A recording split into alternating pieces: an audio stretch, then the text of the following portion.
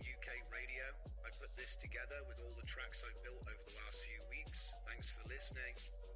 You can check them all out on my SoundCloud and on Bandcamp. So why not go over to fightbelow5.uk and check out our YouTube tutorials as well.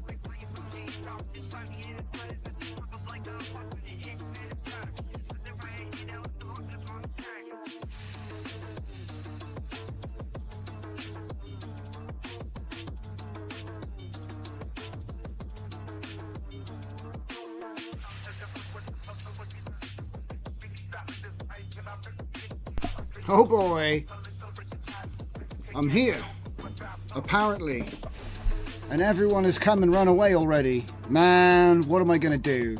Well, may as well switch the screen over. And it's not there! What the hell? Hang on a minute, this happens every time. Right, come back. Nothing. Why does this always happen? Give me a second. I swear I'm gonna complain to El Gato. The cat has failed. Hello Fantasy AI, welcome, welcome. Technical difficulties. It was working 2 seconds ago. And now we got no El Gato. Here he is. Here he is. Ah, Great Hawken, great game. Loved Hawken back in the day. I used to run a clan. I don't know if that's just a coincidence, but welcome, welcome. Okay. And I'm here. Welcome everybody, thanks for joining. It's a Saturday night. We're going to be doing a double dip this weekend, so I'll be back tomorrow as well, don't you worry. But I got to be checking out Hun Yuan and also maybe a little bit of LTXV at the same time, you know, just to sort of dose things up a little bit. Also, if I have the patience, I think I'm probably going to be checking out the, what's it called? This new Aesthetic 3.1. Yes, best game ever. Hey, I've still got my channel up if you want to find it. I was the leader of Omega Cure Labs. I'll write that in there. Omega Cure Labs. That was my Hawken clan. There's a YouTube channel with shitloads of videos of me shooting grenades out of the air with my heat cannon and just generally being a terrorist. Good times. Great game.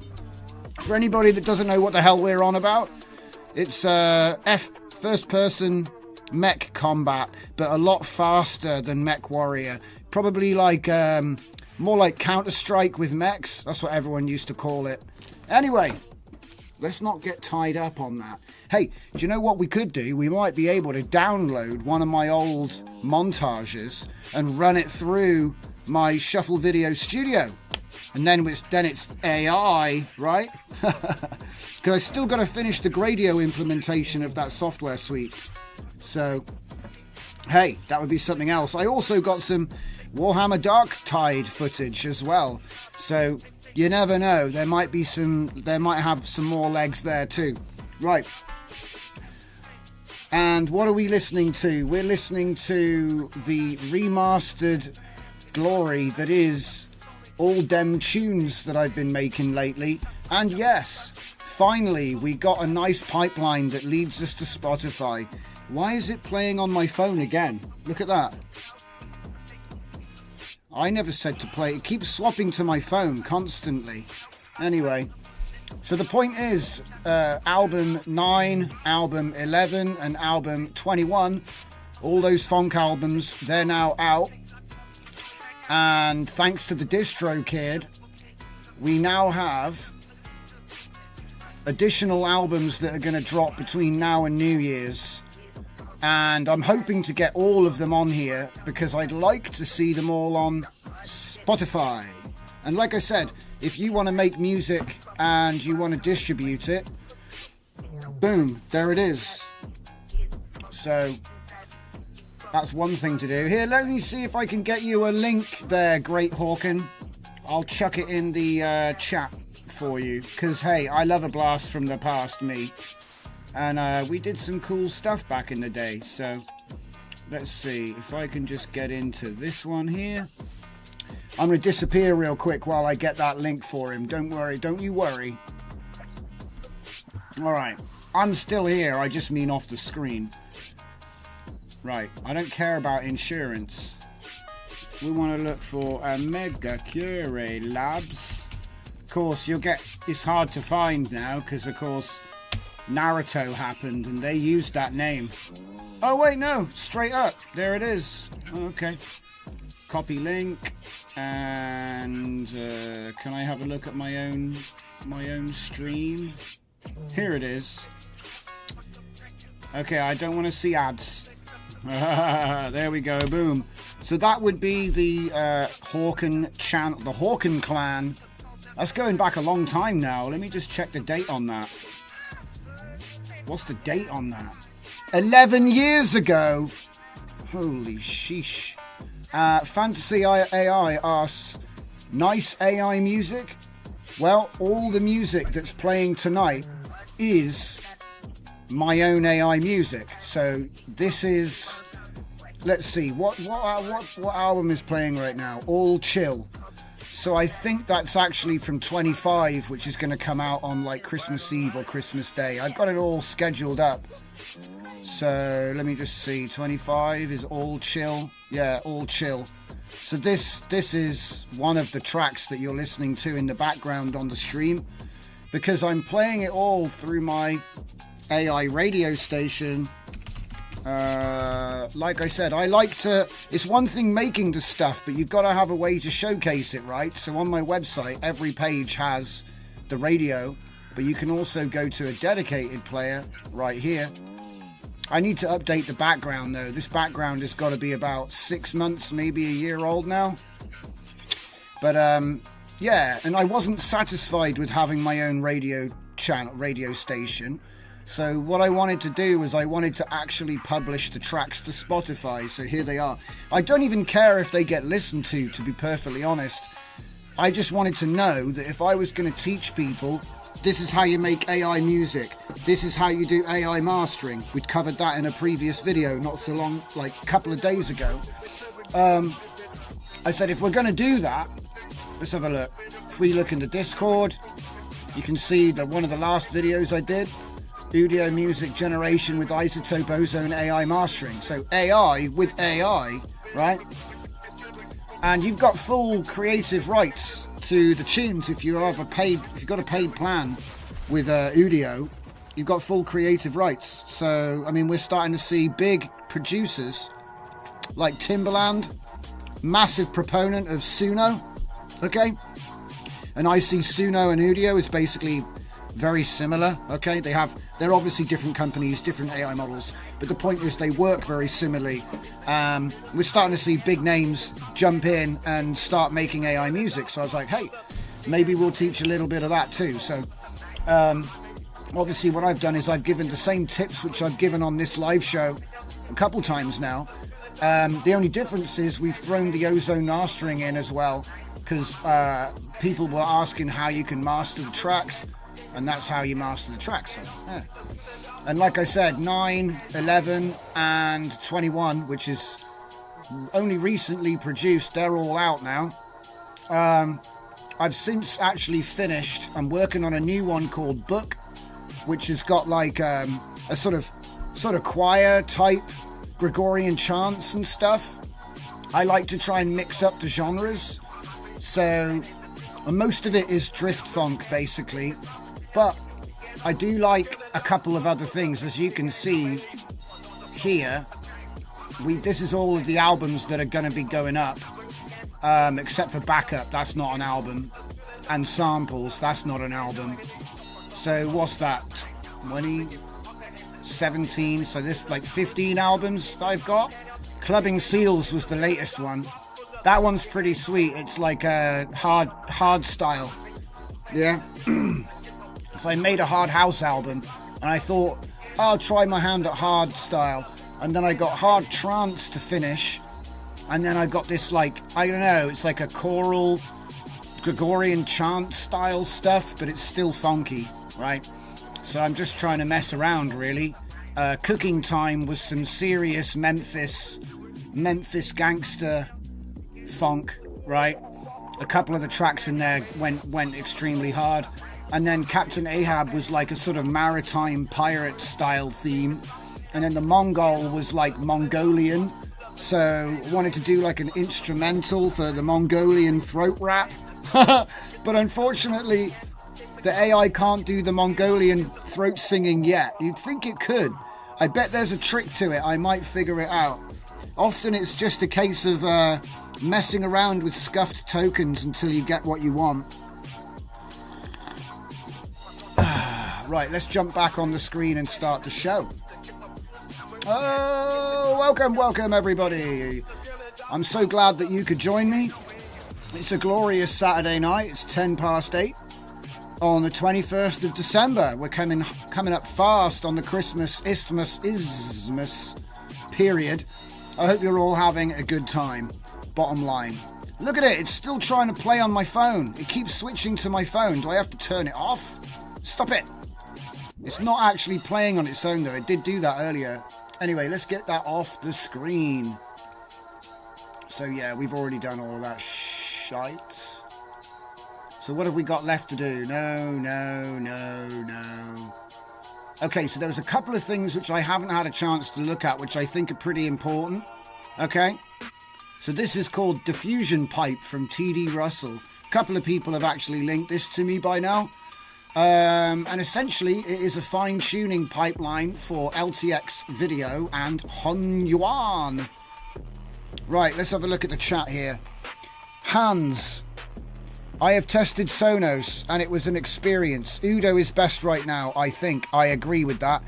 Like I said, Suno was a lot of fun, but it seemed a little bit too mechanical, if that makes sense.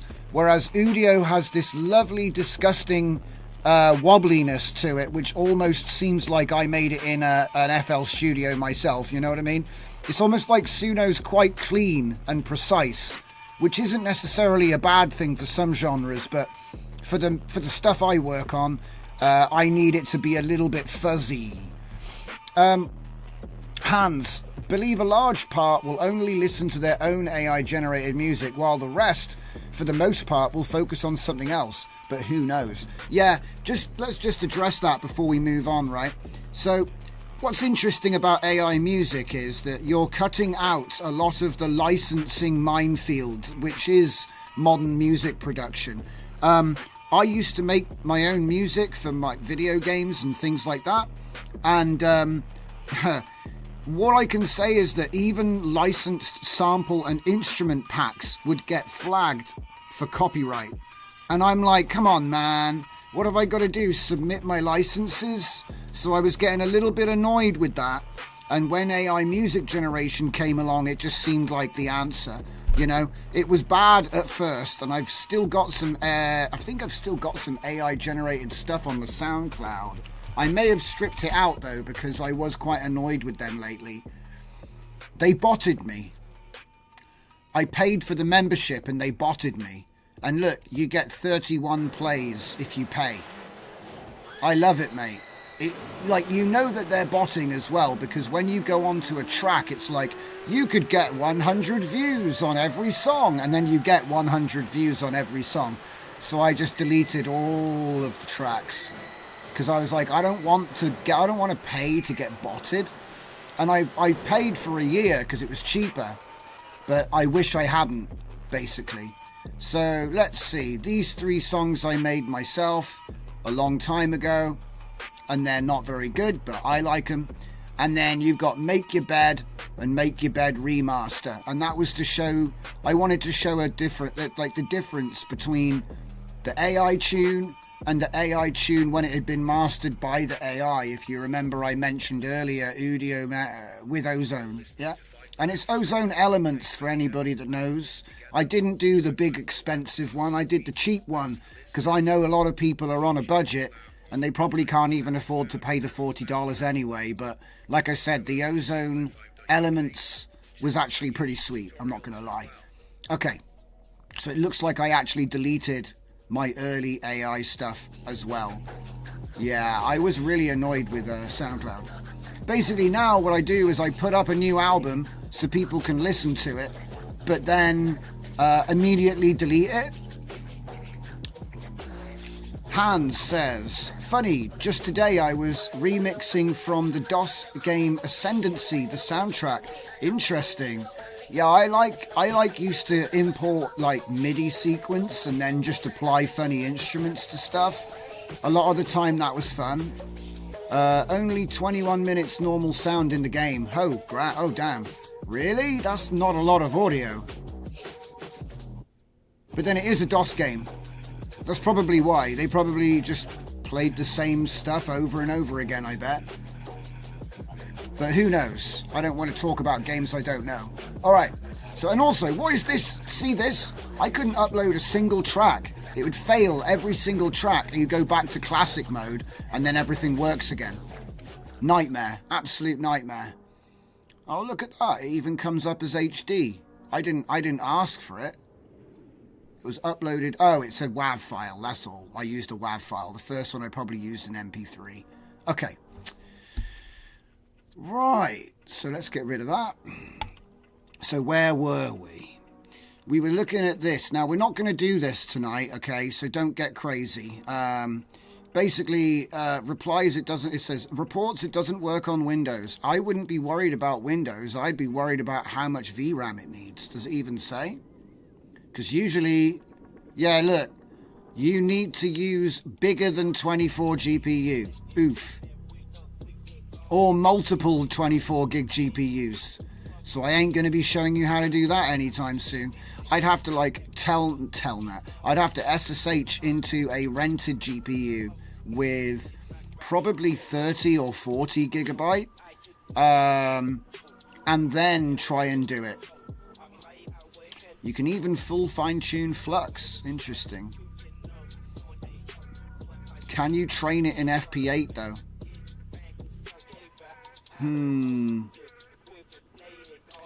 Hunyan video Laura on images only. What? Why would you want to train video on images? That seems like a little bit of a waste. Okay. Video uses more memory. I was able to train a rank 32 Laura. You might want to bring that rank down, mate. On 512 by 512 by 33 size videos in just under 23 gigabytes of VRAM. Right, so that actually might work locally. I've barely done any train on LTX. The model is much lighter, latent space more compressed, uses less memory. You can train LoRa's on video at a reasonable length. I forgot what it was. I like this guy. It works, but I forgot. 24 gigabytes. Parallelisms. Isthmus. It is the season. What are we looking at? 4 GPUs. What the hell? Who's got 4? Nah, mate. What the hell? I don't even know. 4 GPUs. What am I mining? Crypto? Anyway. Hunyuan video LoRa's. They don't have an official diffusers integration, so you can't actually test them yet. Yeah, it'll happen. It'll happen. The point is that if more people can do stuff, if more people can train things, there'll be a call, and then people will be like, oh, we better put that in comfy. So I'm guessing that that's what's going to happen. Maybe he means a picture. 30 next. Yeah, we can drop this in the chat for you guys. Quick, drop it in the chat. I actually got that unlocked tonight, which is nice. Okay. So yeah, it's also been linked just in case. If you join on our Discord, the link is in the description. You'll find a GitHub sharing section where I encourage everybody to drop stuff in. LTX video. What's this? Am I late to the chat with this? LTX video Q8. You might not be late there, Pirate. It might be that this is a Q8 for the new one, not the old one. In which case, this is extremely new. Let's find out. Yeah. Wrong window. Let's have a look. So we're just doing a little bit of housekeeping, guys. So we start off the Saturday night stream. Just go around a few things, see what's going on. So which one is it, though? Because there's 2 models now. Training code coming soon. 8 gigabyte VRAM is more than enough to full fine-tune. Oh, I'm going to be tuning. Oh, man, I can't be waiting. I've got to disappear off the screen. It's too exciting. Okay. That's crazy, guys. 720 by 480? I'll make a whole new video preparation script. Oh, boy. Hans says, the bottleneck for GPUs is so huge. Normal lane, 32 gigabyte, 64 gigabyte, 1200 gigabyte. I'm starting to not understand what you're saying, but I do understand your frustration and what you're saying. Yes, it's ridiculous. I actually tried to fine-tune Mochi, but the problem was you needed to be a server admin on Linux, and if you weren't able to understand all them commands, it's, I could give you a list of commands of what to enter in to do it, but if you hit a bump, which I hit a bump in the road, and the guy was like, it does work, you just have to type this extra command we didn't tell you. And I'm just like, guys, this is why you don't get users, you know what I mean? So it's like, they're lovely people, and I love them, but they need to understand that if it's not accessible, no one's going to do it. You'll have to wait for somebody to make it easy, basically. you know? Because I can remember I trained a LoRa in December 2022 when nobody knew what they even were, but it didn't get popular until February 2022 because somebody made a web UI that actually trains it. You see what I mean? So it's like, anyway. So, Point of Google, welcome, says, I've been using diffusion pipe and got crazy good results. That's good to hear. That is good to hear. I like I said, I would like to have a go at training a Hun Yuan video LoRa and also an LTX video LoRa. I've got a data set which I'd love to just throw up and get done. You know what I mean? What's going on here? Go back to the stream. What's it doing? My internet's being silliness. There we go, I'm back. Okay. Fantasy AI, lol. Hans, from GPU to GPU, you lost so much VRAM when it's not CUDA optimized. Yeah, I see what you're saying. Yeah, it takes too long. Point of Google says it takes 1 hour for 512 LoRa and 1.5 for 768 models. He's talking about Hun Yuan. Thank you very much for that little piece of information there, buddy. Yeah, that's interesting. Do you know what? It actually feels like we're going back 2 years, but instead of images, it's video. You know what I mean? Because that's the sort of stats it used to be to do a Dream Booth with 1.5 back in the day. So I'm sure that over the next year, we're going to see rapid advances in terms of fine-tuning video models. I've got a lot of faith in LTX. I think LTX is actually going to come right. We just need to get the settings correct. And we're going to be looking at that later in the stream tonight as well. You probably know because the last video I put out, where is it? I may as well just drag that Discord back across again. Where is he? Here he is. So yeah, the last video that I put out was not the music generation with ozone mastering. It was still the fastest local generation model. No clickbait. It is. You can't get 2 seconds and 8 seconds anywhere else. You can say the quality ain't that great, but I think that's just a challenge for us to get the settings or maybe some other nodes. We did it before when it first came out. It took about a week to make it actually produce better video than any of the other models we're making, but it has a limited, because it's only a 2 billion model, it has a limited ability. So anyway, so that was my latest video, which was just like, hey, guess what, there's a new version of LTX video, and then like rebooting the let's see, rebooting the data. Oh no, it's all broken again. Oh, Civic AI is always in maintenance mode when I go to look at it. Oh, there's almost no point looking here now. Well, basically what I was going to say was my latest model, it shows the update. See, this is kind of why I do, where is it? This is why I do my own GitHub now. Do you know what I mean? Like I love Civic AI. Like it's a great platform, and a lot of people will have found me from there, right? So, but the thing is, it's like they're often in maintenance mode, and I just need to like get the stuff out. So here it is, version 7 for the 0.9.1. That will be the latest LTX V pack. Now, what I would like to do tonight is just double check the Hun Yuan and see if we can't, you know, get another version of the pack out, basically. Because at the moment, what we actually have, at the moment, I think we just have the version 1, which is like 2 weeks old now. And there would have been like updates. I think I've already updated my nodes, so I guess it's about time we actually start up the diffusion engine. So let's just get over there and do that. So we're going to be going with high VRAM CUDA Alamaluka. We're going to go with that.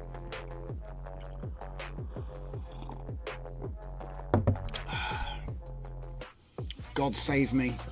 All of the gods. Okay. And so we should end up getting a new comfy tab somewhere. What's this? The atrium? Oh yeah, that was a language thing. We can go back. Go back. And I need to grab my Shuffle Video Studio. We'll probably have a little look at that later. So while this is warming up, I'm going to get something else ready. What's this? LTX video. Ah, yeah, I've already been here and looked at this one. But what I wanted to do was I wanted to see, have they given us any new examples? They've extended it to 512 tokens, apparently. And also, I was wondering, do you think LTX Tricks has updated? I do wonder. CUDA malloc sync, alloc async, memory allocation async. Isn't that interesting? Apparently they turned this off in a recent update, so I've put it back on. I don't know if it's going to make any difference, but as you can see, we should have plenty of memory, but that won't matter, which is why I've got the stopwatch, so I don't go crazy trying to thinking that it's not loading. Because it is loading, it just takes 10 to 15 bloody minutes. I'm just going to be real with you guys. I don't know why it's so slow, but it does load. So what I do now is we'll start it loading, and then we'll do something else until it comes back to us. It's like sending a messenger pigeon off. We got to like let the pigeon go, fly out to get my model, and then it'll be back in a bit, you know.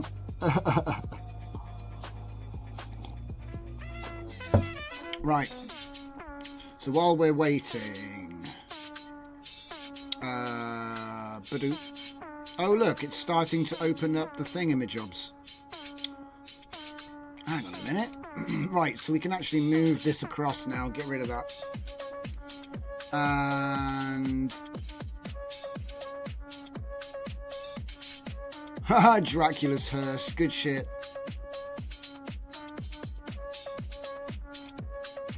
Done a load of posts about the new albums that are coming out. I already told you about that though, guys. Like I said, DistroKid. It's the way to get your stuff up on Spotify, and then I don't need to do a live, I don't need to do an on-demand radio. I can keep my radio station just as my radio station, right?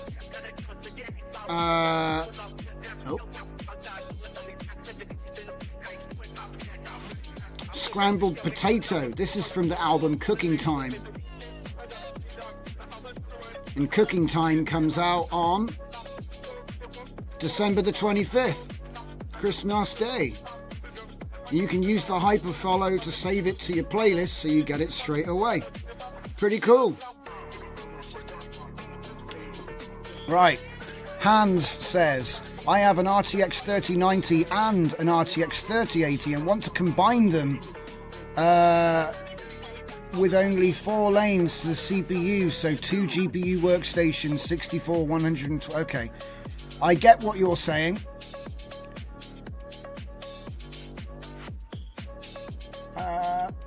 Okay. Point of view, goal. Your drive has to be bad or something. Test by copying large files on the same drive. It should be 500 megabytes a second on an SSD. It's not an SSD anymore. Because if you remember, Point, well, maybe you do, maybe you don't. I won't hold you to it.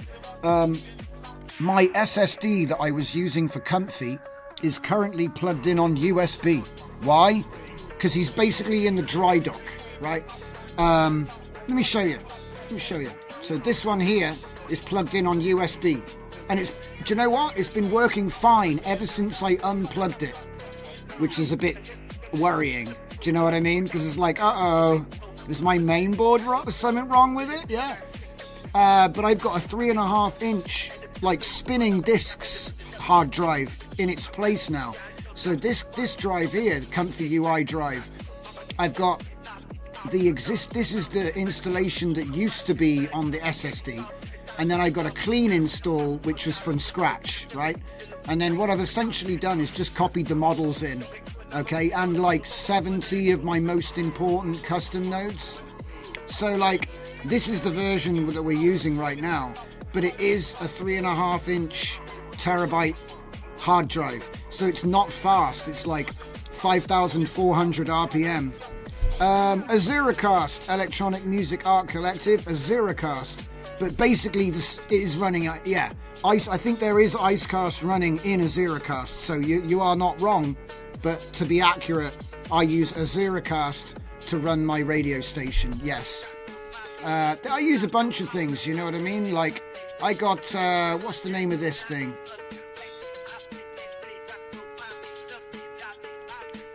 This is going back some. I need to update these. All my AI. In fact, I should probably do that tonight. Look at this. These were pretty good. These came out nice. This was when I was testing Supia, so I haven't updated this since June. But yeah, there'll be plenty of time for that.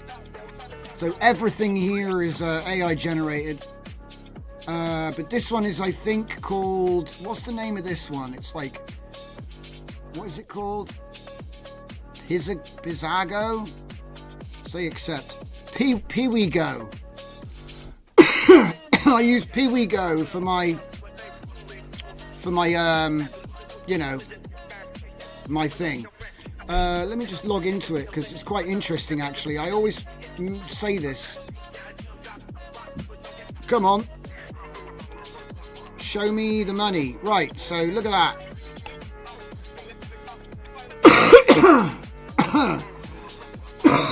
Excuse me. When people say, is there any point setting up your own gallery? Why not use a different platform? Like you could just use Instagram or... Well, during the great AI art war, I was one of the artists that had his entire account deleted. What was the name of the site? Imgur. I was featured as an AI artist by Imgur, and they spread my account on the official Facebook and all the rest of it, right? And I thought, oh wow, this is nice, I'm getting some exposure. And then a rogue moderator deleted my entire account because he didn't like AI. So you got to be careful, man. Sometimes, this is why I think you got to have your own website, you got to have your own stuff. Because look, you're not breaking the law, you're not doing anything wrong, but you can't get a rogue janitor come in and burn your house down. Do you see what I'm saying? I mean, look, it could still happen, but you if it's yours, you can just fix it and put it up somewhere else, okay? Whereas when it's like they delete your account, I emailed them about it and I had nothing back, nothing, no response. I was like, wow. So yeah, I don't recommend Imgur. And I haven't got anything against using these platforms. Like I do use Instagram and stuff like that. But again, then you don't get to say, oh, I had 11.2 million views on my AI images. You know what I mean? Like, yeah, sure, it doesn't make money just like that. But then does Instagram? Does Facebook? No. So, like I said, if you want to have a platform, you kind of got to build it yourself. You know what I mean? And AI can help you do that. AI can help you install Piwigo on your Linux server. It can help you install Windows. Not Windows. What is it? I did a video on this way back. Like how to make websites, how to set up Shopify, all that kind of crap.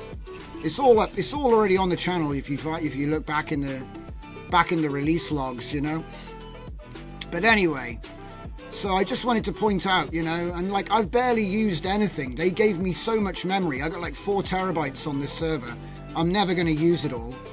So, and like I said, it's got cool features like random image. What the heck is that?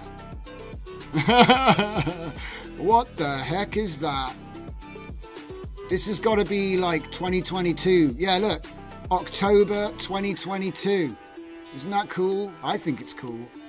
And then we can come across and check out the 2024 section and look at the difference. Real meat. Street grown beef, guys.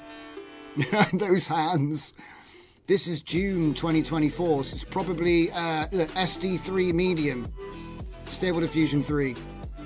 Man, SD3 was actually better than 3.5. I'm just realizing now. That's crazy. Okay, well, anyway.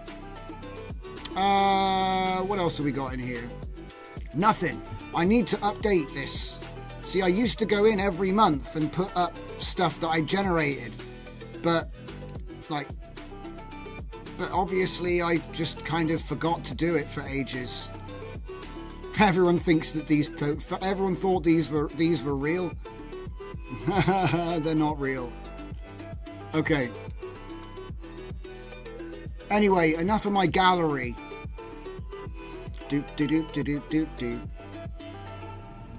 I need to get to the part where I upload stuff. No. Albums, maybe? Manage? Yeah, it's probably manage, and then we probably have to make a new one. We'll come back to that. Buffer is also something I recommend. Buffer is pretty good. I'm not even paying for it anymore. I used to have to pay for it. The reason I like it is because you can schedule stuff. So that means you can line up posts to happen over a regular frequency. So you can do 2 a day, and you can just queue 100 in a night and then just forget about it for the rest of the month, which is kind of nice. Because I must admit, it's annoying to do it all the time. And as you can see, I kind of haven't been doing it for ages. What the heck's going on here? Okay, there, that's the last one that actually posted. I think they must have flagged me for some kind of security check and broken the token. Look. But when it works, it's great. Like I said, I must have how many have I got on here? Can I see my can I go to it? Is there any way to click on it? Open shop grid. How about just open up the thing? Nope, you can't do that. Wait, what about if I click on that? Aha! So yeah, we're coming up on 9,000 posts. So that's not bad.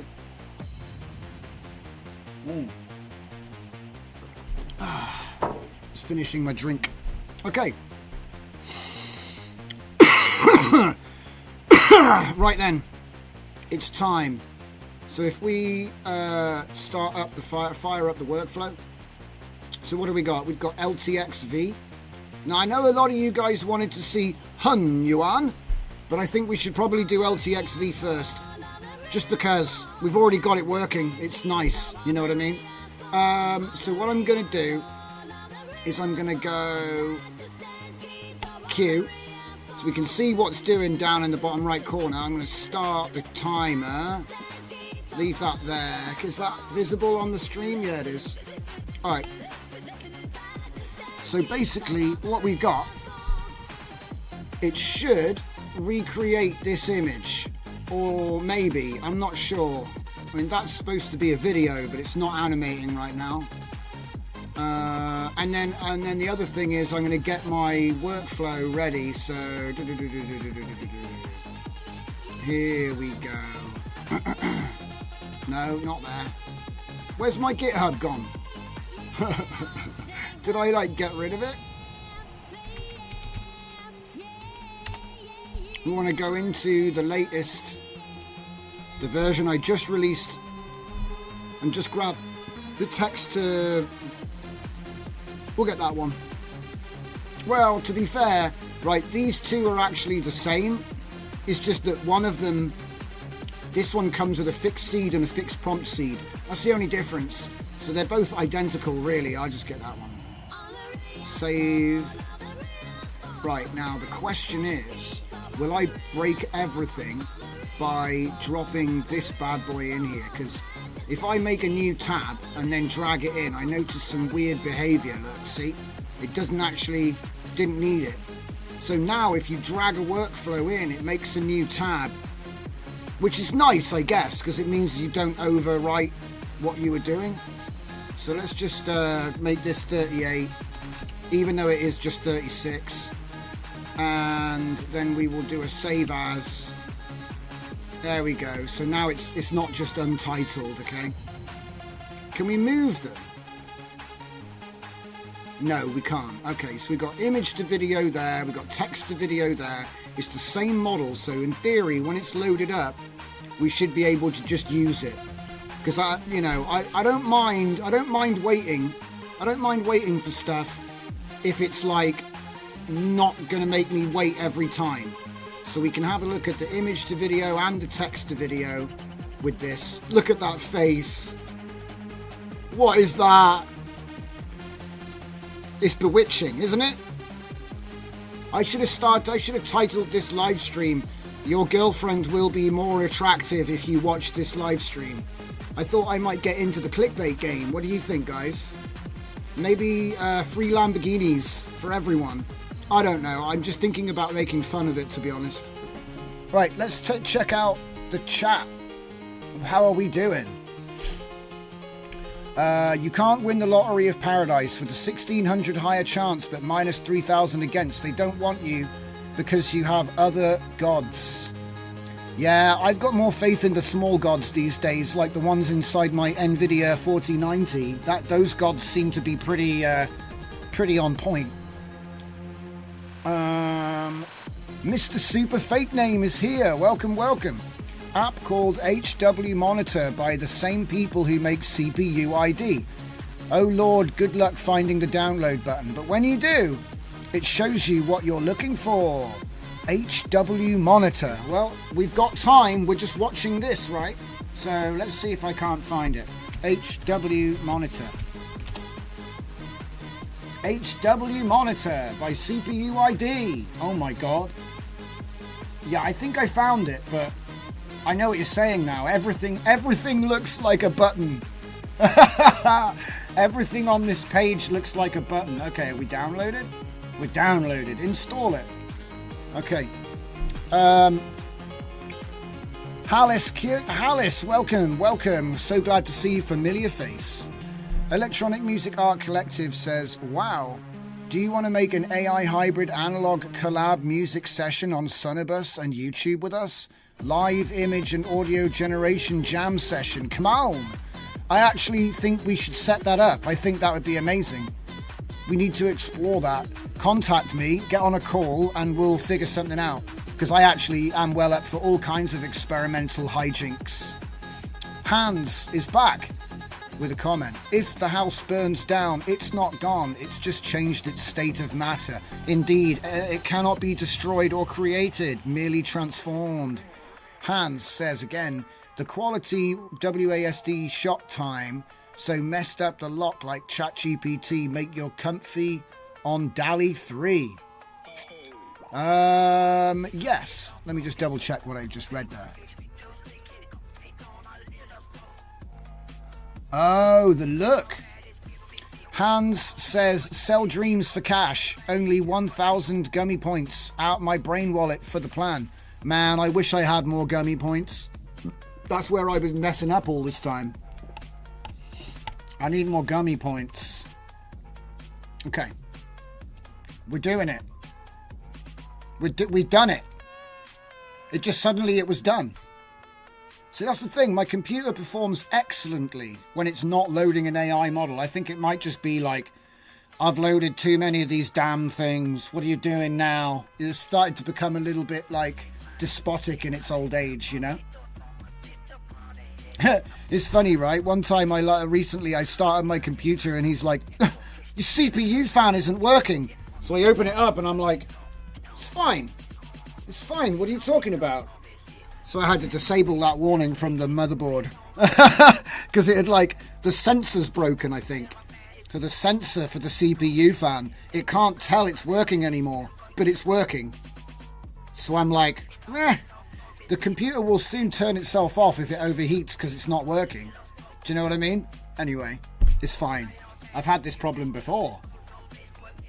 Lies. So do we get HW monitor? Let's have a look at it then. Does it have my social security and PIN number in it? Hang on, let me see. I'm only joking, guys. Right, let's have a look. What's it doing? Aha! Now I have your IMEI number. I'm going to clone your IP. Right, let me just see this. Temps. Yeah, look, see, CPU's fine. Look, here we go, fans. There we go, look, CPU fans fine.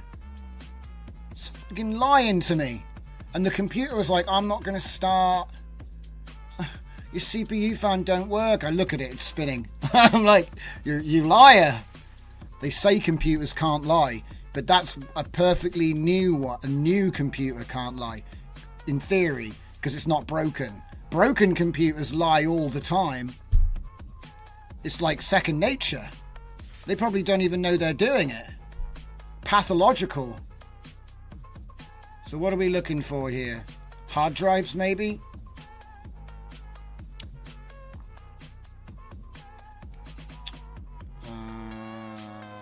They've all got stupid names. There's the SSD that's running on that's the SSD that's running on USB. It's pretty cool. 26 degrees. It's cooler than the rest of them.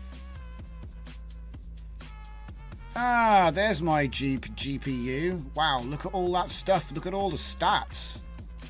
God damn. That's a lot of stats. So if we just...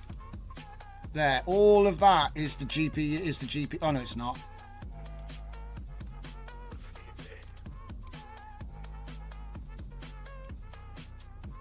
All of that is GPU stats.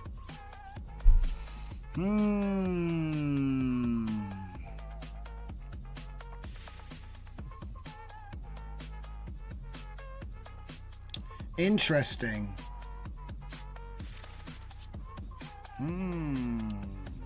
I think I just didn't do my ritual burnings. Do you know what I mean? See, it's still loading. I think I just didn't do the right ritual this morning, you know, where you have to get up and do a little dance around the fire. You know, you've got to get the right kind of goat. If you do all of that right, then the GPU works with no problems, you know what I mean? So let's just continue. A kink in the cable, says Throttlemouth? Could be. Hans, he has watched The Verge, How to Build PC on YouTube. Hey, I tell you what. I don't know what that is, but I built my first computer in 1996. And I tell you something now, it was just as easy, but they weren't as good. Like, it hasn't gotten any harder to make your own computer, but they are a lot more powerful now, I'll say that. You know, what is it, 30 years of progress, yeah? Nearly 30 years now. But yeah, I used to build my own servers because I wanted to host my own website. You know, that's kind of how I got into it all. So, what are we listening to now? We're listening to Nothing to Lose. And I believe that is from the album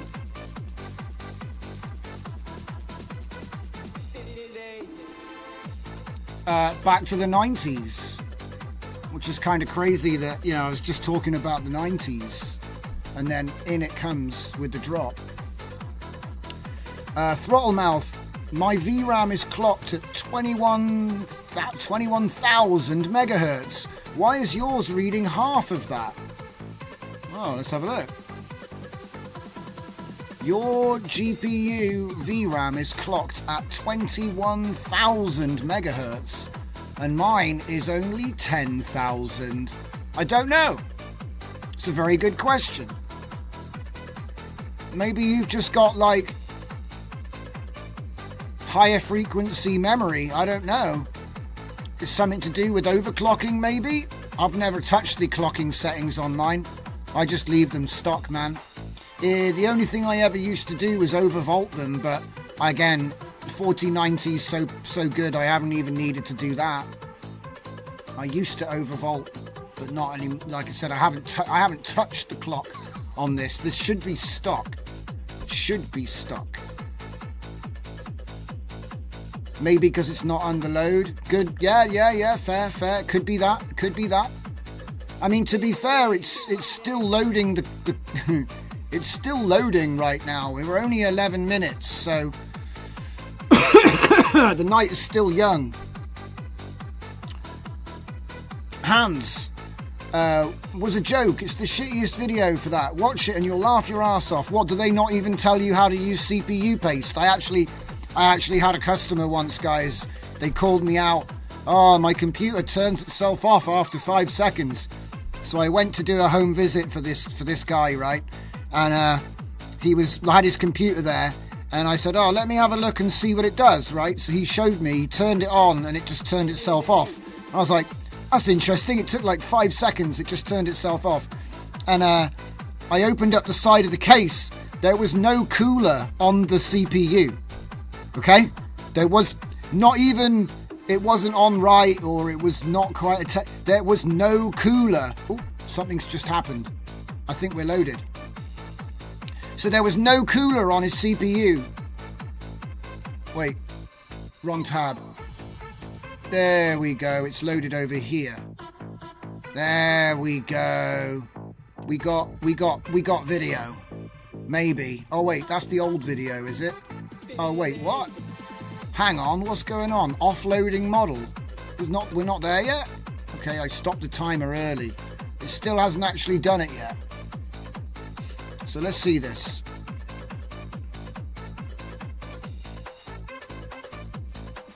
Let me just read this. So, offloaded model. Huh? Is this because of Florence? So it loaded Florence, and it hasn't actually loaded the main model yet. Alright, well hopefully it's not going to be much longer. Because that would be kind of suck if it actually went back to doing it again. That would suck hard. It took 12 minutes to load up Florence, and then we'll see. It should be funny. Anyway, this is what happened. I want to finish that story for you guys. So obviously I fixed his computer, right? But basically he was like, oh, I've also got this. I don't know what it's for. And it was the cooler with the heatsink, okay, that you like clamped on the CPU down. So I got some silver paste, stamped it in there, locked it all down, turned it on, and it was fine. And I said to him, so where did you learn to put computers together? And he says, oh, I watched a Linus Tech Tips video. I was like, no way. He's like, yeah, he never said anything about putting the cooler on. I was like, oh my God. I couldn't believe it. But, look, I can't tell you which video he saw because I didn't ask. I just charged him money and fixed his computer. Do you know what I mean? And was just like, there you go, mate. And off I went. But, man, that was so funny. Point of Google, it's not Florence that took that long. It's actually the clip. It's LTX video and the FP16 clip. So that's why it's taken so long. But don't worry, I tested this before. It will get there. All right.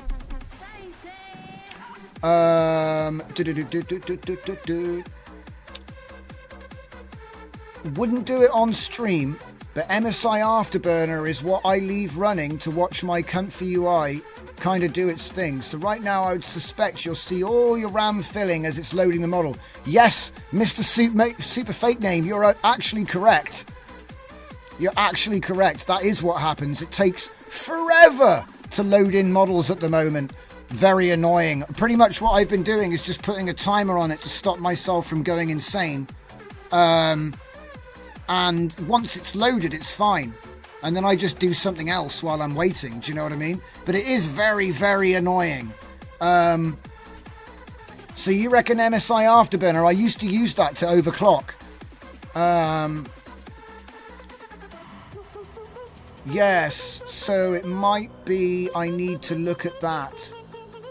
Yeah, it is. It's using, because see, I've got 64 gigs of RAM and a massive page file, like 70 gigabyte page file. So I've got plenty of like resources available. But I think that switching to a normal HDD, because I needed to eliminate it being an SSD. Do you know, I thought I had a problem with my SSD. So I've gone back to old tech just to make sure that it works. And then we'll think about speed, performance when it actually works again, you know? But I've actually got the SSD still plugged in over here on USB. I'm watching it. I'm keeping my eye on that damn thing. Let's see. Mr. Super Fake Name. I use it now just for the charts. It does all the overclocking. I don't mess with my 4090, but the graphs are nice. True. You raise a good point. I need to update my my tool, my MSI tool. I need to update it. It used to give me an error every time I turn on the computer. Oh, you need to update. And I was like, but I don't even overclock my GPU anymore. See, I used to have 3 GPUs hanging out of this PC because I had to, I had to mine. And every computer had as many GPUs stuffed in them as possible, What a lot of people don't know is you can actually have multiple power supplies. You can daisy chain them, and you can have a real fire hazard on your hands. But it's okay if you know what you're doing. That's what they say. Trust the professionals, right? Anyway. Right. Let's see what else I missed. Right. Hallis. Bro, I just saw that you are one of the biggest photographers on Google Maps. If you train a model from the photos he takes, I think the model you train will be a crazy model. Damn, they found me. Yeah, damn it, you found me. It's true. I actually am a big photographer on Google Maps. I got millions of views and all the rest of it. I used to do it for fun. Do you know why I used to do it? Because people were going around trying to charge £2,000 to £4,000 to take a few pictures of the front of your business, right? Oh, we'll get you on Google. And then they would just literally use Google Maps and just add a few pictures. And that annoyed me. So what I did was I made a name for myself as a photographer in my local area by literally just going up to businesses and saying, I'll do it for free. But if you want more pictures, it'll be this much. So it's different. So I got them all on there for free, updated all of the, like details, like opening hours and all that good stuff. But I must admit, I haven't been doing it for years. A lot of my pictures are still up there though. Like it was a great thing, just going and taking pictures of businesses and that. Good times, man. And it did lead to some jobs as well, which was nice. So, throttle mouth. That's stuck. It might be. I'm gonna. I have faith. I'm gonna let it do its thing. It's taken a long time, but I think that what happened was at 15 minutes it reset because of the Florence to run. Kind of annoying. Isn't there a way to make this? Ah, crap. That's all it is, mate. A checkbox. God damn it. Keep it loaded. Oh. But yeah, just in case, interesting though, Hallis, I actually have those pictures. Let me just see if I can find them. Are they in here? New dataset revival. They may have already been like erased, removed, disappeared forever. I used to have oh yeah, wait a minute. Hang on a minute. Do I have that on here? I've got new GPU. But what about scuffed GPU? Oh, don't tell me that's gone.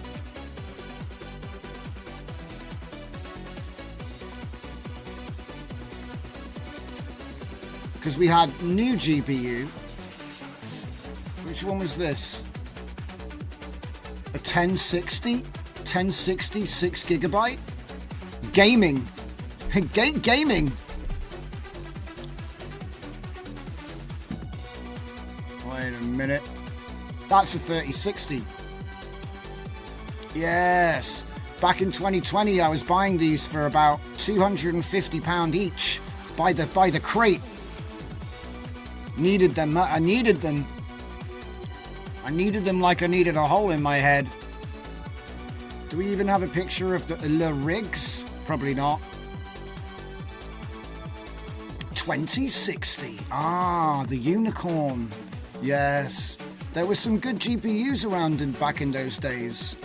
See, I could have sworn I shared it before. Where is it? Scuffed GPU. Should be in here. I'm guessing that I deleted it. These are all trained already, see? Yeah, they're all trained. The drone cam. See, that was a great little model, you know? Let's see if what I've missed. Oh! Hang on. Did it just do something again? No, it's just me. It's just me. Just me being mental. Okay. What's going on with the chat right now? I've never waited more than 2 minutes to start anything, including LTX and Pixma. Yeah, nor me. Do you know what point? I've had that. This is something which has been going on for about a week now. I've tried everything. I've tried new hard drive, new comfy, updating torch. I've tried everything. And no matter what I do, it takes 10 to 15 minutes to actually load a model, right? Absolutely insane. I've no idea why. It's just that's just what happens now. And it's got to the point where like when I look around, they're like, "Oh, just downgrade your torch to 2.3." And I'm like, "Well, that's stupid because almost all of the custom nodes and Comfy themselves say that you have to keep it up to date, so they recommend 2.5. So that means like half of the nodes that I need to use, they all need a newer version of what I'm being told to downgrade to. And so it's just totally impractical, man. Create a new user. What, like a new user on the computer? That might be a good idea, like a new Windows user, I'm guessing you're saying there, yeah? Let me just catch up and read out some more of these comments real quick. Yeah, I never used to wait more than 2 minutes, point. I agree. Even with like full-sized, full clip with Flux Dev, it never took more than 4 or 5 minutes max. Let's see. Hans says, your tensors are so full of potential, like 2.4 times better. Also, more double with the RTX 3090. Yeah, well, it doesn't matter if it takes forever, right? Throttle mouth, try minimize and then maximize the browser window. Do you know what? I'll try anything. That one's easy. Minimize. And maximize. Nothing. Nothing happened. Oh well. See, the thing is, I think it reset the timer at 14 minutes. And last time I did this, it took 15 minutes to load this model up. So we'll see, won't we? So what's up? I've got to edit my actual BIOS code to be able to adjust voltage and clock my laptop. Intel apparently restricted it all on a bunch of models, says Reese. Yeah, do you know what? I've heard about stuff like that. I don't know why they do that. Like, I had to go into my BIOS to activate the, the virtualization, right? So that I could use Docker for some LLM stuff. But, yeah, I know what you're saying. It's annoying when you have to do that. Tom Himinen, welcome. It's, have you ever fine-tuned Cog Video?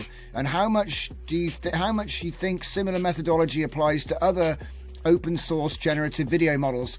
As of now, I've only found instructions for Cog Video. Right, well, Cog Video is going to be the same for training. Obviously, they'll have their own scripts, right? Obviously, they have their own training scripts. But the concept and what you actually have to do is going to be the same. So, Cog Video, Mochi Video, Hun Yuan, or LTXV, it's going to be the same. So, it's going to be caption pairs. So you're going to have a clip of video and you're going to have a text, like a text file with a matching file name, and then you describe what's happening in the video in that text file, okay? Obviously. And then you have one of those pairs for all the way through the data set. Do you understand what I'm saying? Like, just like any image model, just with video instead of image, okay? So that part is the easy part. Building your data set, that's the easy part. The only thing you've got to watch out for is sometimes they can be sensitive about the frame rate. So some training scripts want a different frame rate than 30. Oh, look, there it is. It started working. It started working right on time. 12 minutes after I thought it reset. Isn't that weird? But half an hour, guys. Ooh, boys. Some serious scuffage in the comfy department, guys. What the hell? Because I have 64 gigabyte system RAM, 24 gigabytes of VRAM in the 4090. I'm running a flag, so when I launch Comfy, let's go back here real quick. So when I launch Comfy, this is what I'm running. Okay, I'm running high VRAM and CUDA M alloc. Okay, and it actually made it worse. My God. Okay, that's what I'm running. High VRAM, CUDA M alloc. Now, I could run it without that. Okay, just normal, yeah. But I wanted to test that today. So, now I don't want to say that it's slower, because I actually think it was about the same. If we look here, look at this! What the hell, man? What? I'm just dying here. Somebody just kill me, shoot me. What the hell? 800 seconds. Bro, I'm sorry, this is just too much for me to handle right now. What the hell? And we all thought, we were all trying to blame poor Florence. Florence did nothing wrong. And look, see, oh wow, okay, we got some cool motion. That's actually pretty good. Apart from this guy. Whoa! Stay still, brother. And what the hell's going on in the bottom corner of the screen? Stand on one foot, brother. Balance. Right. But now, here's the thing. If I just run this one, look, it's just going to go, because look, it's in memory now. So it's working fine. Once you've got it loaded, it's fine. It's just an absolute ball ache to get there. Man, this is insane. I need to get a screenshot of this. Look at that. That should be like shame. Shame. Shame. Never update used to be my motto. And I'm starting to remember why. Okay, it does seem like it seems like some kind of torch issue, yeah, for sure. Let me just make sure I get all of these comments, guys. So, we were talking about training, okay? We were looking at something earlier, and I dropped the link in the chat. So I will drop that link in the chat for you guys. Where is it? Training scripts, diffusion pipe. So I'm going to drop this in the chat right now. That would be LTXV and Hun Yuan. Okay. So let me just catch up. And don't forget, more albums dropping over the Christmas period. So be sure to watch out for those on my Twitter. Okay. Or X, if that's how you prefer. So, let's see. I haven't trained, but the short answer is I haven't trained Cog Video. I had a go at training on Mochi, and something went wrong, which was annoying. But they told me how to fix it, and I was like, bro, I'm not trying to be a server admin here. You know what I mean? I'm trying to see if this is like a practical way for people to learn how to train video, and no, it's not. So, I think that this thing I just dropped, let me just have a look at that real quick for you guys. We already looked at this earlier, but essentially the guy has managed to get it running at a decent amount of memory. So, like training LTXV, he claims on 24 gigabytes, which is pretty impressive. He also claims on images only in under 24 gigabytes of RAM. I would say though, he's probably gone a bit crazy trying to train rank 32.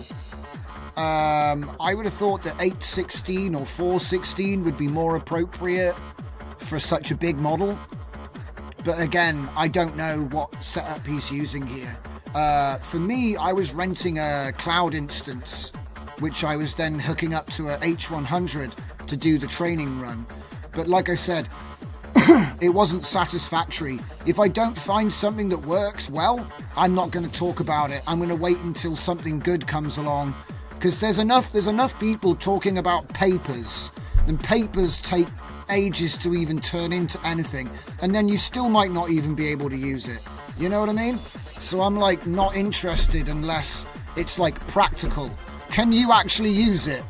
You know, and to a certain extent, a lot of this stuff is almost too early because you can't load the LoRa's. You can't load the LoRa's. So even if you train them, what's it called? He might actually say something about it.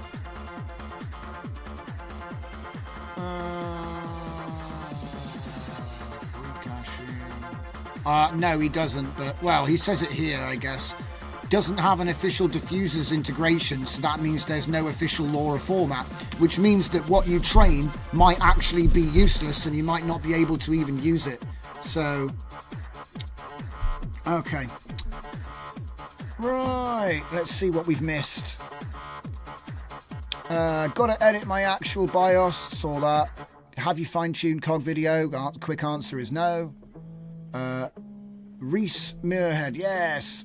I heard that one of your videos, it's taking 14 minutes to load the model. I'm on an A4500M, 16 gigabyte. He gets slower gen speeds, but model loading takes 1 minute. Yeah, see what I mean? It's definitely something is wrong, right? But it's like literally clean, comfy. You know, clean, comfy, clean hard drive. And I use Comfy Portable, so that means my system Python shouldn't even be a thing. Shouldn't even matter. My only explanation is that either I've got too new Python, or there's some kind of mistake in the Comfy code in a recent update. It's the only thing I can think of. Because like I said, generation speeds are great. So, you know, if I just run a model here, it's going to take me 12 seconds to make a 3-second video, which is what I would expect, you know? And this is the new model, by the way. I have noticed it makes text on the screen a lot more. What the heck? Why are we using... Oh, okay. It's video full, right. So one of them was that. Okay. So let's go with nature landscape. And we got it on randomize? Yeah. Okay, let's go. So it's working now at least, which is nice. Now, all I've done with this is I've tried to do my best with the config. So I've tried to use the config that the community came up with in our little Discord. So this is like the combination of a lot of stuff. It does already have SDG built in now, which is nice. It still doesn't quite look as good as it used to, though. I'm not really sure why that is. It makes me feel like adding in the detailer daemon again. Okay. So Point of Eagle said create a new user. Yeah, I should try that just for the sake of argument. Hans, I was planning to buy the old Nvidia workstation GPUs for about $100. Wanted 15 of them, and then I got distracted. A month later, they were $700. Thinking about all the smart. I think I've lost him at the end of the thing there, but I think he's saying that they spiked. The price spiked, I'm guessing he's saying. Reese says, yeah, gotta edit the actual BIOS as a text file, which isn't something I'm heaps keen on doing. Yeah, nor would I. That sounds like a great way for things to go wrong. Do you know what I mean? I gotta edit it on a text file. Oh my god.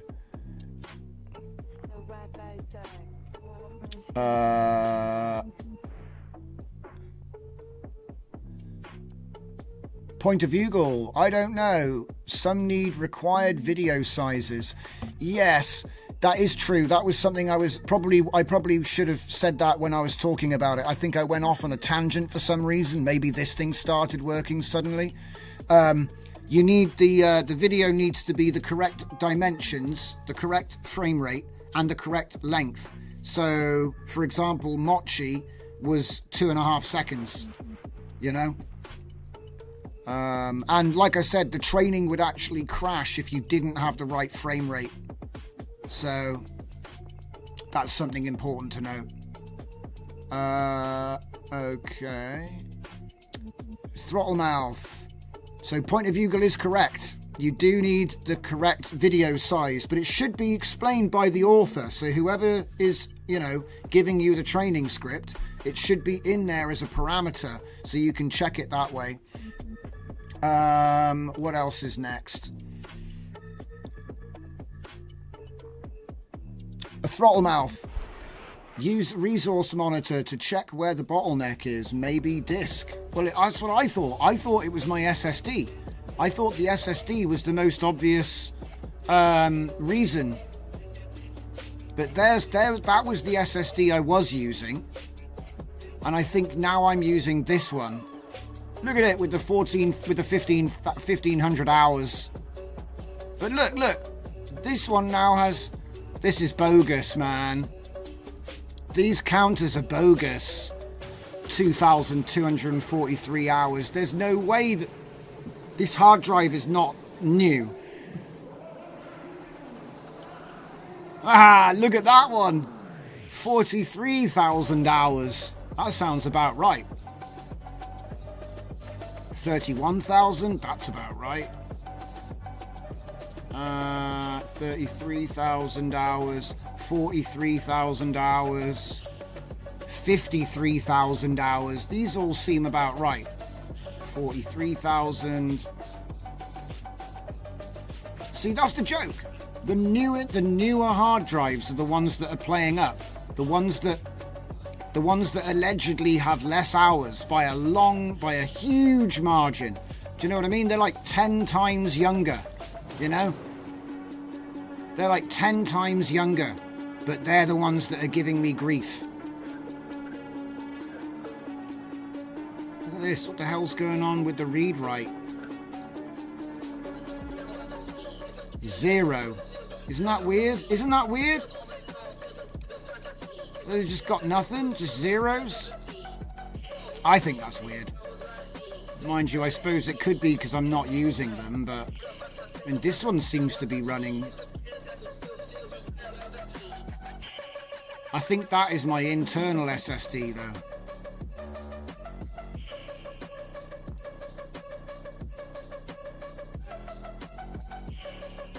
The Samsung one is what I used to have. See, I used to have Comfy on this hard drive, but it wasn't enough space. 250 gigabyte was too small. I was constantly having to take models off and put models back on all the time.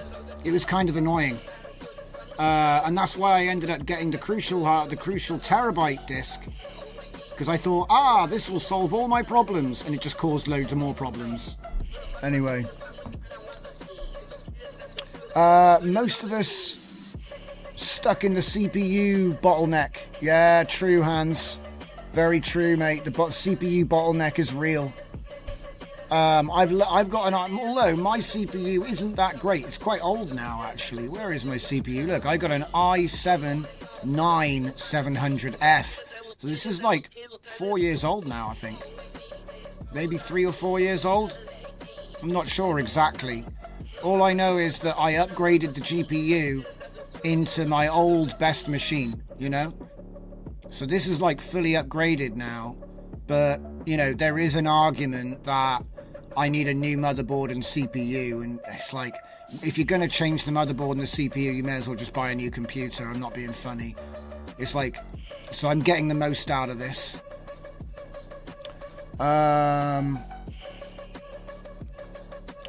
Okay. Tom, thanks for explaining the fine-tuning. It sounds surprisingly simple, a bit like LLM fine-tuning. Yeah, to be honest, it is a lot like image fine-tuning, really. It's the same. You have your pairs, right? Your caption, and then your data. The only difference with video is that obviously there's a few formatting issues, So it has to be a certain height and width, a certain duration in seconds, and a certain frame rate. But I've written tools... and you could use my tool as a template So, where is it? I wrote this project called Mochi Video Dataset Builder. Okay, and all it is, right, is it's a web UI, and you put your video, I just use one really long video, to be fair. So I put one really long video, or a folder of a lot of videos, drag them in, and then what it'll do is it'll split that video. So yeah, I would put one video in, and it would split that video into 2.5 second long. So there's your duration, 2.5 second long, 30 FPS, 848 by 480. So it'd like resize or crop, or resize and crop, right? And then it gives you a zip file with all of the stuff with empty caption files. And then what I did was I gave a workflow, and there's actually a Florence version now which is much faster, V55, and that would do the actual captioning side of things, you know, like it would look at every video in the dataset and it would give a caption for every single one, basically. I'm sure you could do it better now, you know what I mean? You're always able to do it better, but like it's always something you can improve. But the point is, I think I'll be making one of these for LTXV and possibly Hun Yuan, because they both have different settings. Or maybe just expose the variables. Do you know what I mean? So I could expose the variables for the resize and the frame rate, so that it'll actually like convert the video into the right format for you. And then you can just do the exact same thing as before. So like maybe I'll make like a video dataset preprocessor, and then maybe you could do like a drop down list for presets. But you know, it's just these are tools I make to make my life easier, right? Because I thought, if you can do it with a tool, why do it manually, right? But yeah, like I said, this one was made for Mochi, but it wouldn't take much to tweak the code and have it work for different models. So thank you for reminding me about that. Let's have a look at this. Reese says, swapping over to Flux, I got unexpected speed and quality that seemed to be related to Torch. 3 installs running with different torches would gen different images with Flux at different speeds. Yeah, that's an interesting one. Different updates were a big part of Flux issue. So yeah, I think that I've basically got some Suxor sort of, what do you call it, combination of Torch and Comfy UI that has ended up with this ridiculous loading time issue. Like I said, that was just insane. 26 minutes. Oh my god. I think that because I had that one checkbox to unload the models, I think what happened was it loaded the model, and because this was unchecked, it then loaded Florence and then forgot about the other one. So it typically will only keep one model loaded in memory at a time. So I think that when that was false, it loaded Florence and then had to load the entire model again, like it purged its own cache. So then it took double time. It took twice as long. Man, that's insane. I can't handle that. I cannot handle that. Okay. Let's see. I linked that to that pipeline, and then Reese says different updates. Okay. Schnell Mau Dutch gesprochen. I don't know, Hans, but I'm guessing you're talking about Flux. Throttle mouth. Where? Reese. Ich nicht. They're all speaking German now. I don't know. What? Okay, I don't know. Point of Google says what? Throttle mouth. Ich och nicht. See, you got me speaking strange sounds. I'm speaking in tongues tonight. Point of Google. Each of my LoRa's end up 300 megabyte. For Hun Yuan, and only use photos. It's interesting. Throttle mouth. I lose my place. What? Does the number of photos used change the size of the LoRa? I'm not sure what Hans is saying there, but he said beautiful at the end. Electrolab, I think it's a comfy UI bug, the slow loading. You may want to let Windows handle the page files automatically. Yeah, that's right, Electrolab. We looked at that. And the funny thing is that my page file was 60 gigabytes when it was managed by Windows. So I put it up a little bit. But yeah, to be honest, it's a bit of a nightmare. And yeah, it is a comfy UI bug, 100%. I just wish I could... I would go back to the version of comfy when it wasn't a thing, you know? Point of Google, the rank does. Throttle mouth, VNV it. I'm using portable, so it should be using a VNV. We'll see about that then, won't we, I guess. Point of Google, the size of your training data, 512 versus 1024, does drastically change the length of training time. Yes, it will do.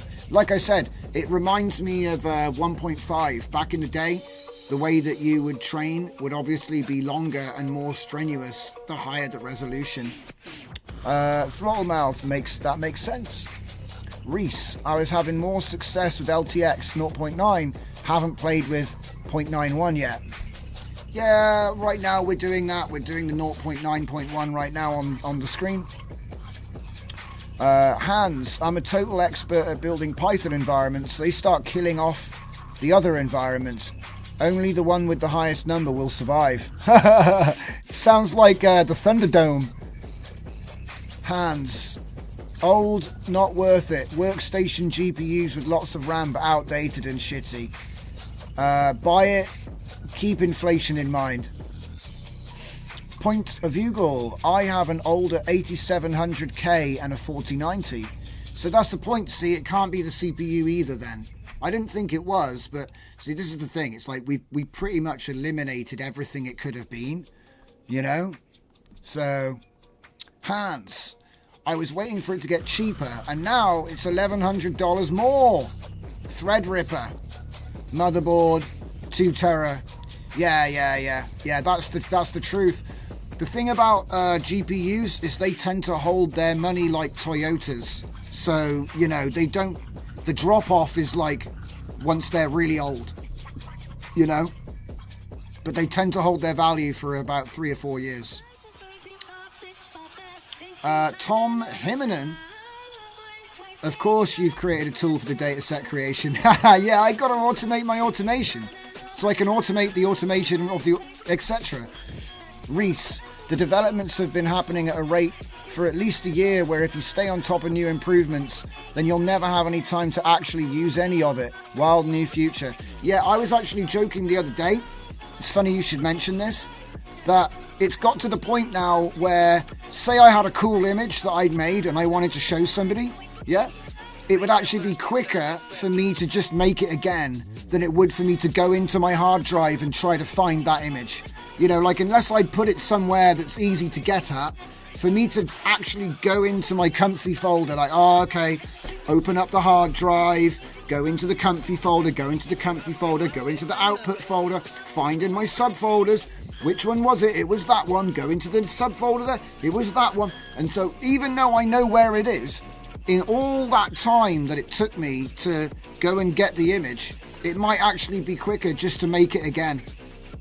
As long as I have the prompt, do you know what I'm saying? If I can remember the prompt, or I have a quick way of getting the prompt up.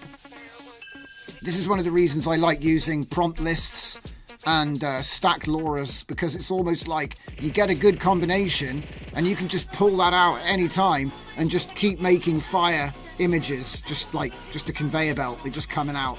It's like, how much time do you have? Well, that's how long we can make kick-ass images for, you know? And it's getting that way with music as well. It's like quicker to generate new than to... Yeah, it's quicker to generate new than to find the image yourself and send it. I'll just make you another one now.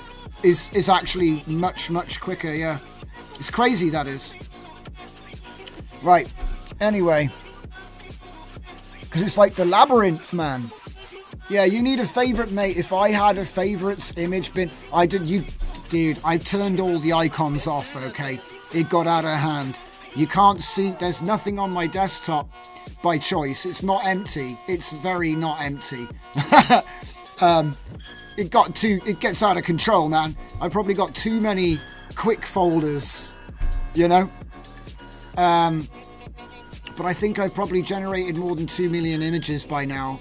And I've trained over, it must be close to 1,500 models by now. So it's like, it gets silly. You know, if someone was like, I saw this one image you made in the last 6 months, you know, could you make another one like that? I'd be like, can you send me the image? Because I don't know what it was. The answer is yes, obviously. Right. Okay. Reese, are we the baddies? No, we're not, no. But there are baddies, that's for sure. Reese, quicker to generate new than wait for the output folder to load and sort. Throttlemouth, do you need a favorites image bin on your desktop? Just drag your favorites into it. Reese, I've got a bunch I never keep too. Reese, I'm looking for a long time desktop hider. People piss themselves when they see it. Hans, a German YouTuber, made a video about why GPUs are getting cheaper. He mentioned that GPU sales dropped by 10% down to 90%. He claimed this means prices will drop soon. I laughed my ass off because if they're selling half their GPUs for 20 to 30k, 10% is a tiny fraction. Okay, let me just explain why sales dropped off by 90%. It's really easy, okay? It's really easy, and it's got nothing to do with a lack of demand. In fact, demand has never been higher, okay? It's really simple. 5090, okay? 50 series. Do I need to say any more? Like, literally, there's a lot of people who have been saying, oh, NVIDIA's sales dropped off. This could be the end of NVIDIA's run. Dude, 50 series. That's why it dropped off, because they know that a better one is going to come out in like 1 or 2 months max. So everyone is sat there, okay? It's nearly the end of the tax year. So all the companies are sat there like, do we need to buy new workstations for the office? Do we need to buy new, like 10% to 90% drop off in sales? 100%. Yeah. 100, I would say 100% drop off in sales at Nvidia, because the 50 series is about to come out. Who the hell's going to buy a 40 something now? Like, you'd have to be crazy. Basically, it's a tax write-off. Do you know what I'm saying? Like, what you? If your budget has any money, you're sat there going, those 50 series looking pretty nice on my tax return. So you wait. You just wait. When that 50 series comes out, the sales are going to go straight back up.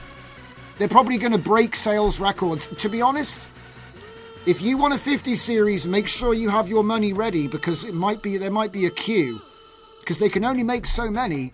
I wouldn't be surprised if they sell out in like a week. You know what I mean? Like, they go on sale and they've run out. Don't be surprised, okay? And this isn't like a you heard it here first thing, because it happens every time. It happens every time. Anyway, and if they're selling their GPUs for a fraction, again, it's because they need to get rid of inventory, because they need the shelf space for when the 5090s and all the other 50 series are back in production. It's purely business, that is. So, yeah, I don't think prices are going to drop off. I think that what's happening is there are customers waiting with bated breath and lots of money. Stacks of cash are about to just get dumped into Nvidia. All we need is the actual card to come out. I think somebody leaked the SKU for the 5090 recently, and it was like Zotac or some company like that. So if that's true, it's probably weeks away. Do you know what I mean? I wouldn't be surprised if we saw it January 10th, something like that.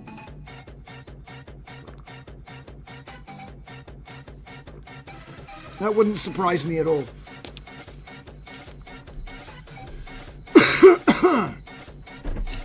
Yeah, the naysayers. You can't really naysay a company that just went 10x on the stock exchange. and they split their stock because it was like too expensive and people weren't buying it anymore. Like, come on, man. I think they know what that. Yeah. It's like, what is it? AMD used to be the only real competition, and they literally came out and said, "Yeah, we're not competing with Nvidia anymore." I was like, "Oh, so they have no competition now." And then people are like, "Oh, you should sell your Nvidia stock, guys." I'm like, no, you shouldn't. But this isn't financial advice, okay? I'm just having fun here, right? I don't do that shit. I just find it funny, mate. All right, what comments have we missed? They're selling half their GPUs. Yeah, of course. 10%, yeah. If you're, what is it, Hans? You're sick. I am at normal rate. Only 200,000 or so. Reese, thanks heaps for the vids, etc. Man, I'm headed out. All right, well, thanks for seeing you, Reese. It's always a pleasure. 10%. Reese doesn't. Yeah, Reese says, yeah, Nvidia doesn't know what they're doing, and AI is a flash in the pan. Naysaying is bonkers. Hans, they just stopped NVLink for RTX 3090. Interesting. I never used NVLink, to be honest, but I think that was like I forget the name of it now, but yeah, it's for Dual, isn't it? I just bought my $2,400 4090 last August. Yeah, it's about the same time as me, who Hugh White means. That's about the same. That's about the same as me. Hans, same models you can put together. 15 JK. And then Electronic Music Art Collective, Audio works well too. Do you know, that's something which everyone in the community has been messing around with a lot. If you go over on the Discord, the link's in the description, you'll see that a lot of the guys have actually been messing around with... excuse me, they've actually been messing around with the Audio. That's what a lot of these videos are, where they're literally taking audio and doing the Audio. So there's a load of people in here with a lot of experience. I haven't touched it yet myself because I've been busy with my plate being full with other stuff. What's this? Hun Yuan video, native support and comfy. Yay! See, this is funny, right? Every time it takes them about, how long did that take? 2 weeks? Let me just check. So we had our comfy, we had our pack. Hon Yuan. Yep, 2 weeks. Look at that. So we've already been using it for 2 weeks. 2 weeks. And so we're excited to announce that this is now natively supported in Comfy. Oh, really? Doesn't look any better than the implementation that we already had, though. Alright, so let's see. A unified dual to single stream transformer, MLLM encoder, outperforms clip and T5. Okay, so they got a new a new text encoder, a custom 3D VAE. Interesting. And then a prompt rewrite model. Go away. Prompt rewrite model improves user intent. Master mode optimizes composition, lighting, and visual quality. So it's going to be like our prompt agents, but in a node. That's cool. I like the idea of all this stuff. So I need this. What? Why is it using BF16? Because it uses video BF16? That's really bizarre. What's going on with this?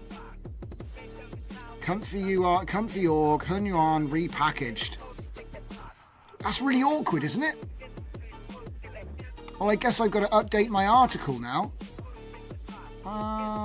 Let me see this. So 25 gigabytes, bro. What's going on? It doesn't say anything about how much memory you need. It doesn't say anything about optimization. There's nothing. What's going on? It took them 2 weeks to write this. This looks like I wrote this for Civit AI. Because the thing I'm asking is... Because the thing is, right, this is all well and good, yeah? But if that's 25 gigabytes, it must have an FP8 mode. Oh my god, what is going on? Default, it just says default. Hunyuan video. Look, select FP8 weight type, so you can select FP8. So they're okay. So they're not even running this on a local GPU. They're running it in a cloud instance. It's got to be, because otherwise you can't run it. It's too much. So you can run it in FP8. Okay. And how long did it take? Oh, we're not going to tell you that. Don't worry about it. See, this is the thing. I have issues. I have professional grievances. Yes. Doesn't tell you how long it's going to take. Doesn't tell you how big the load is. Doesn't tell you what GPUs can run it. Doesn't tell you how long the video took to render. Nothing. Just video. Get stuff. I suppose I can't hate on them for trying to keep it simple. So let's see. What do we got? The Llama is 8.5 gigabytes. Everything else is in the right place. So let's do it now. There's no time like the present. If I go to models and then I go to what? I can't read it. It wants the main model to go in models diffusion models. So do I already have it? Probably not. I've got CFG distill FP8 E4 M3 FN. It might work, you know. But I get the feeling they want me to run this so it matches this. But then that's an FP8 scaled. I wonder why they've done it like this. I think what I'm going to do is I'm going to try something here because I like to experiment, right? So the first thing we're going to have to do is we're going to have to update Comfy. That's the obvious one, right? So we're going to have to update Comfy. What the hell is going on here? Yeah, we'll download this. Okay. And this is going to take a while. I mean, look at it. It's not really 5 minutes. It's not too long. So let's figure out where the other shit goes. Okay. So these both go into text encoders. That's pretty simple, right? And then obviously the other one goes into VAE. So if we go to text encoders.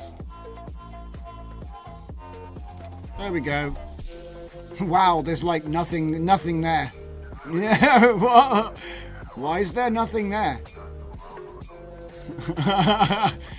Okay, we're going to put the two text encoders in text encoders. Oh, hang on. We've only got one of them because the other one's still downloading. Alright, fine. I swear I've got clip L in clip, the clip folder. I've already got it. But whatever, we'll put it here anyway, yeah? And then we'll take the VAE, put that in the VAE folder. Because if I wanted to have my article out first, I've already got it. Skip it, I've already got it. So if I wanted to be first, yeah, I could have rushed, right? And oh my god, I gotta go. But there's no point. Because if I don't test it, what's the point? So I'll be last, okay, if that's what it takes. I'm going to test it first, yeah? Because that's just like, you know, why would you put out... I'm not like, I'm not a game dev. I don't just rush it out so that you guys can fix it. I used to be a game dev, though. Probably didn't make any money because we actually tested our games. You know what I mean? You don't do that anymore. You just put it out and then do endless patches. Endless patches. What will fix that one thing? I do have the shuttle though. I do want to put the shuttle. I think that is actually, shuttle should be going into checkpoints, I think.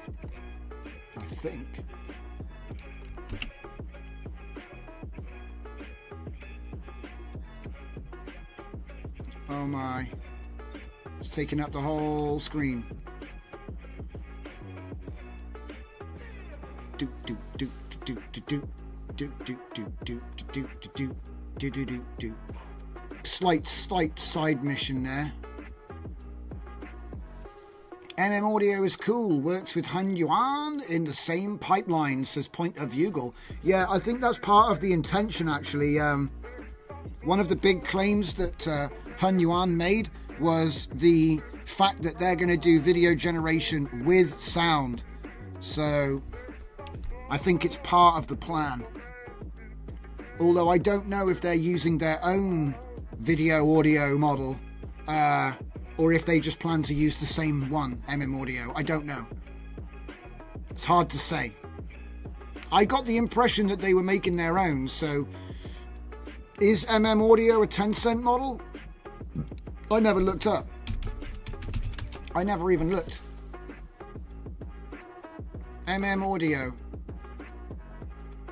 Doesn't look like it.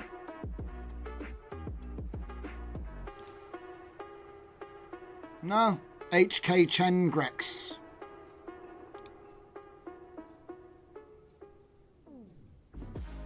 Doesn't look like it.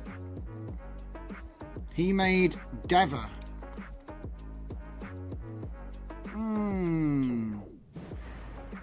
Tracking. Video open vocab, video segmentation, text prompts out the box. Huh. Integrate your own image model. No fine tuning is needed. What? What?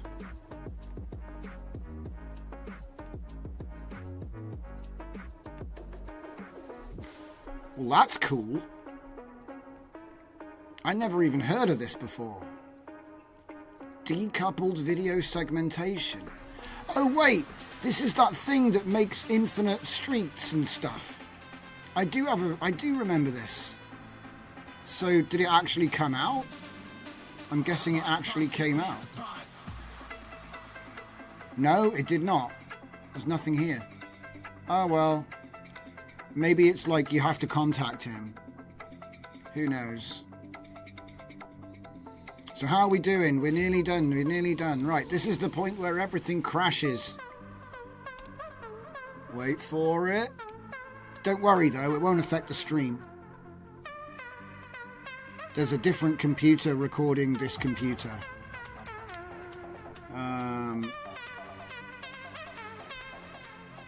What did I miss?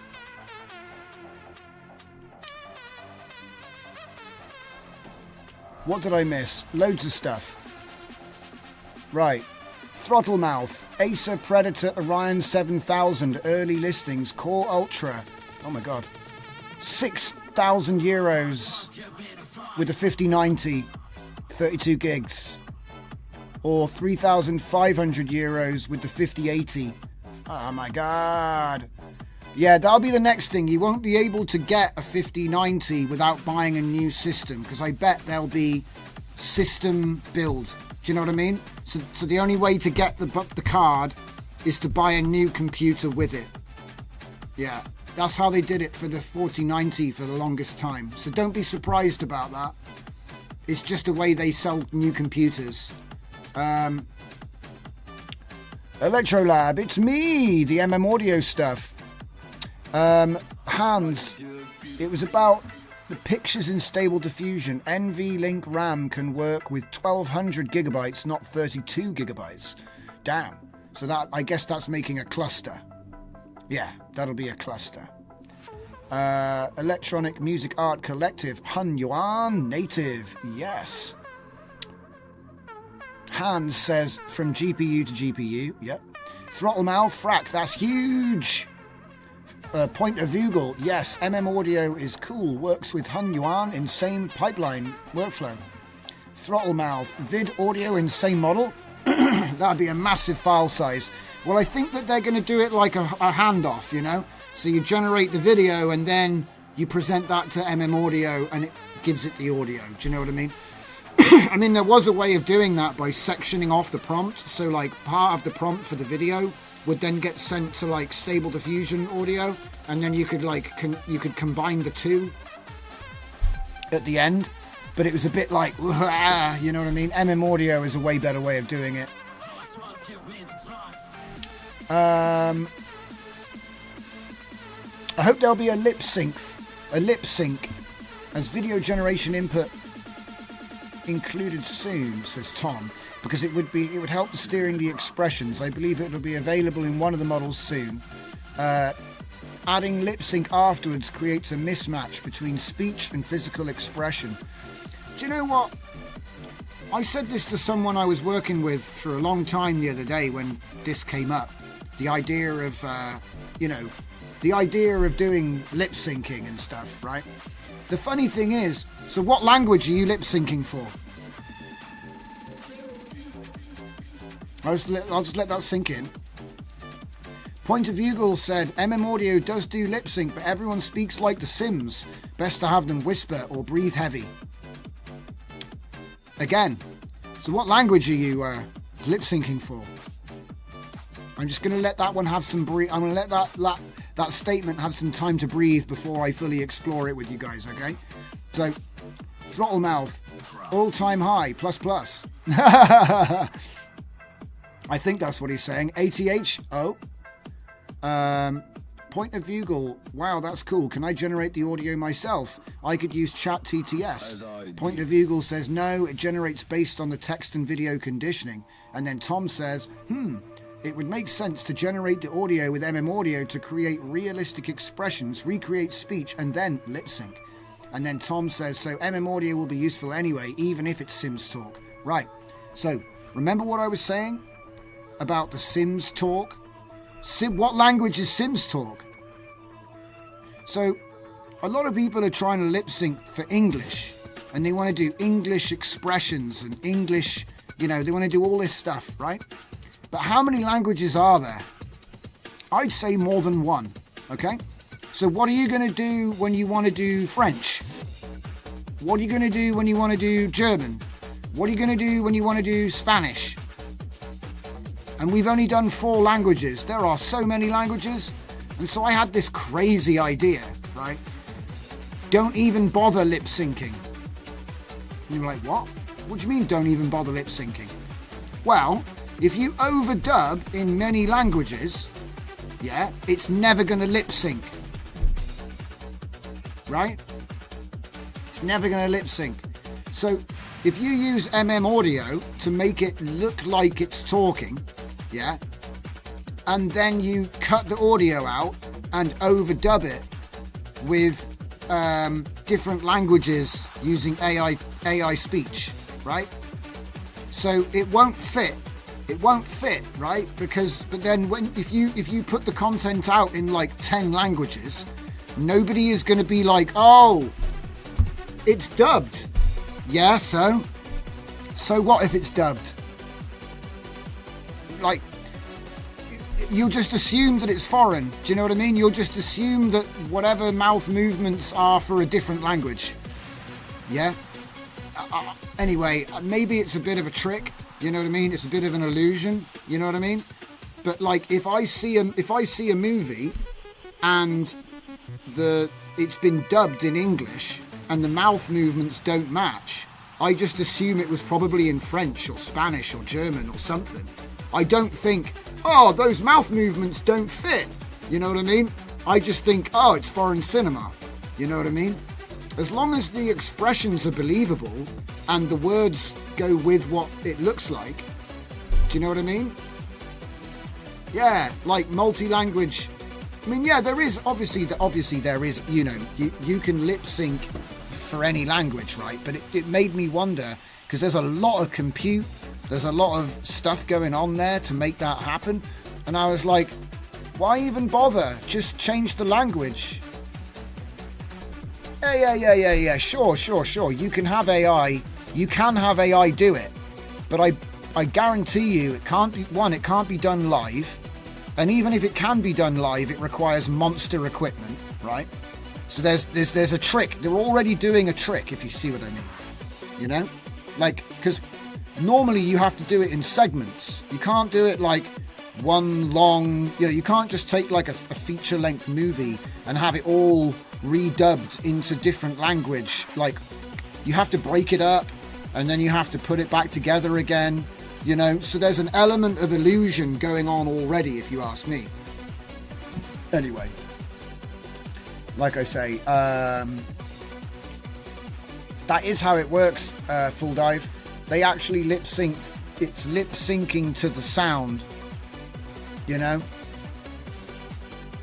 But yeah. Right, let me just get to the top there. Gives videos life. Sims talk is gibberish. It is gibberish. Definitely will do, says Tom. Throttlemouth, Laura, the language expressions. Electric Music Art Collective, solution for multi-language lip sync. Electric Music Art Collective, phonetic, context-aware lip sync. Nona, yo business. None of your business. Welcome. Says De Bauer does TechTube videos. He has done videos in German and had AI change the language to English and lip sync his video of him doing the presentation. No clue how he did it. I would suspect it probably took a bit of effort and probably had to be done separately. Do you know what I mean? So he probably had to edit down 2 versions of the video, and God knows how much work went into that. Could be a lot. Because my experience is that you can do all these things, but you have to break it down into little sections and then put it all back together again. And it can be a very time-consuming process. You know what I mean? When it would have been much, much easier just to take the same video and just overdub it.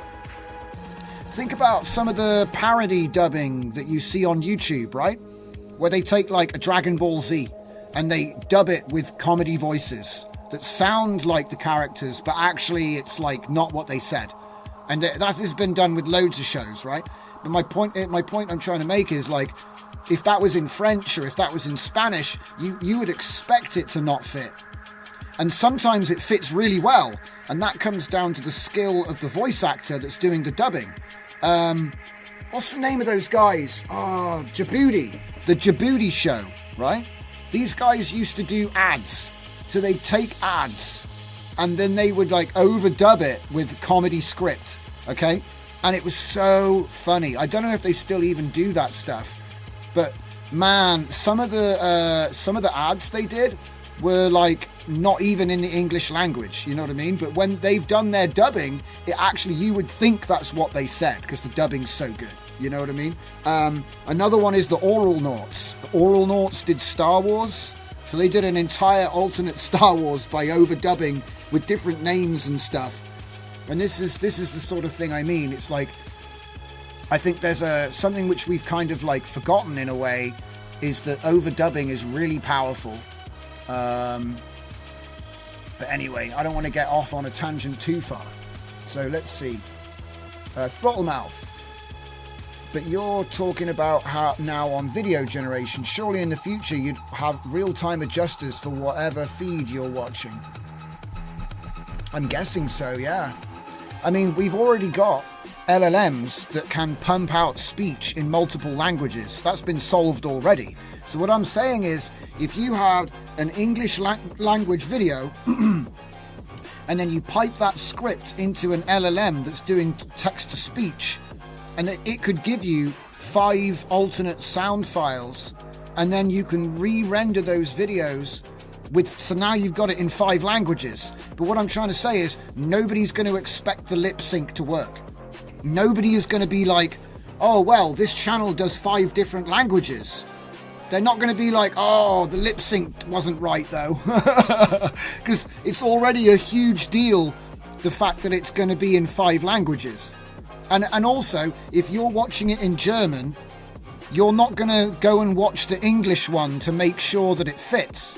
And if I'm watching the English one and it doesn't fit, I'm going to think it's Spanish. So basically, everyone is just going to have the perception that it was in some other language, when in reality, the lips never matched any language. But if the characters have consistent voices and all that stuff, nobody is going to bat an eyelid.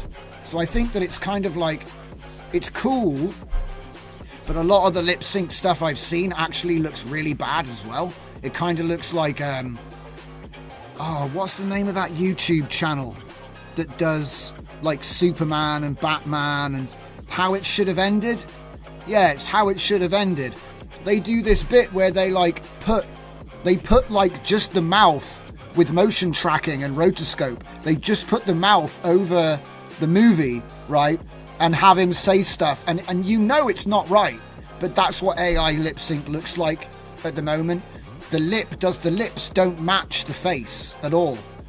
So it's kind of like, I just don't think it's there yet. Maybe one day it will get there. You know, everything gets better all the time.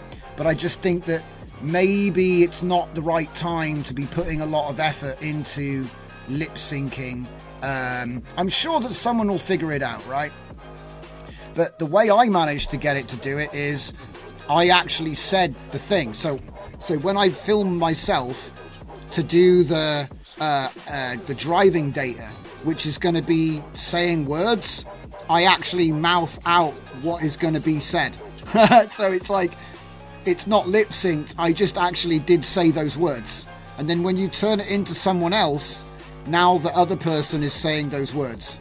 You see what I mean? Because I think it's the cadence. Like here, I'll give you a good example right here. Check this out.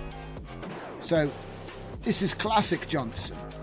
And if I just keep talking in a funny old way, oh no, the frame rate's wrong. So actually this is going to be hard for me to pull off on the fly. But basically, there's something about it. If I stop and start talking, see, I'm actually messing it up because this is one of the old ones. Hang on a minute. I need to get new Johnson out. Okay, I'm back. So this is the new Johnson. He's a little bit better on the frame rate. But basically, obviously, I'm overdubbing this every single time. It's not live. Like, holy crap. If this was live, my computer would be melting right now. Oh, he stopped talking. You see how I can mess it up? But basically, it's like, how's it going, guys? I just wanted to show you this latest thing, which I haven't even described yet. And blah, blah, blah, blah, blah, blah, blah, blah, blah. Right? The point I'm trying to make is that it's a cadence. You know what I mean? So, like, as long as you roughly match the cadence of the speech, and you might mess it up, you know what I mean? But you can save that in the edit. So it's almost like, no, I don't think anybody's going to notice. I don't know.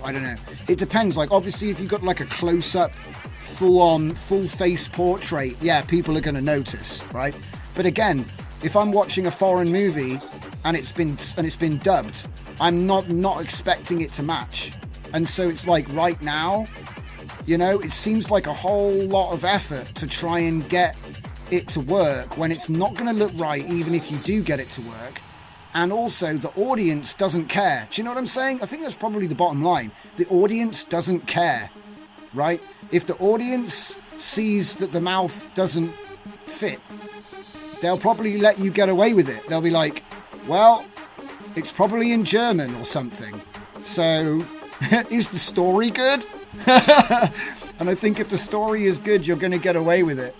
I don't know. Maybe it's just me thinking with a production brain.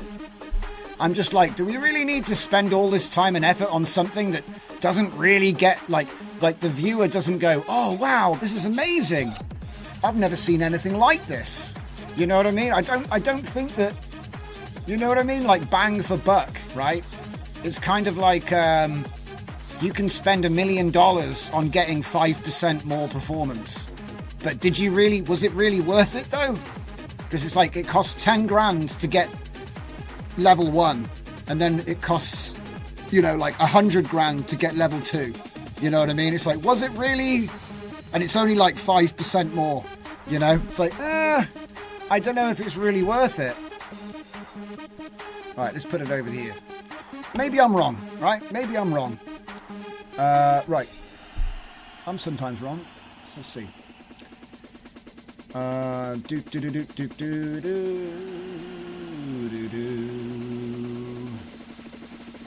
A person dancing usually fits with most any music as long as the BPM is close. Yes, Pirate GFX, and that's why we released those to this tune. Actually, it was this tune. I released them to what was it? Dance. So it's a dancing version of me doing to a beat, to this beat that's playing right now. And we did that with Ryan on the Insides nodes, and we used a speed node. So it was slightly speeding up and slowing down the video to match the beat. And so you're right, like dancing videos will fit any music as long as you have that speed node, you know? So we can do that with AI, and that's using Unmix. Tom Himonen says, good point that dubbing scrambles the game. Just like plastic faces by AI aren't a problem because real people on IG retouch themselves to look like AI generated anyway. That's a good point. Hans, there are people who can read lips, so I understand why you don't like it. Yeah, that's true actually, and I wonder if you got somebody who could read lips to look at AI lip-synced video, would they know without subtitles what was being said? Or would they be like, what the hell am I looking at? Do you see what I mean? Like, if lip syncing, there's an argument, you know, for people who are deaf that lip syncing needs to be fixed, needs to be solved, right? But not if it's a complete mess that they can't make any sense of. So I would actually ask them. I would say, because they're going to be like experts at determining whether the lip sync looks good or whether it just looks like a mess. You know what I mean? It'd be like asking blind people to score Braille. Do you know what I mean? So I think that's actually a really good point. None of your business says, yeah, De Bauer didn't do it live. I think the topic was a defect CPU cooler or vapor chamber. Don't remember. Interesting. That's kind of topical. We were talking about that earlier or something like that. Hans, it's much easier to draw an Akira movie. It actually is. Hey, do you know something? I got something to show you guys as you just brought that up. Let me just cue this over here real quick. I want to show you something I made a long time ago. In another life. Let's see, YouTube Studio. Here we go. Man! My God, man. 10 years old, huh? Crazy. Okay, so I'm going to show you some clips from my dead channel. As you brought up Akira, I want to show you my AI Akira video from 2022. Because I was crazy enough to try stuff. Jump kick. Akira Tribute 2. Here it is. Can we see it playing? Here it is. So, Stable Diffusion 1.4. Real ESR GAN. Anime Film 4X. This is what happens when you run Akira through image to image. And as you can see, it was a little bit unstable. Just a little bit unstable. Now, if you pause it, every frame of pause, right? It's like a flip book.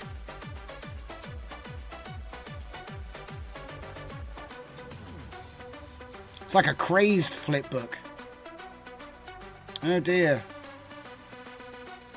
It cracks me up whenever I watch this because it reminds me about how, you know, what it was really like. You know, people would talk about what was AI like in 2022, and I'd be like, well, it was like this. You know what I mean? Do we have another one? Yeah, we do. This one actually came out a little bit better. So this one, again, still Stable Diffusion 1.4, but what I did was I masked the car. And then I'd flip the mask with the beat. So you can't hear the music, but essentially the car is masked and I'm inverting the mask every bar with the tune that's playing here. Not the tune we're listening to now, but the tune that was in the video. I thought it came out real nice. So we're masking the car but not the track, and then we flip it and we mask the track and not the car. You see? Well, that was the idea anyway. So it was a bit of a fun concept, you know. I thought it'd be cool to see the car shift through all the different like versions of the car, and it did work. It was kind of cool, I thought. But like I said, extremely experimental. And this is like early 2022 when I did this. And then obviously we ran it through ESR Gang x4 to upscale it. Funnily enough, you get to see here that the white, see what happens when he puts the foam down. The white doesn't get changed, look. So it's quite an interesting side effect, you know, because obviously, as you probably know, white doesn't get changed and black gets changed. It's just a little thing about in-painting there and masking in general. Look at these glitched out cars, man. Love it. Especially this. It's going through like every single type of skyline there is. Look. Sick. I thought it was really good. I thought it was a cool concept. But like I say, a bit early maybe. A little bit early. Alright. So we've got our Llama FP8 scaled. Yeah. So how about we just drop the native one in here and let's just see what we got. So, well, first things first, we're going to have to make some changes here, aren't we? So we're going to need to take that, we're going to need to take that, and we're going to need to take that. And then we're going to need to take this and this and this. I'm going to copy all them and then paste them in so that we got something to mess around with here. Because like I said, that's no good. We want to go, wait, what the heck? Put the tiled up there. Get that down there. What the heck? I mean, yeah, I mean, sure. Let's just do that as well. 24 and 24, that's fine. That's fine. So let's just sort this out because it's a little bit bonkers.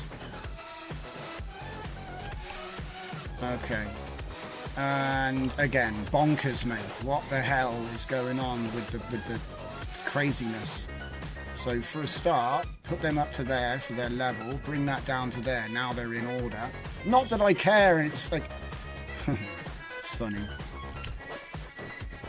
Could do it like that, and it makes it even cleaner. Line them up, and then the guider is coming in about there. Flux guidance is coming in here at 6. That's quite high. Put that there. Model sampling. Can put that there. So just shuffle that out a bit, and then it's fine to have the model like this. You can bring this down. Use FP8. Now what I'm going to do is I'm going to cheat. I'm just going to see if I can cheat, which is probably a bad idea, but we'll give it a go. So where's Llama? Oh look, isn't that interesting? They told me, oh wait, hang on, press R. This might be because I have to refresh. So let's have a look. Yeah, okay, I take it back. So clip L, Llama 3, but then this is the bit where I'm going to cheat. I'm going to use the FP8 E4 M3N. So this is just the model that was already out that I got for my workflow already. Do you know what I mean? I'm just going to see. Now I probably have to update my comfy. Yeah, I probably have to update my comfy. So, and I deleted the manager as well because I'm so smart. I just deleted it. So that means you can't update it right now from here. But that's okay. It's only 15 minutes. Right, so in fact, let's just move this up a bit, move that up a bit, move that up a bit. Go like this. Go like this. Make that a bit shorter. Just like lining it up, really, you know. Okay. I'll put this down here, whatever. Put that like that. And then bring that down, bring this to here, and then this would be Hoda Hunyuan. There we go. And that will be the last thing that was made in LTX.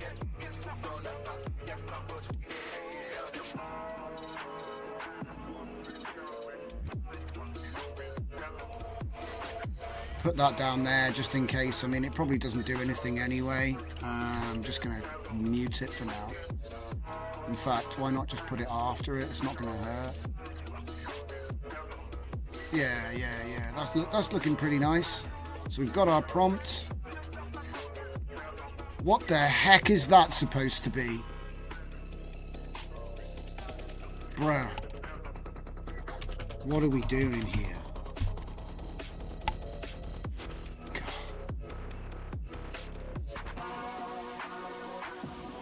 What the heck? Where did that come from? Didn't ask for that. Okay. Kind of topical though in itself. Okay, we'll leave it on Trad Ahab.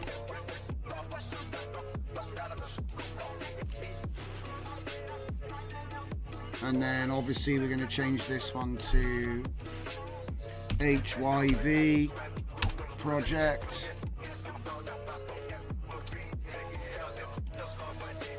Do that. No. Hunyuan. Hunyon? No. No. Hunyuan.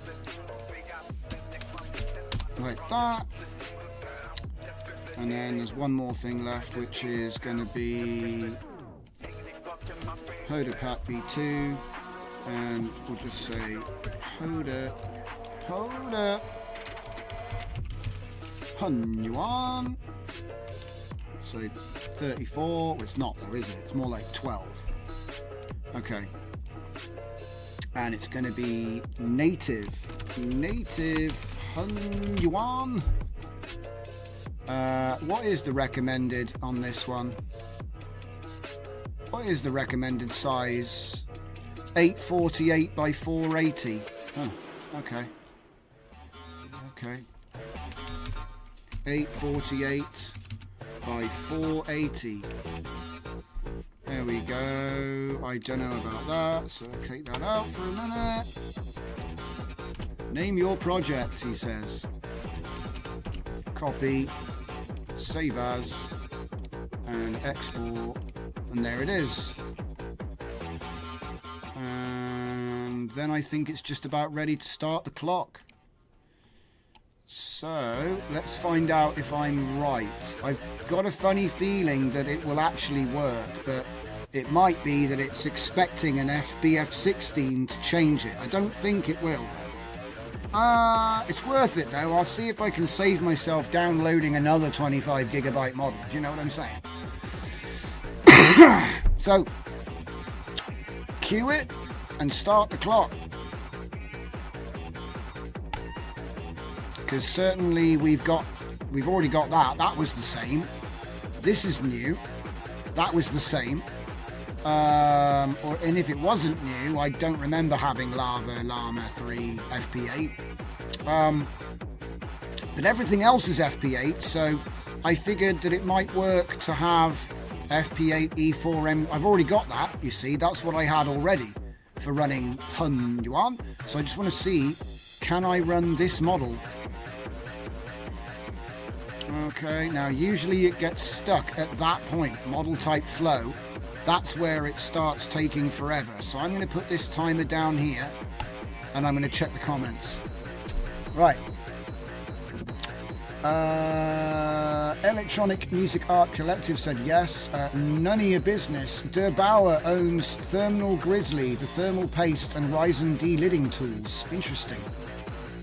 Tom Himinen says, I think it would not be such a big deal to stretch the video by adjusting speed to match each sentence in different languages.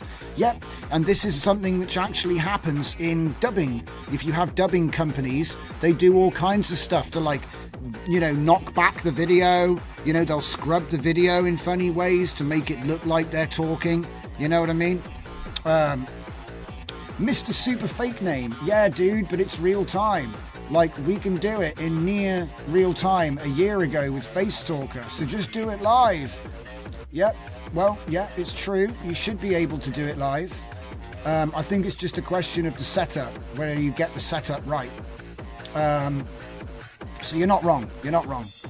I think that a lot of people don't have the setup. You know what I mean? Like, I've got webcam stuff for Comfy, but the delay, oh my god, it's like not actually able to do 30 frames per second. You know, not live. It can do like two frames per second, maybe 3, and if you get any faster than that, the quality suffers crazily, you know?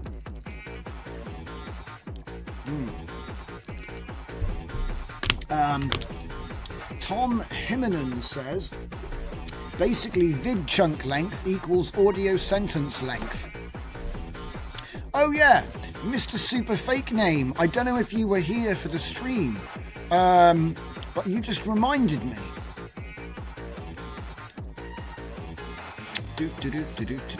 And I actually used this, so I know it works.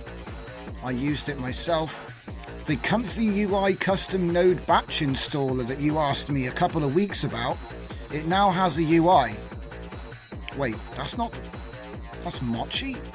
Hang on a minute, something's wrong there. Hang on a minute. For some reason, that's wrong. What? Hang on a minute. I've just found a boog. No wonder no one's really paid me attention to this. It's got the wrong freaking screenshot. Main images. What is going on? Okay, so we just need to take the blob out. Go to there. And then take the blob out. And then get rid of that. Whoops.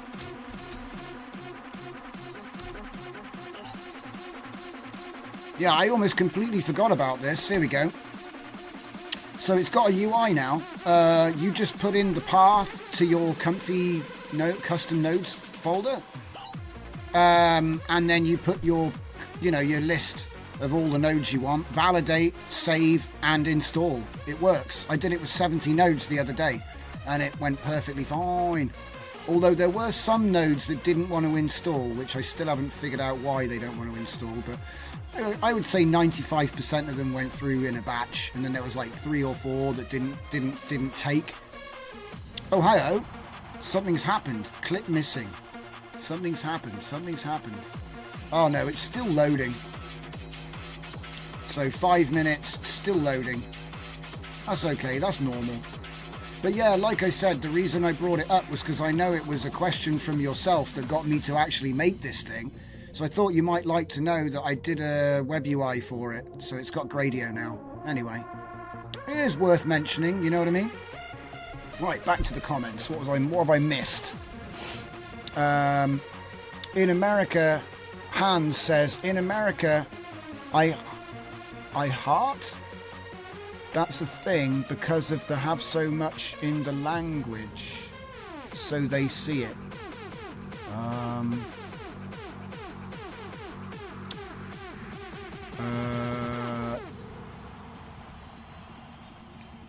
We are Retadet trained from fake mouth movements. In the shore, I have 5 finger for 1 hand. Yeah, I'm sorry if I'm butchering what you're saying, Hans, but I am trying my best. Have I just missed loads of stuff? Yeah, I've been, like, working. Poe's skeleton is WAB came and what kind of workflow other model? See, I think I'm getting a bit messed up with the spelling, but I'm trying my best. Mr. Super Fake Name, doesn't Runway have some lip sync thing? Is it multilingual? But I agree, it's not solved and it's hard right now. None of your business. When my YouTube video has the audio out of sync with the video, I reboot. It drives me nuts if mouth movement doesn't match the audio. Yeah, true. But I think that's because you know something's wrong. If you were watching a foreign film, you kind of expect it. Like, I was brought up on kung fu movies, like old Bruce Lee and stuff like that. And a lot of the time, you know, you'll be watching his mouth move like, and then he'll go, no. And it's like, okay. So, like, you know, because it depends, doesn't it, you know? Like, a lot of the European languages are quite similar, but the farther you go afield, the more different it gets, is all I'm saying. So, yeah, I agree. If you know it's just out of sync, yeah, that is going to annoy you, right? Because your brain notices it, you know what I mean? But if it's like Korean or, you know, Indian or something, you kind of expect it not to match because you know that their words are nothing like ours. And so I think when you're dealing with an international audience, which you probably should be, because it's a big internet, it might make sense to sort of, because I know English is the most common language, but there are other common languages, you know what I mean? Chinese is actually pretty common, right?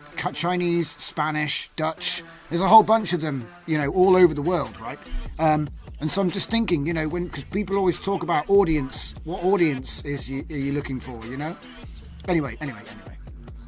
I don't want to get off on a tangent because we've already done a lot on it tonight. So, animation lip sync is never exact or precise, says Pirate GFX.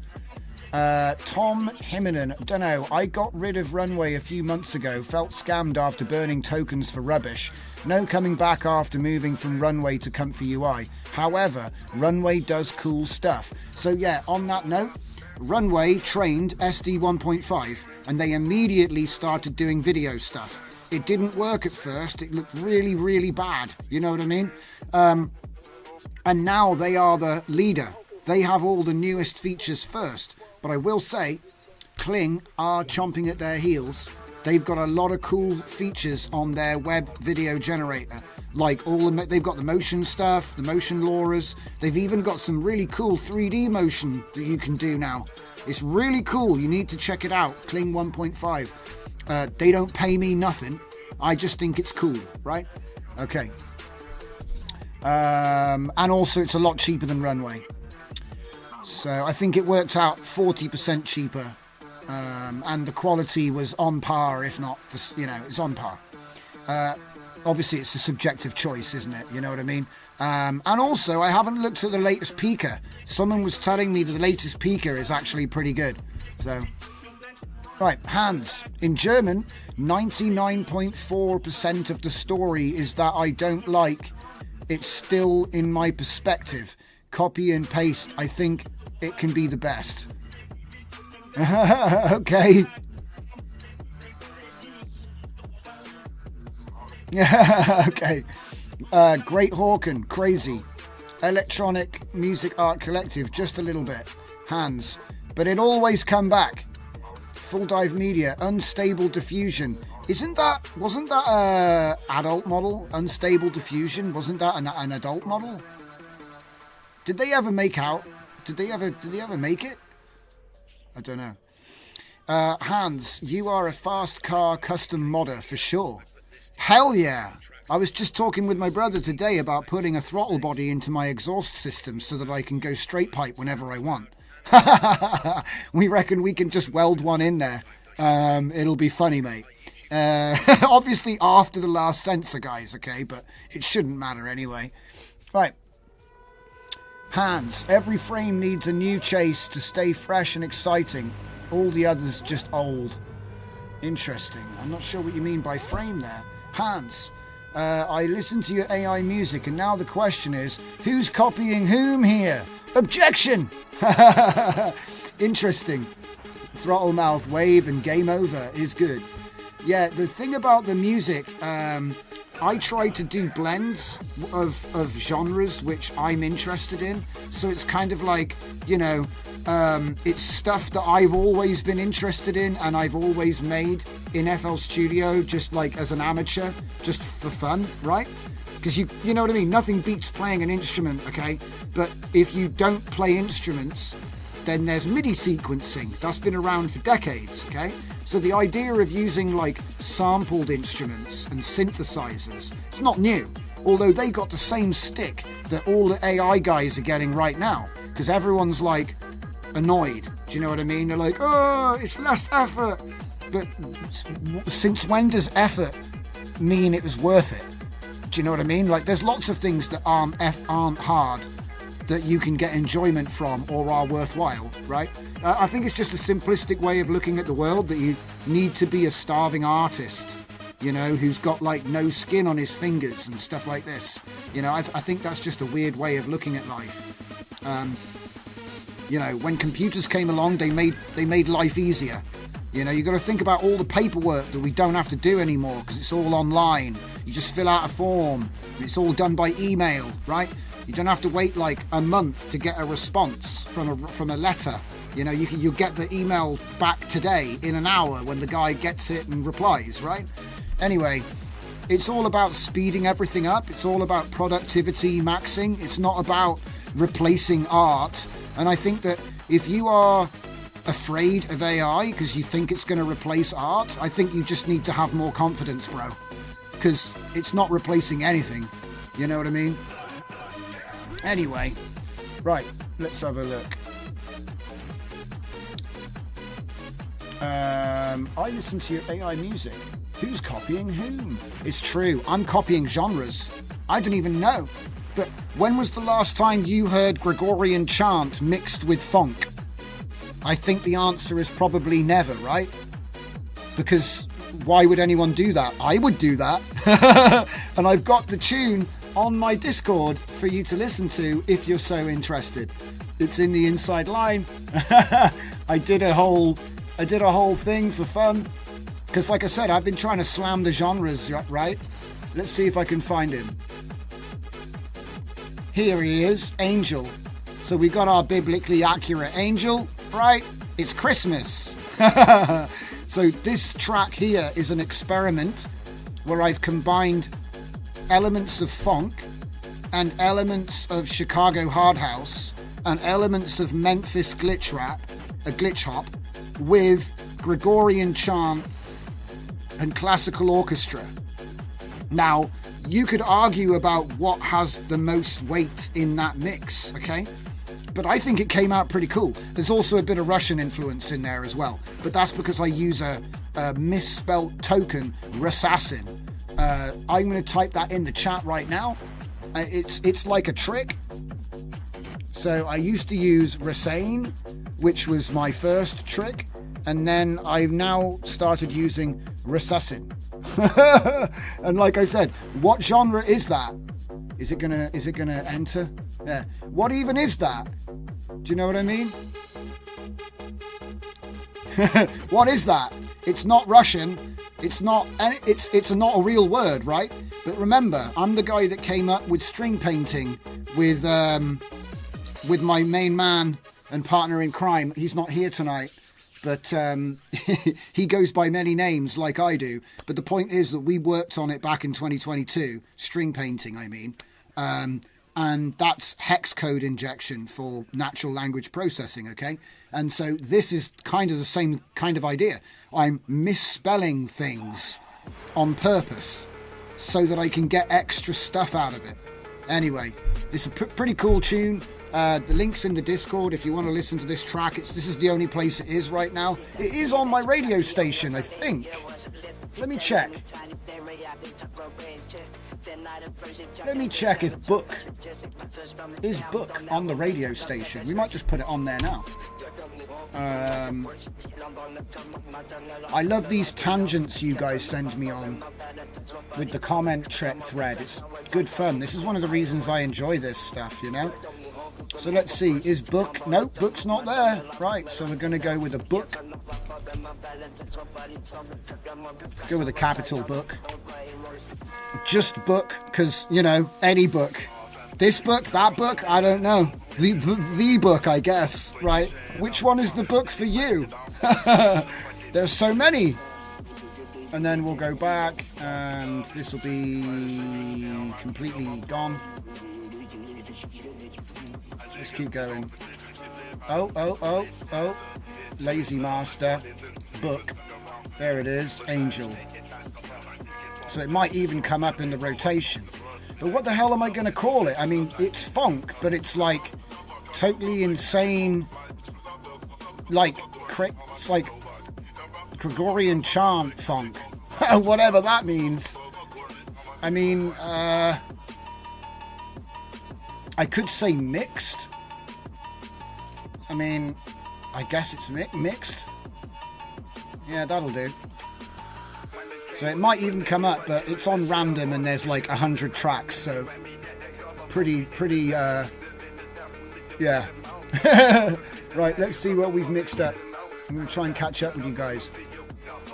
Pirate GFX says many of the kung fu movies were dubbed without a script available. That's 100% true. A lot of the time they completely messed up the plot as well. They just kind of went with it. I don't know.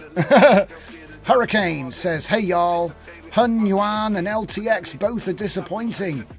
Nona, your business, says specs. Which specs do you want, Nona? I'll see if I can get some specs for you.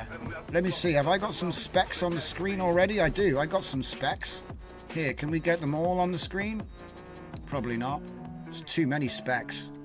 Which specs do you want? I got specs. Do you want my CPU Core Max? 1.472 volts, baby. All right. Hurricane, amazing quote there, mate. I don't know what I said, but hopefully it was quotable. Hans says, in this case, I really know what you mean. Hurricane, how old are you? I am 42 in 3 months. And that is the meaning of the universe, according to one of my favourite authors, Douglas Adams, who predicted the future with his genuine people personalities. Yes, that's right, GPPs. So that's like an LLM that has the personality of a paranoid android. Brain the size of a planet and you've got me opening doors. That's what the current state of AI is. Everyone's like, is this going to be AGI? Can it open doors yet? Isn't that like a Jurassic Park joke as well? Love it. Michael Crichton, making new ways to have scientists in a remote location work on the end of the world somehow. So yeah, Jurassic Park was one of his best known ones. Tom, it used to be specialists' world, guitarists, programmers, but nowadays it's a generalist world who have had ideas and expertise in many fields. What a great time to live. Yeah, I actually heard the term pancake people be used. So pancake people as in people who are shallow. So it used to be that you'd go to a library and there would be an expert in history who was a curator at the library, and he would know absolutely everything about history, but he didn't know anything about anything else. You see what I mean? And now you have pancake people, which is like everyone is about 1 millimeter deep, but they've covered everything. And because of the access to Google and access to Wikipedia and various other online resources, LLMs has made it even more, you can actually be knowledgeable without actually knowing anything. And then the problem becomes, how do you trust the information that you are being given? And so it comes down to critical thinking. And a lot of people don't have critical thinking anymore. It's not taught at school. It's not a subject that you'll get until you go to university, which is kind of crazy to you if you ask me. Like, what? No critical thinking? Isn't that insane? Anyway, so by that I mean like the ability to assess information as true or false without needing to be told, you know what I mean? Or having some kind of logical method for that, you know what I mean? But, you know, you could always just have 3 LLMs argue about it and then decide who wins, like a Mortal Kombat tournament. That could also work too. Right. But yeah, you're 100% right that it's true. See, I used to be a specialist in many areas. However, I've learned to become what they call a GP, general practitioner. So, you know, in my consultancy work, I have to be able to give a broad view that is understandable by, I wouldn't say a layman, because somebody that runs a business is not a layman, okay? But they're also not a specialist in the field of AI. So it's like being able to put it into real terms that are understandable by everymen who have purpose. Because again, ideas and expertise is actually more important than deep knowledge. Because the thing is, you could have deep knowledge of programming, and if you don't have any ideas, you're never going to apply that knowledge. And so that means you're only actually good to get employed by someone else who has an idea or dream and money to burn, and then they're going to basically pay you a wage until their exit strategy comes up. You know, that's the reality of modern research and development, you know? Money gets spent until the product is ready, and then somebody buys it off the owner, and then you may or may not have a job. So, you know, if you've worked as a contractor, you know what that's about.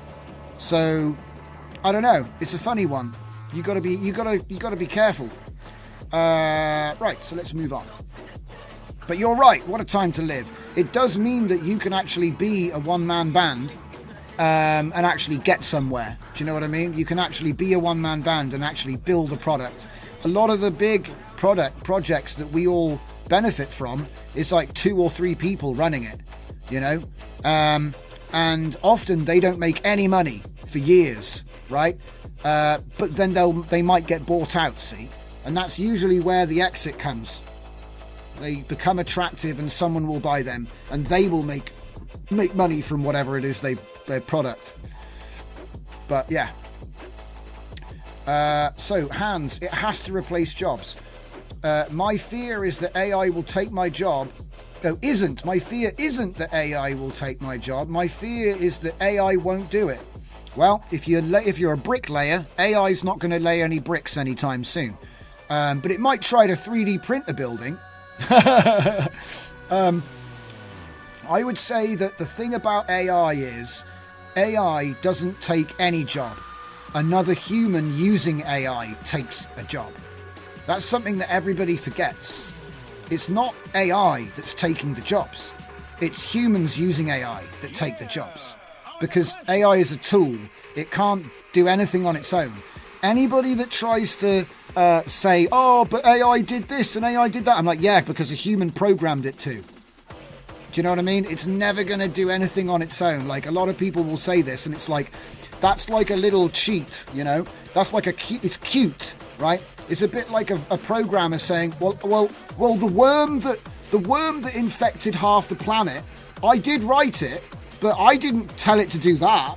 I just programmed it to do X, Y, and Z, and then it did it on its own. It's like, no, you programmed it. You know what I mean? Who deployed the code to the server? Who wrote the code? There's multiple people involved. You know what I mean?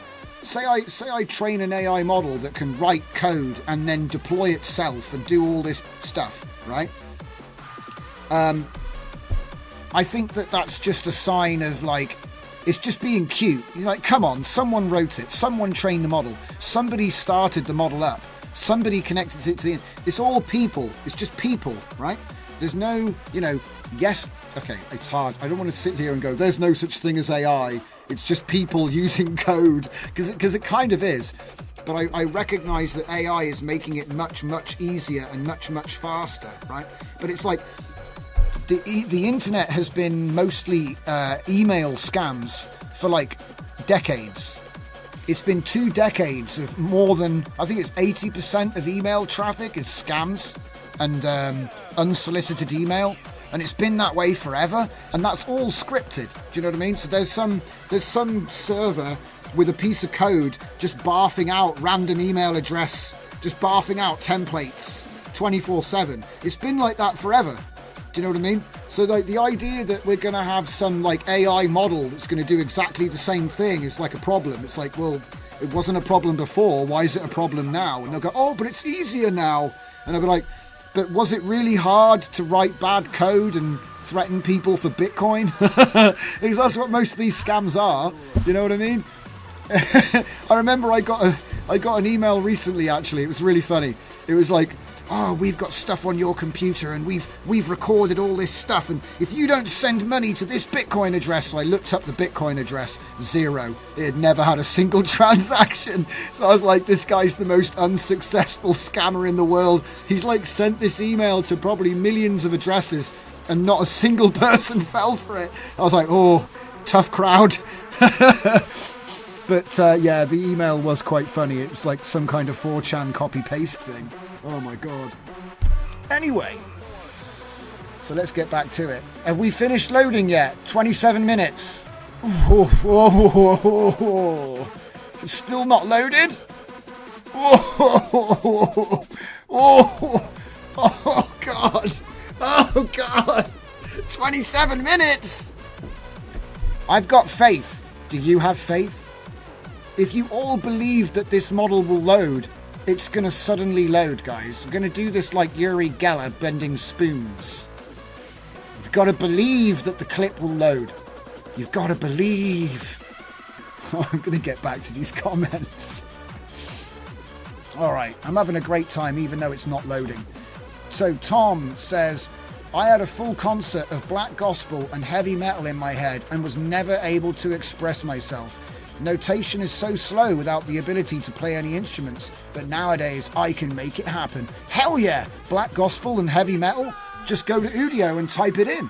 I'd do it right now if I had the bloody sound attached to the thing. I might do it in a minute. Die book, taste. Die any book. The any book? Taste. Tastes good. I don't know what button means. Tom Heminen, instead of hiring a gospel choir and a metal band to record proof of concept in order to get the band on board. Oh, shit, you did it! Guys, thank you so much. You all did it like Uri Geller. It worked. Check it out. It's working now. Literally. I just asked all of you guys to like, you have to manifest the model to load. It fucking works. Oh God, I'm going to die. I'm going to fall out of my chair and die. It's too funny. So it took 28 minutes, but to be honest, I think it only worked because of the power of friendship. You guys all believed in Comfy UI, and now it works. So thank you. I appreciate it. All right. I couldn't have done it without you guys. Where were we? So Tom, it is which is composition, lyrics and arrangement. The concept was in my head for 20 years. 1337. That's a bit elite speak, I think. Know your business. By specs, I was hoping to learn about your PC setup, CPU, RAM and GPUs. Let me show you, my friend. Let me show you. I don't let you down.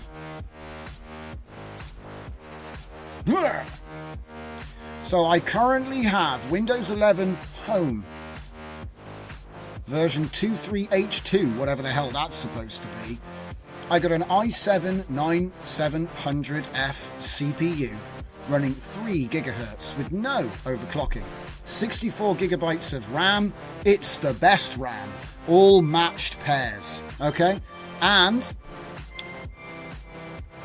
Scan Computers International. Hell yeah. Please, if you're going to call them, just tell them how great they are, because I do love them so. I also have the RTX 5090. Lies! I have the 4090. I'm visualizing my own future. So I have the RTX 4090, and if you want to talk about hard drives and stuff, that's a long story, okay? Because we've got quite a few of them. Yeah. So I'm running Windows on an NVMe M2 SST. I used to run Comfy on a 250 SSD, but it got too small, so I got a 1 terabyte SSD, which is currently running on a USB. So I got a USB SSD running on my desktop with a cable adapter, because I was transferring it to a 3.5 inch old school spinner disc, you know what I mean, 5,200 RPM, and I formatted this one so that I could like figure out why the hell it takes half an hour to load a bloody model in Comfy. It actually only takes like 15 minutes for Flux, but half an hour. I just got to compose myself. I still can't believe it. This is why I have this now, guys. Remember how I was going completely insane? I was like, it can't be still loading. I was losing my mind. Yeah. And this is why, because I was right. It was taking like 15 minutes to half an hour to load a bloody model. Anyway, we might actually have a video to look at in a minute. Watch out. But yeah, the other hard drives that I have are all various different... Yeah, buddy. You gotta love that default workflow, guys. Hang on. Look at this. What? Hey, guys, native Comfy with a 4090. Native guy. Hey, look, guys, native support. Native support, guys. It's native. It's native now. Did you know it's native? That means that you can just run it in Comfy. I mean, it takes 2,000 seconds to say that it's run out of memory. Oh, shit. Oh, my God. I wish I could say it was CPU, but there's a guy in the chat right now who's got the same CPU, he's got an older CPU, and he doesn't have the loading problem that I have. So we still haven't worked out why it's taking so long. I mean, look, if I'm being real, that's about 15 gigabytes. Because look, I've got 56% of my VRAM loaded, and I got 51% of my system RAM loaded. So that means I got about 32 gigabytes of RAM loaded up, and I've got, what's that, 15 or, yeah, it's about 12 or 14 gigabytes of VRAM, you know, locked up. So, man, I still can't, So look, this could be because I decided to try out the FP8. You know what I'm saying? That could be why. I will say, though, that now we've got it loaded, let's try some things. So, first of all, I swear that my Hun Yuan was actually not looking like that. Let me see. Have I got my Hun Yuan? Where's my Hoda? Where's my old Hoda? Don't have it. Hang on a minute. Let me see if I can just grab it. Because I'll have settings in my Hoda that actually worked, okay? I love it when they bring out, hey guys, this is the example workflow that none of you can run, but here it is. None of you can run it because you need to have a cloud GPU with like 32 gigabytes plus. Okay, so we're going to go with my one-stage implementation. We're not going to get into the two-stage stuff until we got it actually working. So we go like this. Now, what have I got here? So straight away, let's take a look at some of the tiling, shall we? Oi, no, stop. Right. So let's have a look at the tiling first. So tiling is 256 with 64. 256. Wait a minute. This is way better. Why aren't they using this? This has got sample size, an auto tile.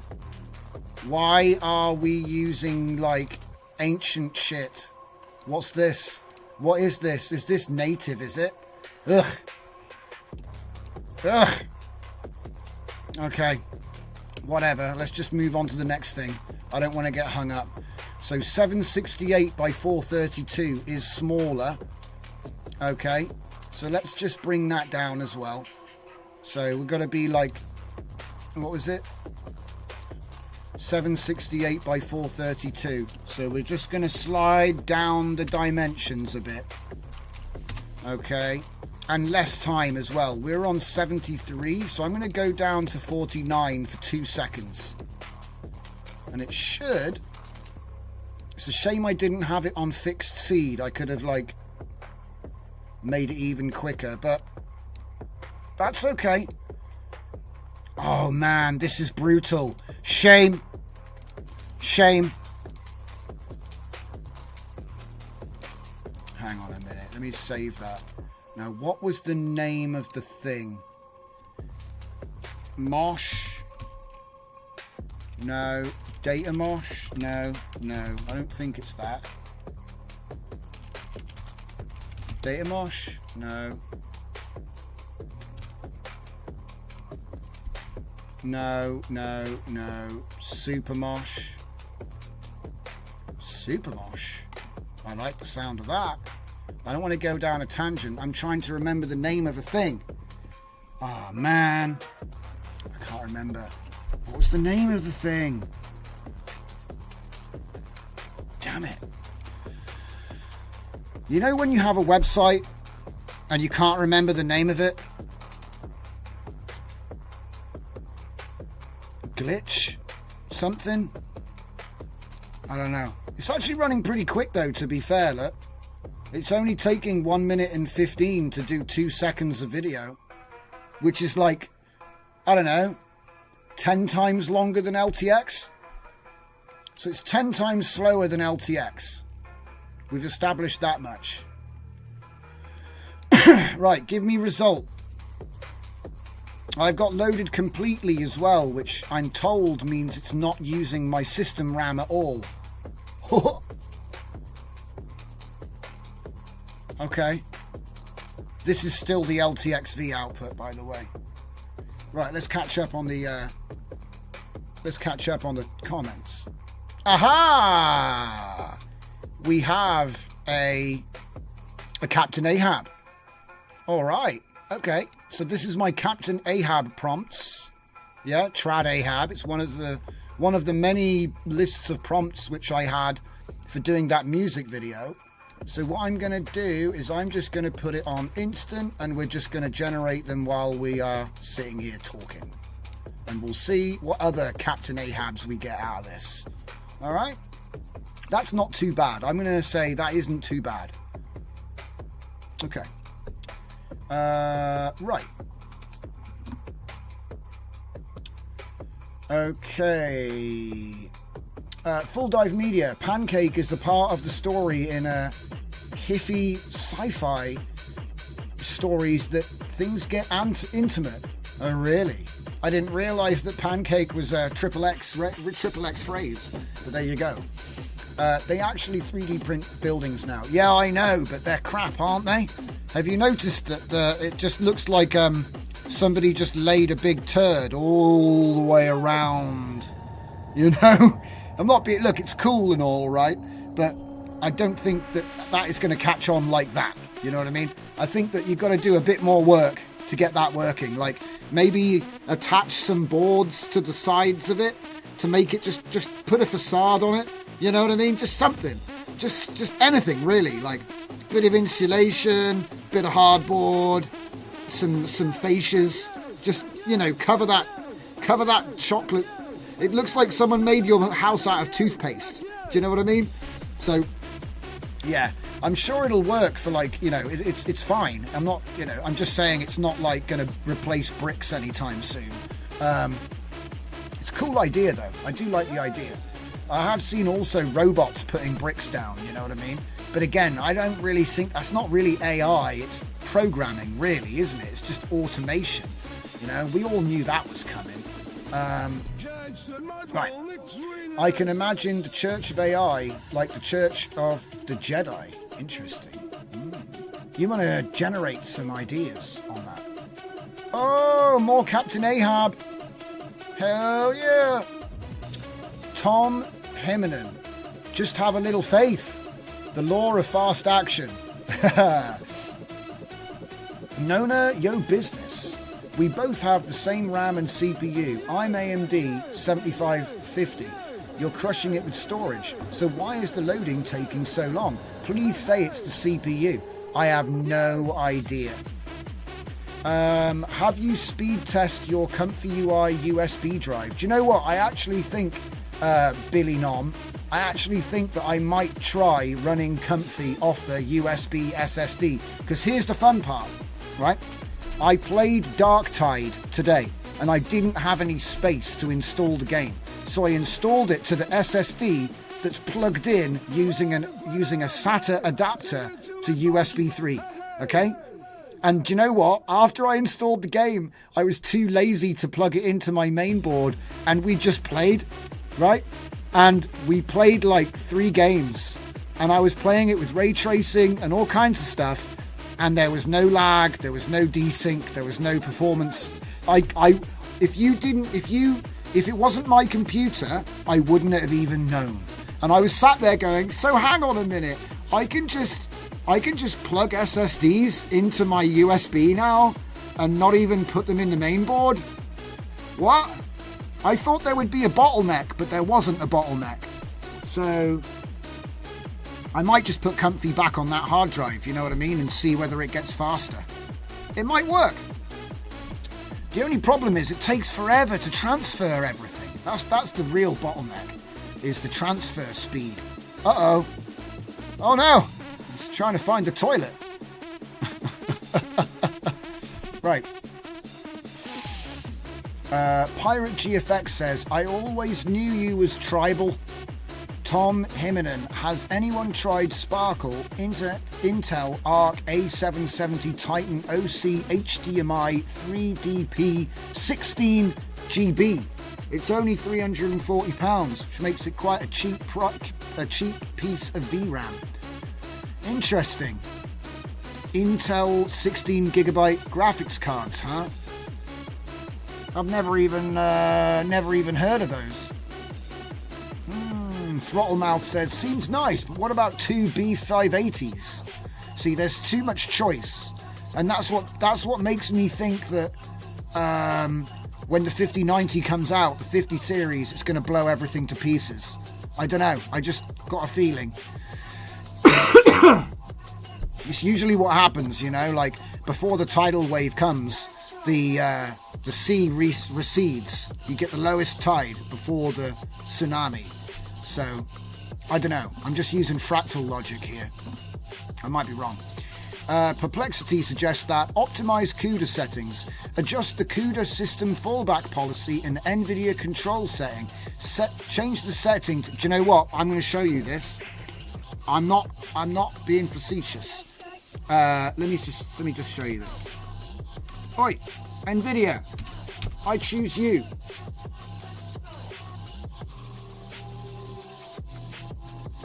Get out the Pokeball.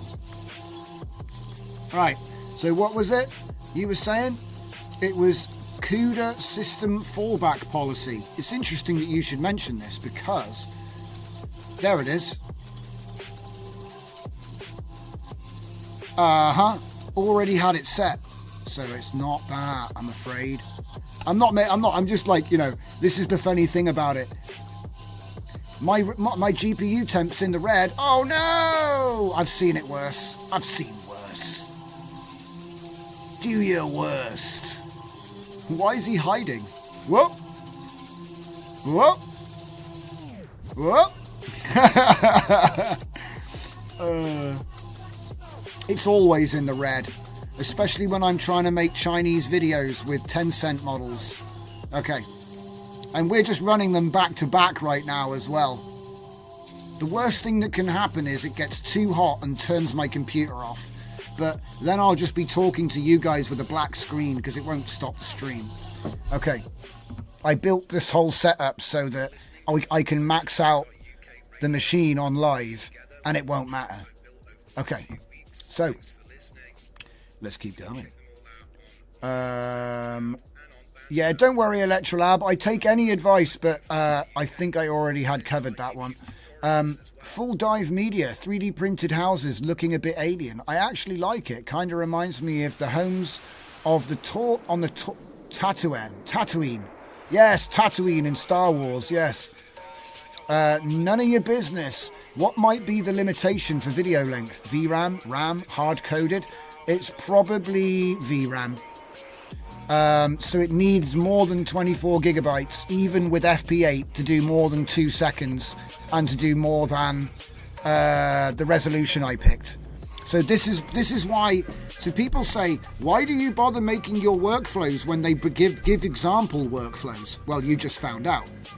The example workflow was only actually good for a computer that had more than 24 gigabytes of RAM. And to me, the average comfy user doesn't have 24 gigabytes of RAM. So the chances are this is still too big. But at least I've given you an idea. I can show, yes, this definitely works. You know what I'm saying?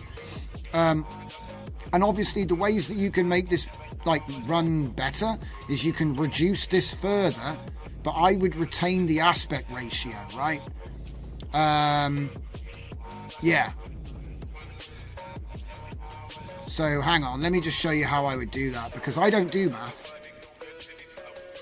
LLMs do math. Okay, so I'm just going to literally say 848 by 480, comma, 768 by 432, comma, question mark. These are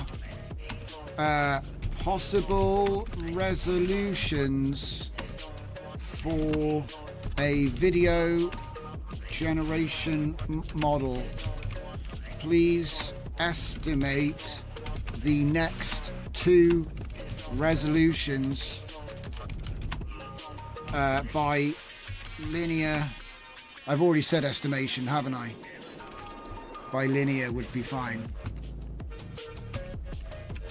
By linear.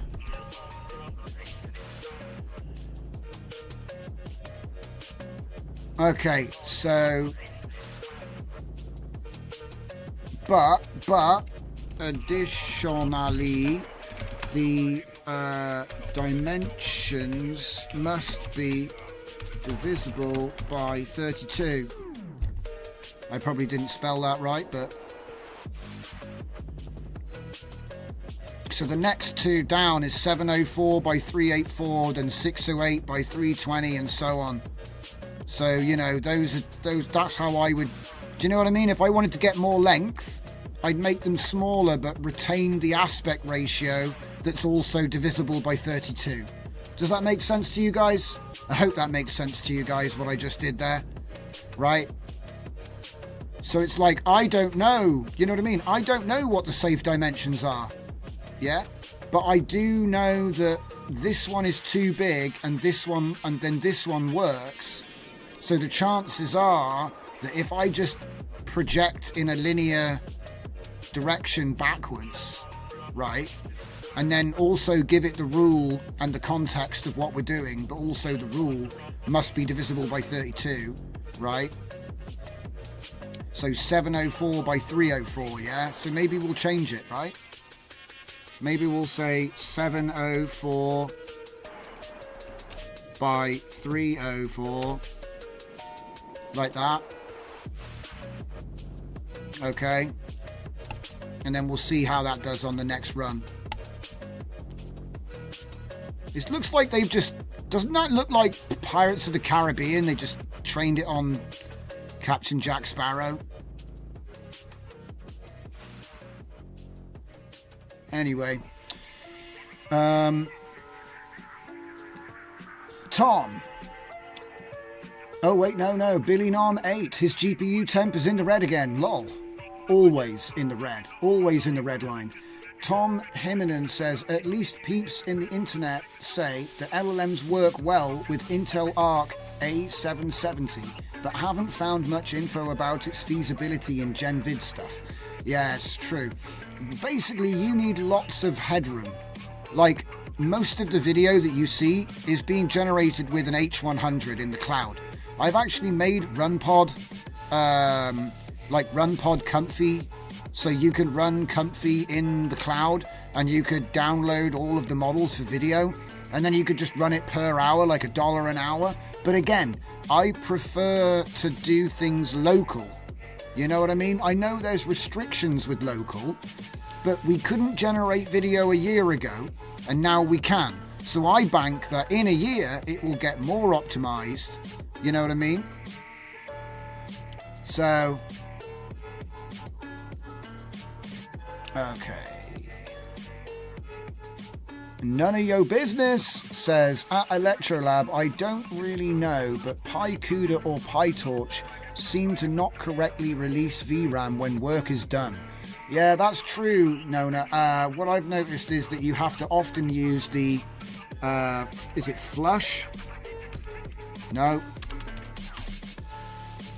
Purge. I use this one, but there's a whole bunch of different ones.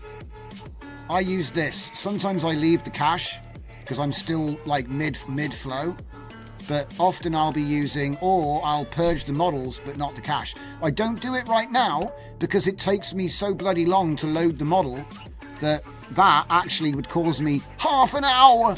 If I used that anywhere in here, it would cause me to wait half an hour. But I used to use those, and also obviously you've got the forcing the VAE or the clip to CPU. I find that forcing the clip to CPU is most effective at the moment because the clip is so big. Haha. Okay, I need to get to your comment. That was funny though. I just read it. Nana just replied, purge. I use reboot. Have you tried turning it off and on again? So let's see.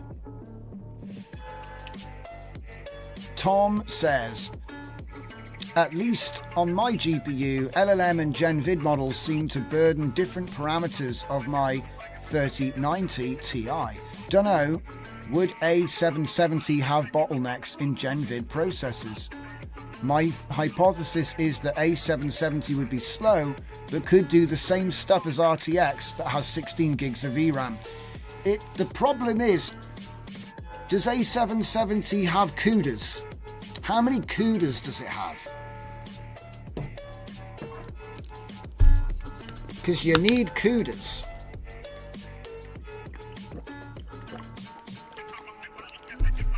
Because, you know, if you look at a video generation, a video, like a GPU,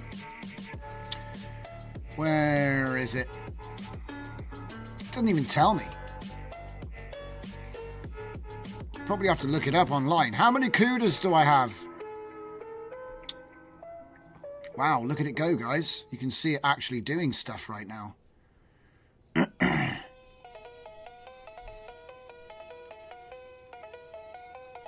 65%? 97%?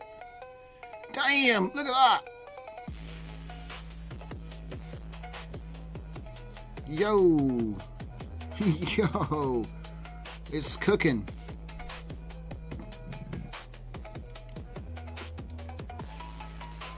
All right.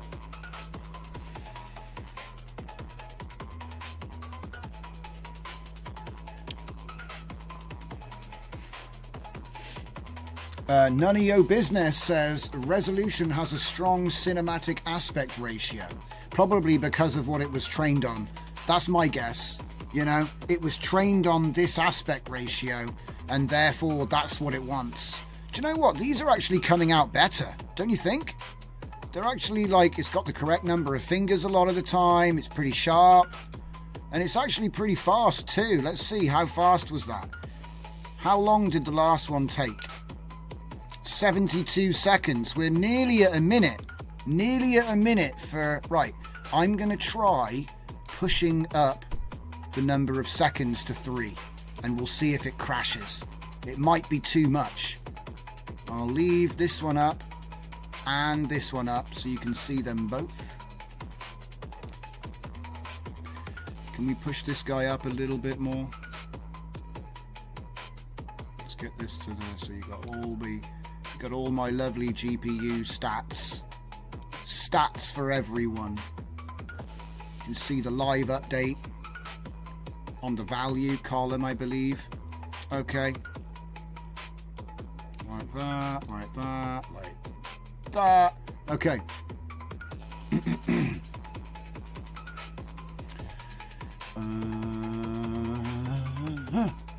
What's that? Electrolab at Nona. I did see some talk about that too. Bit mysterious this is. Throttlemouth, garbage collection node. I haven't got it and I need to get it. I think I never installed it. Nona, or none of your business, a video generator that simply dumped each frame into a folder and let DaVinci Resolve or something place it all together. Yes, that would be really good. I would enjoy that, because to be honest, Comfy can't handle more than a couple of seconds of putting frames together. This is what I've noticed. Big time, yeah? Like, if you have a bunch of images and you want to put them together, it really starts to choke. And it just can't handle the heavy lifting, man. Whereas if you were to, because I've had workflows where instead of trying to make a video, I just dump all of the frames to a folder, and then I load that folder straight into Adobe Premiere, and boom, I've got my video. Do you know, that's how it always used to be done. And I just feel like, why not just do that? Sometimes you can't do everything with one tool, and that's fine. You know what I mean? I wouldn't be bothered by it. And as a matter of fact, you probably could. I mean, if I take this video combine here, you could probably just literally put to save image. And it is going to do that. It will give you a sequence of images. Oh, yeah, see? It's too much. Okay, let's try something else. Let me go down to, what was the last one? 608 by 320. Let's try that. Let's see if we can get it to give us 3 seconds. By just reducing the dimensions. 608 by 320. Is that actually good? Yeah, it's a safe. Okay. Let's just put it on Q and Q.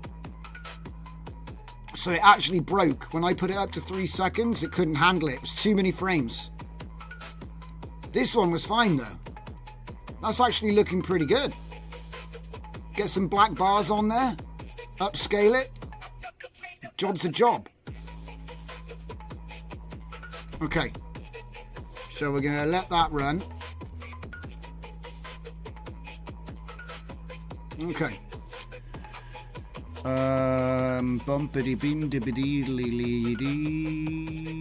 Point of Google says, oh wait, I skipped someone. Tom says, gotta check the CUDAs. Good point. Point of Google says, you also need to think about tensor cores. Very true. None of your business. What is a CUDA? Is it not a shader? Isn't CUDA the core that's optimized for matrices dot product math? Throttlemouth 4096 CUDA A770. Interesting. Tom Himinen, thanks. Got into a rabbit hole on Reddit where people compared their experiences on A770 and ML. No, still doesn't work. Couldn't load into a workflow because load video from Path led to an hour-long 4K video. Oh my god. Oh my god. That's too much. Probably melted your entire PC. That's what happened to me once. I tried to do too many frames and my computer went... It just locked up and stopped working. I was like, Electrolab, maybe there's a way to handle large video in Comfy. Might be a limitation of FFmpeg somehow. Would be interesting to research this. Well, here's the thing. I don't think it's FFmpeg because I used to use FFmpeg. In fact, let's just do a little thing. Let's just do a little thing. So where is it? Where is it? Because way back before AI, I used to do upscales. Okay? Now this is to Fonk, all right? obviously. So it might even fit, I don't know. That would be the Demon Slayer, and this would be upscaled using real ESR GAN from, I think, 320. So this was done with FFmpeg. So I went FFmpeg, take the clips, take the video, dump all the frames into a folder, then real ESR GAN. This is all on command line. Upscale it, right? And then put them back together again into video. And you can tell it's AI. You can tell it's AI, but it's not bad. Okay.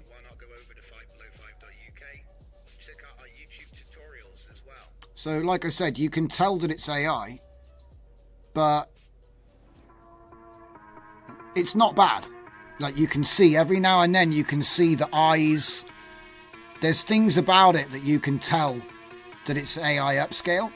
But considering it came from, I think, like something by 320, it was a really small video. You know what I mean? Like really small, like a tiny little thumbnail, basically. Smaller than 720p, put it that way. Like, what is that, 480p? Yeah, I think it was like 480p. And like I said, all this is FFmpeg dumping the video to frames, then batch processing with upscale for real ESR GAN, and then putting it all back together again with FFmpeg. And that can do, you know, I think I did like videos up to like 5 or 6 minutes. I don't think I ever did anything longer than that. I'm just trying to see if there's anything else. 2 minutes, 2 minutes, 1 minute, 1 minute. Wait, what? Oh my god, is this like a tutorial?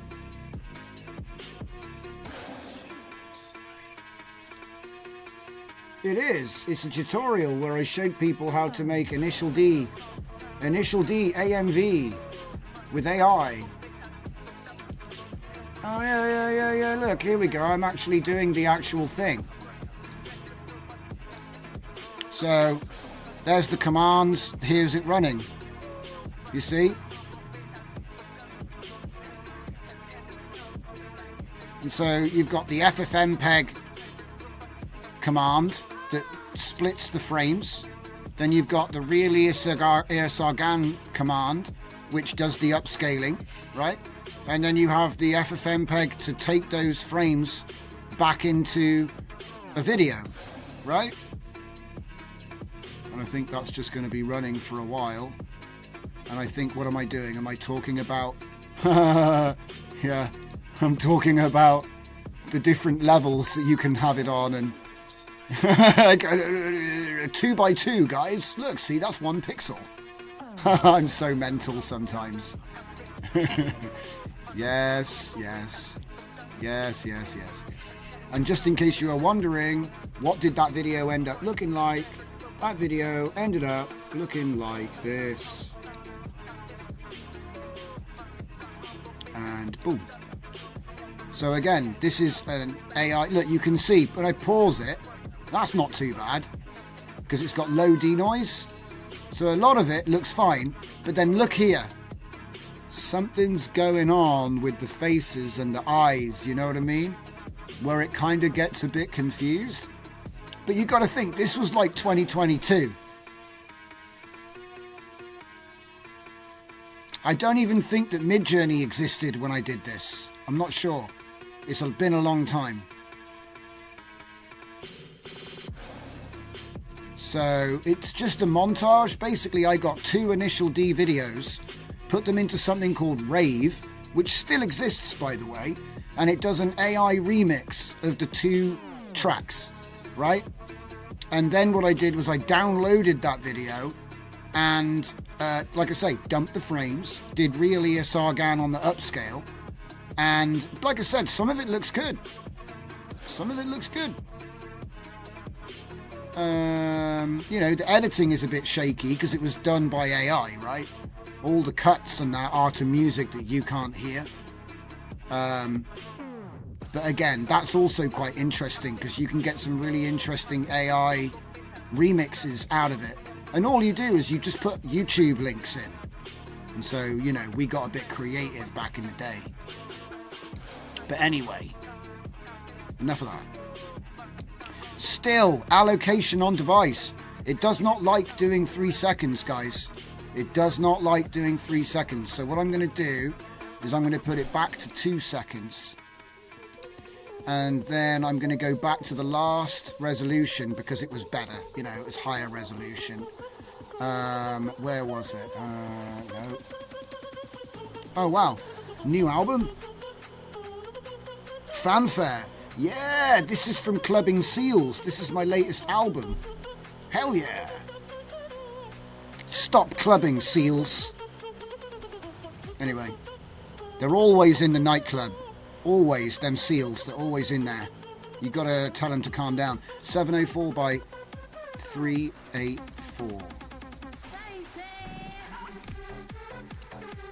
Didn't even work. Got to do it again. There. So we'll go like this, and then this will be the save. So let's see. Hang on a minute. Yeah. This is fine. Let's go for 20.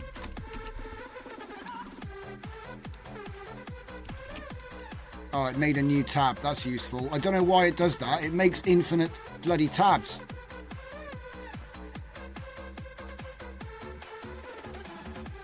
That's Zoda. That's Hoda. Say no. Right. And then this one is... What's this? Is this the original? I think it is. Is this the original? Oh, this is my original. Okay, so the next thing is I need to know, does the string painting work still? Because, you know, whenever they bring something out, you never know if they're being completely honest with how they've implemented it. So let's find out. Also, I would say, look at all this extra stuff that we get with Kijai's wrapper. It's a bit strange, isn't it? Because then when we look at this, it's like bare bones, man. It feels like they used Align Your Steps for this one as well, which is really strange because normally they go with the comfy scheduler, the comfy sampler. Anyway, professional confusion ensues. So what we want to do is we want to go from here to here, and then we want to go from here to here, and then that completes that. So let's just move these guys a little bit that way, and then move that over to there, make that a bit smaller, and put that to there, and then bring that up, bring it up more. And you might be wondering, what the hell am I doing? Well, I'm adding in something for consistent video variation, which we figured out using my string painter node. Now, it might be that I have to reduce the range on the randomization of the string, but it'll all make sense in a minute. So what I'm going to do is in fact, we don't want the noise seed there. That's a stupid place to have the noise seed. The noise seed should be like up here somewhere, you know. It doesn't need to be on the sampler, otherwise what's the point of having it separate? Anyway, we're going to fix the seed, and we're going to fix the seed for the prompt, right? So that means it's going to pick the same prompt, the same seed, but I'm going to leave the increment on, okay? So let's do a generation. It's probably going to be a different video because, you know, we've only just fixed the seed, right? It's not bad. He's putting his shoe on, so it's good. So what I want to do is I want to basically do two videos back to back and see how similar they are. Because obviously if you had the same seed and the same prompt, you should get the same image twice. But what happens is we're injecting this let's just get a preview up so you can actually see what it actually says. And you'll see. It's going to put a hex code in the end, right? And a hex code doesn't spell anything, or we hope it doesn't spell anything. But what it will do is it will introduce variation that should keep it the same, but give it an opportunity to be a variation of the video, right? My God, man, look at all those errors from where it kept running out of memory. Disgusting. All right. So,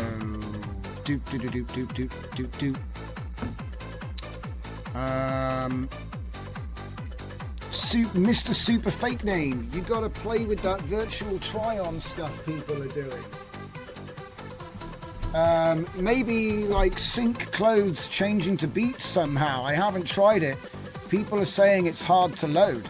Well, here's some fun facts for you guys. It's 2024, and one of the contracts I got paid to complete was last year in 2023. And I solved virtual try-on and gave the code away. And that was using Stable Diffusion 2.1 and eventually Stable Diffusion XL, right? So the reality is you can already do virtual try-on. It's just that they're now doing it with Flux, yeah? And if I'm being completely honest, I don't bother for two reasons. One, I already made enough money off of that solution in the first place, right? I already made enough money from it. So it's kind of like, I've kind of like been there, done that, got the t-shirt. Like I know how I would do it, but it's almost like, here's the problem. It doesn't look like the product. So like, say you want to do virtual try on, right? Obviously you're doing that to virtually try on some clothes, right? Well, here's the problem. This is a terrible... I'm going to change the prompt because I can't... I think it is doing what I want to do. What the hell's going on? I need to change the prompt here. Let's try a different seed real quick. It worked. It's giving us variations, but it's the crap video to try and compare. What the hell's going on? Okay, so, right, getting back to the story, okay? It goes like this. I've done virtual try-on. I know how to solve it. I've sold the solution. And it made a lot of money. But here's the thing. The client didn't implement it. Yeah? So I spent months working on a thing for Adidas. I'm allowed to say that now, right? And the thing is that, this is so funny, the Adidas logo didn't look right, yeah? Because back then it couldn't spell. So it was like Adidas or Ad, yeah? So the clothes look great, but the logo was bad, okay? And the problem that you run into with virtual try-on is that it has to look exactly like the product. Otherwise, the customer gets a refund. You can't sell, right? Think about it. The liability. So say you bought something, right? And you bought it based on a virtual try-on, okay? And then the customer's not happy with it and returns it. Now, if you've ever worked in retail, you know that there is a large percentage of returns in clothing. So if you work in selling clothes, a large proportion of them get returned, okay? Virtual try-on's got nothing to do with it. But guess what's getting the blame?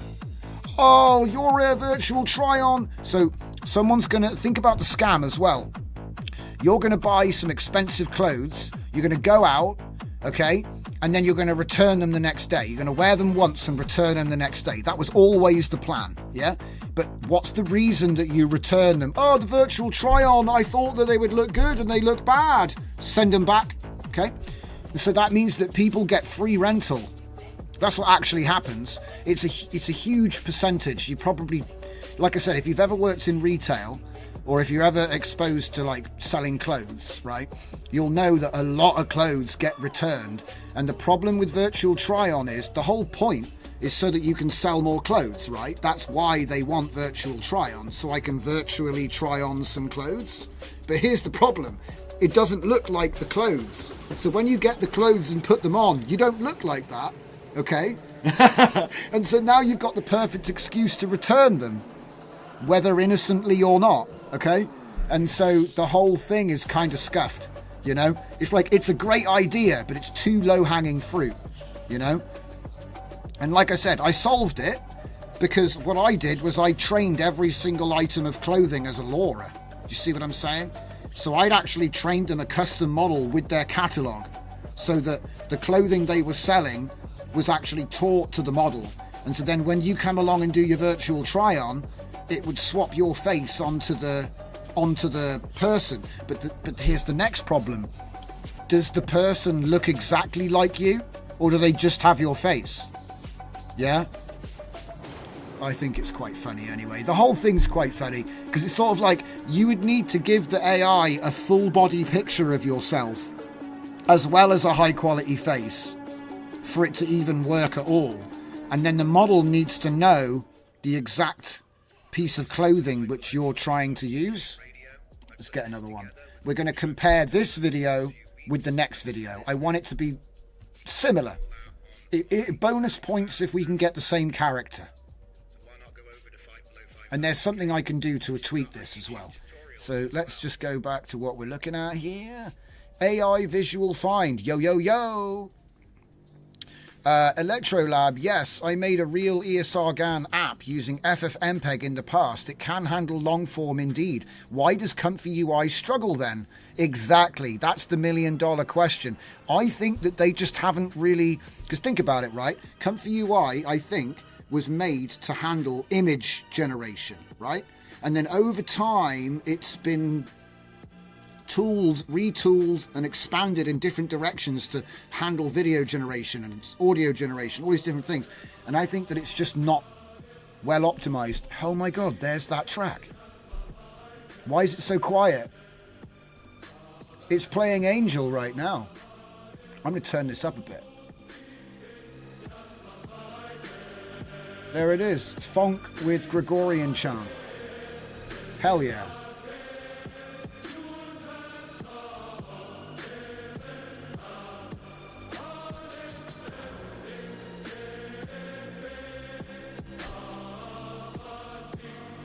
Ooh, it worked.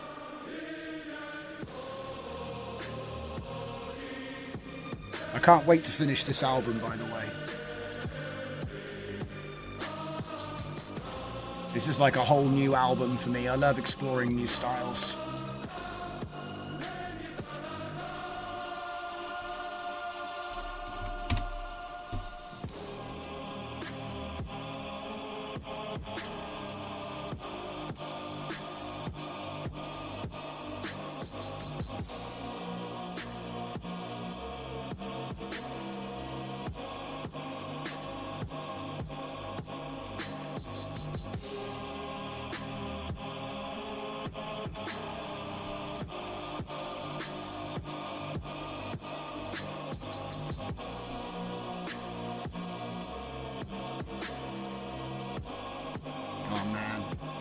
What a sound.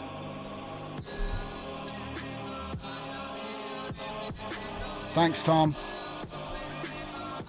I almost don't want to talk over it. I'm still in the zone with this one. Do you know what I mean? I'm trying to like figure out how I'm going to get the rest of the album done. And it's like some of the tracks have more funk, some of them have more chant.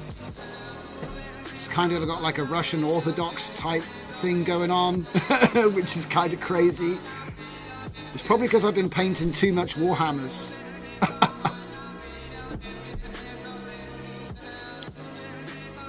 But you can never paint too many Warhammers. What am I talking about? That's heresy. Right. It could be a bit louder. That's my only complaint, is that it seems like the levels have messed up. Because all of the rest had the same levels. And this one is quiet. Oh.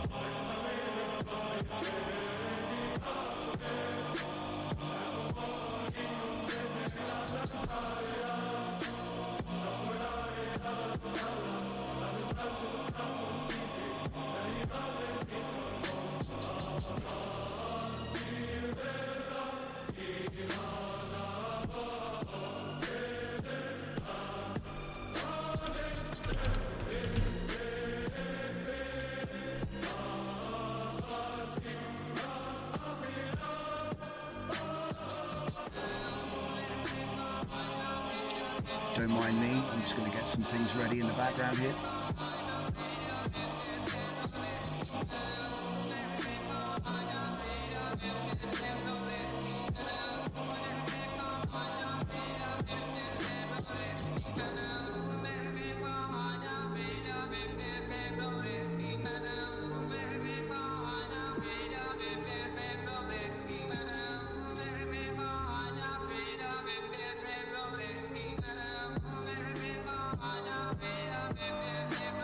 Oh, sick.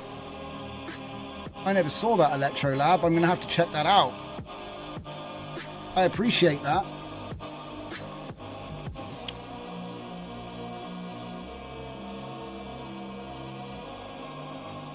Oh, dude. What a track. Better turn it down a bit. Alright, now we're back to normal. Man, I can't wait to finish that album. Holy shit, isn't it? Right, so what do we got? Point of Bugle. Maybe because it's in a browser. Same issue with other Gradio video apps. Interesting. AI Visual Find is lolling. Tom Himmenan, rave is cool. It damn straight, dude. A lot of my early music was just that. You know, just rave, just unusual combinations. And I think that's partly why I love these music generators so much, because then we can just literally pick the genres we want. We don't have to go out and find somebody else's thing to experiment with. We can just do it ourselves, which is something I'm really into. Electro Lab, high RAM usage. Comfy UI requires a significant amount of RAM to load video frames, often consuming memory in a manner that can exceed system limits. Yes, in fact, something which I often do is I save the what's it called? I save the like, say I've got a sequence, I'll save it to actual images, and then I'll do the next stage of the process by loading those images and saving new images. So you like break it down into a process of batch sequence work. So you're like breaking it down into smaller pieces, because otherwise you try to do it all at once and it kind of messes up.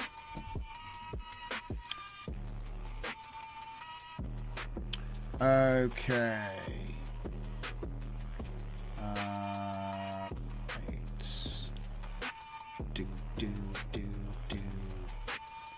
Consuming memory. Ryan on the Inside posted a new video about audio reactive LoRa style application. I'm definitely going to have to check that out. There'll probably be some new workflows messing with that, and then obviously that'll become part of the Roder Pack. See, everything that man does, like literally the Roder Pack is pretty much just my application of his nodes. That's all it is. Ryan on the Inside does... He's doing God's work, mate. I don't know which God, but he's definitely doing one of the cool God's work. Nona, yo business. Are you thinking of trying out the recommended FP16 in this current workflow? It's actually a BF16, and I know that's like splitting hairs at this point, but no, because it took half an hour to load, and because the last workflow that I recommended used this work, like I was like in the last thing, I was like, take this model, you know what I mean? So it seems a little bit unfair to make people download another 24 gigabyte model when, to be honest, this is working fine. I doubt that other people are going to have the same problem with the loading time that I had. I think that's just something that I've got to deal with or figure out. But at the moment, it's fine. So, like I said, because they tell you, where is it? Here. If you're running out of memory, use FP8, right? And the thing is that if I try to make more than this dimension, or if I try to make more time, it crashes. You see what I'm saying? And we are getting video variation here. I just don't know how strong the variation is. It doesn't seem very strong to me. Let's try a different one, because I'm just creating loads of the same thing. Let's go for the Storm. So yeah, I've got all these video playlists, all these video prompt lists just ready to cook, you know what I mean? Right, now where was I? Let me just get this over here so I can sort this out. So let's see, was that today? That was today. 21. How many of them are there? Oh, there's loads of them. Oh, there's loads of them, mate. Huh. Holy shit. There's 59. Alright, let's do it.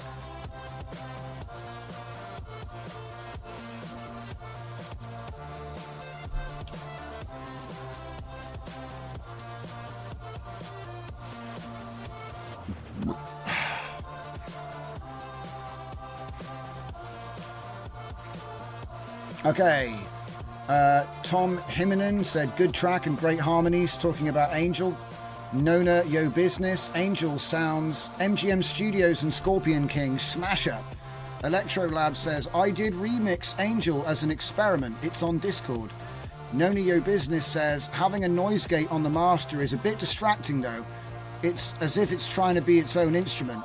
Tom says, we need more ducking to that track. Electrolab says pasted link to the remix on the general channel, or if you save all video images beforehand. And then Mr. Super Fake Name, yeah dude, on that loading time I have a 4090 24GB 32 system RAM i9 9900K and it took 3 minutes until the K sampler started. See what I mean? Why am I cursed with half an hour? What is going on? See, I'm going to start going insane again. See, the thing is, I'm okay with filling half an hour of time talking to you guys, but man, oh man, I feel like I'm cursed. It's like purgatory or something out here. Like, what the hell did I do to deserve this? See, I've got to remember that the only reason the model loaded is because you guys all believed that it would, and then suddenly it worked, just like that. See, I just need to be like Uri Geller. I just need to believe. I need to believe. See, that's my problem. I'm like, Neo when they pulled him out of the Matrix. I don't believe yet. That's my problem. Mr. Super Fake Name with the default BF16 and the Llama FP8 clip. Yep. See, if anything, this should be faster. This should be faster because it's a smaller file. This already is quantized to FP8, whereas it's like 12 gigabytes. Yeah? The one that you had was 24. Oh my god. I mean, look, as far as I know, no one's ever told me, I could be wrong, okay? But my impression was that if you put an FP8 in here and select FP8, it doesn't FP8 the FP8. You know what I mean? I would imagine that would break everything because I think it just selects that's the mode that this model is. You know what I mean? So it's not like doing it for you. I mean, it might be doing it if you loaded the BF16 and selected that. It's kind of hard to say though.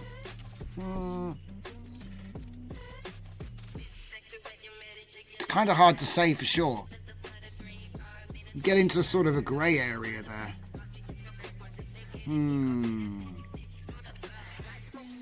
Create a virtual space with a new Windows install and see if it's something wrong with Windows. Hey, do you know what? I'm actually starting to wonder if it is, because the amount of weird stuff I've had to do because of AI research.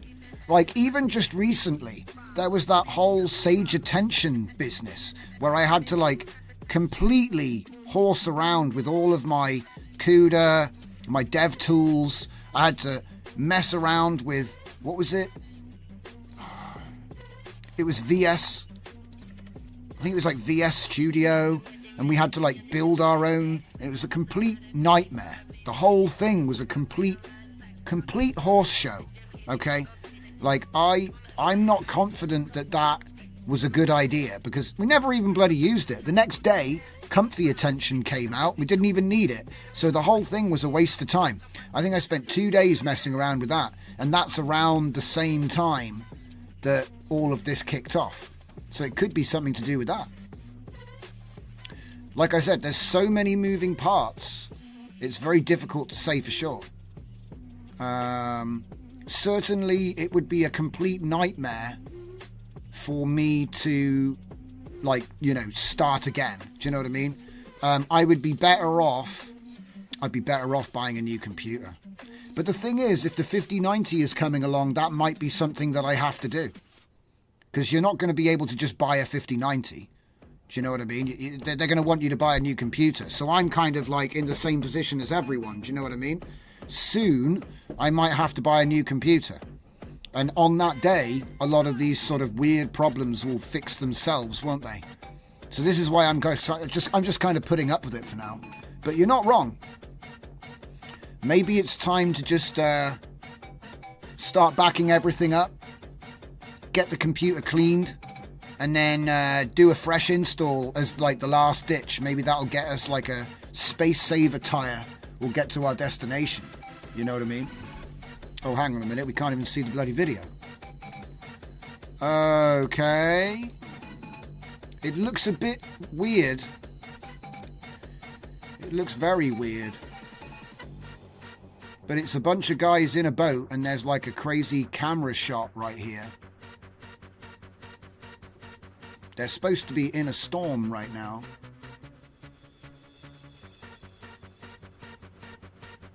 Yeah, I used to use those Windows recovery checkpoints, but now I just manually back up everything. Manually, do you know what I mean? If I'm going to do anything crazy, I just back up everything manually. I don't believe in anything that Windows has to offer anymore. No. Like I said, I get paid to fix Windows. So it's sort of like for the last 10 years, that's all I've been doing. So it's like, I know how unreliable Windows is. I don't ever rely on any kind of, it's a good advice if your computer was working. But as I think I'll refer to my earlier statement that computers don't lie unless they're broken, and then it's like pathological. Do you know what I mean? So, and I think there's evidence that my computer's gone a bit ropey. You know, hey, it might be that it's just becoming sentient from all of the stuff I've thrown at it over the years. You know what I mean?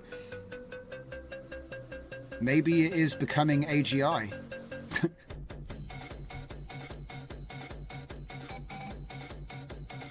Cool, what's going on here? Lagging out. But then I am doing this at the same time. 28 jobs remain, jeez. How many videos? Wait a minute. Huh? What's going on? Oh wait, no. I didn't want to do that.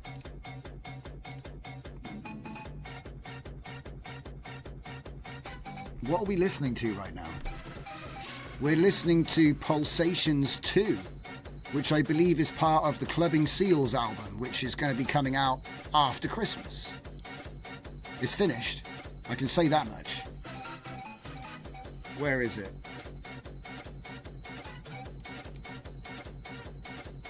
Clubbing Seals, Pulsations. There's the track. You've all heard Make Your Bed in the Morning, eh? You've all heard that one.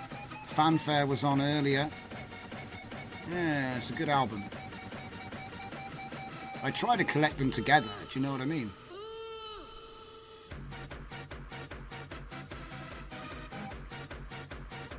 It's got a great little stomping rhythm to it. I like it.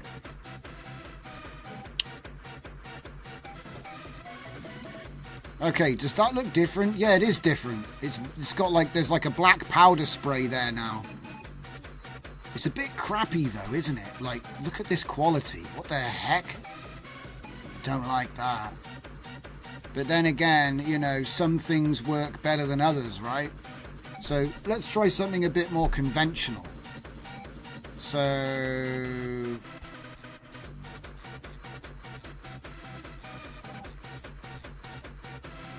I mean, we've actually got some Hunyan prompts here somewhere. H for Hunyan. That's weird. I could have sworn they were in there. Did I put a capital H in because I'm smart? for some reason something possessed me to use a capital H, maybe? Don't think that makes any difference, mate. Nope. So maybe I never even... I could have sworn we did that, though. Well, whatever. I'll just use the dialogue close-ups from LTX.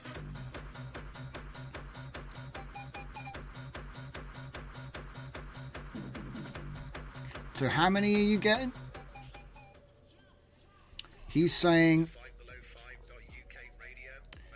Pirate GFX, Nanook rubs it. Great googly moogly.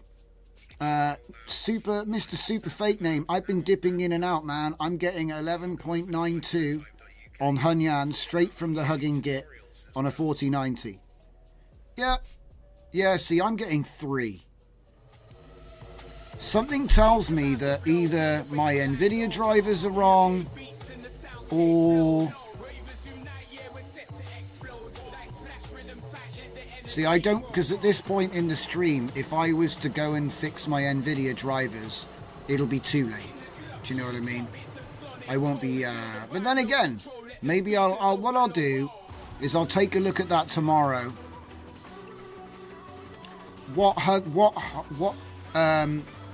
As far as I'm aware, you can't really do Hun Yuan LoRa's. Like, if I go load LoRa,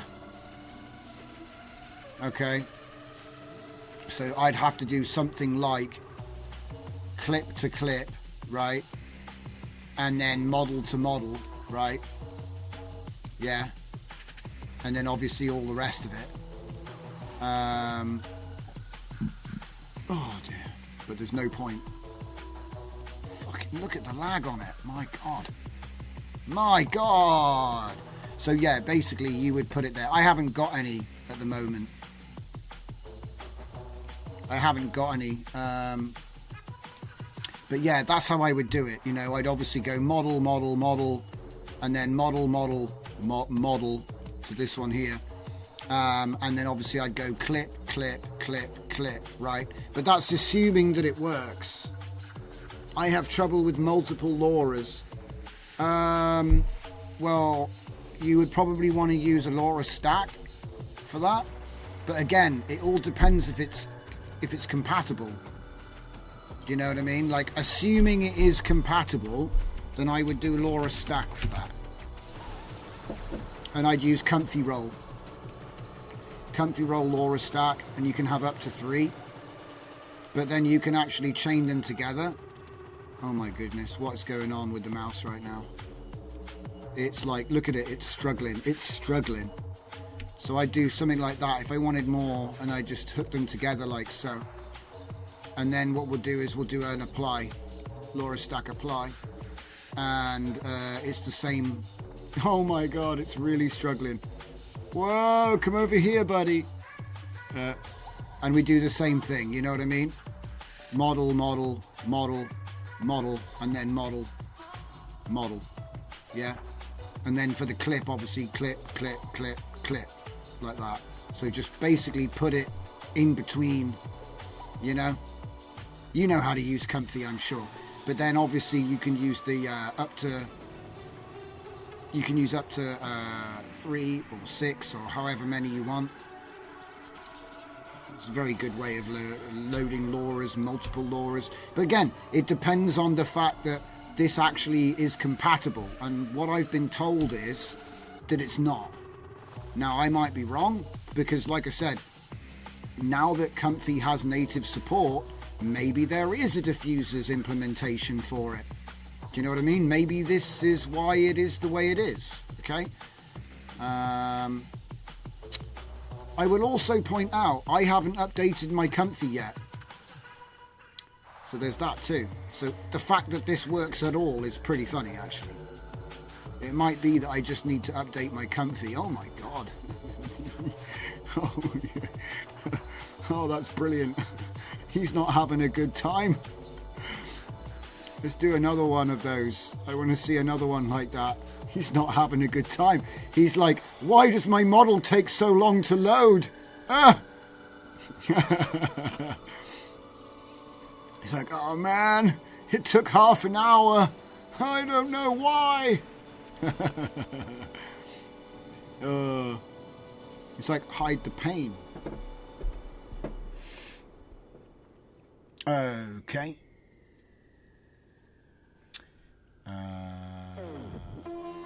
Point of Eagle says, I'm talking about Hun Yuan. And he says he's only got a few that worked in combination. Most became VHS quality and visible lines. Yeah, it might be that you just can't use them in combination because it doesn't know what the hell you're trying to do. Because I would imagine that the Lauras might fight. And this is why the stack is good, because you can set one of them to be weak and one of them to be strong, and it's quite a nice way of doing it, but obviously it's up to you how you load your Lauras. You know what I mean? There's many ways to load Lauras. There's also the new Laura hooks method, which is in my latest workflow pack, which I still need to do more work on. See, everything got kind of smashed in the face. Low jack flux and my new just upscaling things pack. Those two just basically got shelved because it takes so bloody long to do anything. And I decided to prioritize trying to fix Comfy instead. Do you know what? That is slightly different. And it is very slightly different. I'm going to do another one. Because I think we've got video variation here. Like, consistent video variation is hard because obviously it wants to make something else. So if you're wondering why I keep making the same video over and over again, I'm actually changing the hex code at the end. Yeah? So the only change is the hex code at the end. Look at that, D5. Talk about random. It's only 1,000 difference, see? So it's like a very, you can, like I said, you can, this is a clamp for how different the randomization of the hex code is.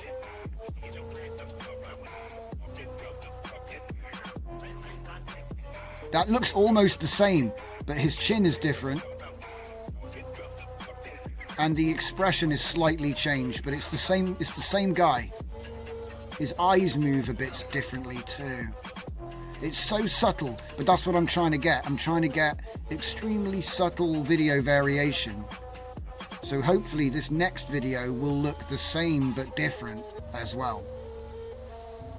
Well, that's what I hope for anyway. And then that means that that feature still works. Oh, he kind of moved his mouth a little bit. He's like trying to say something. So yeah, it does. It does work. It does work. Interesting. Let's see if we can't get one that's a bit more obvious. This is coming out quite nicely, actually. And to be fair, it's not that slow. It's only taking 40 seconds. What? No. A minute? Takes about a minute? Oh, it's still going up. No, it's about a minute for 2 seconds of video.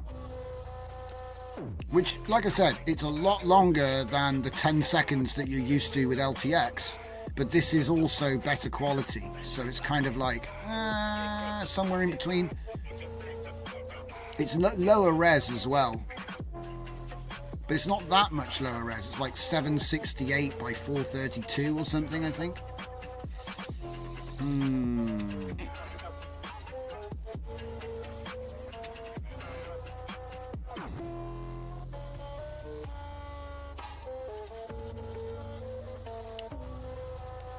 Here's that Mongolian funk.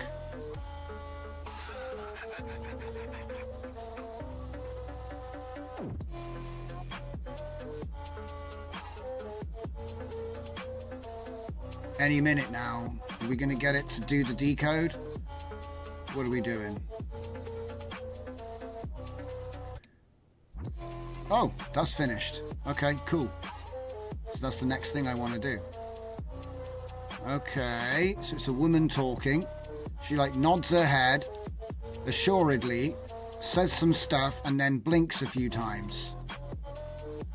Okay, so then we'll get the next one and see what it is. Let's check the hex. The hex is now 08B, because like I said, I've got a very tight window here.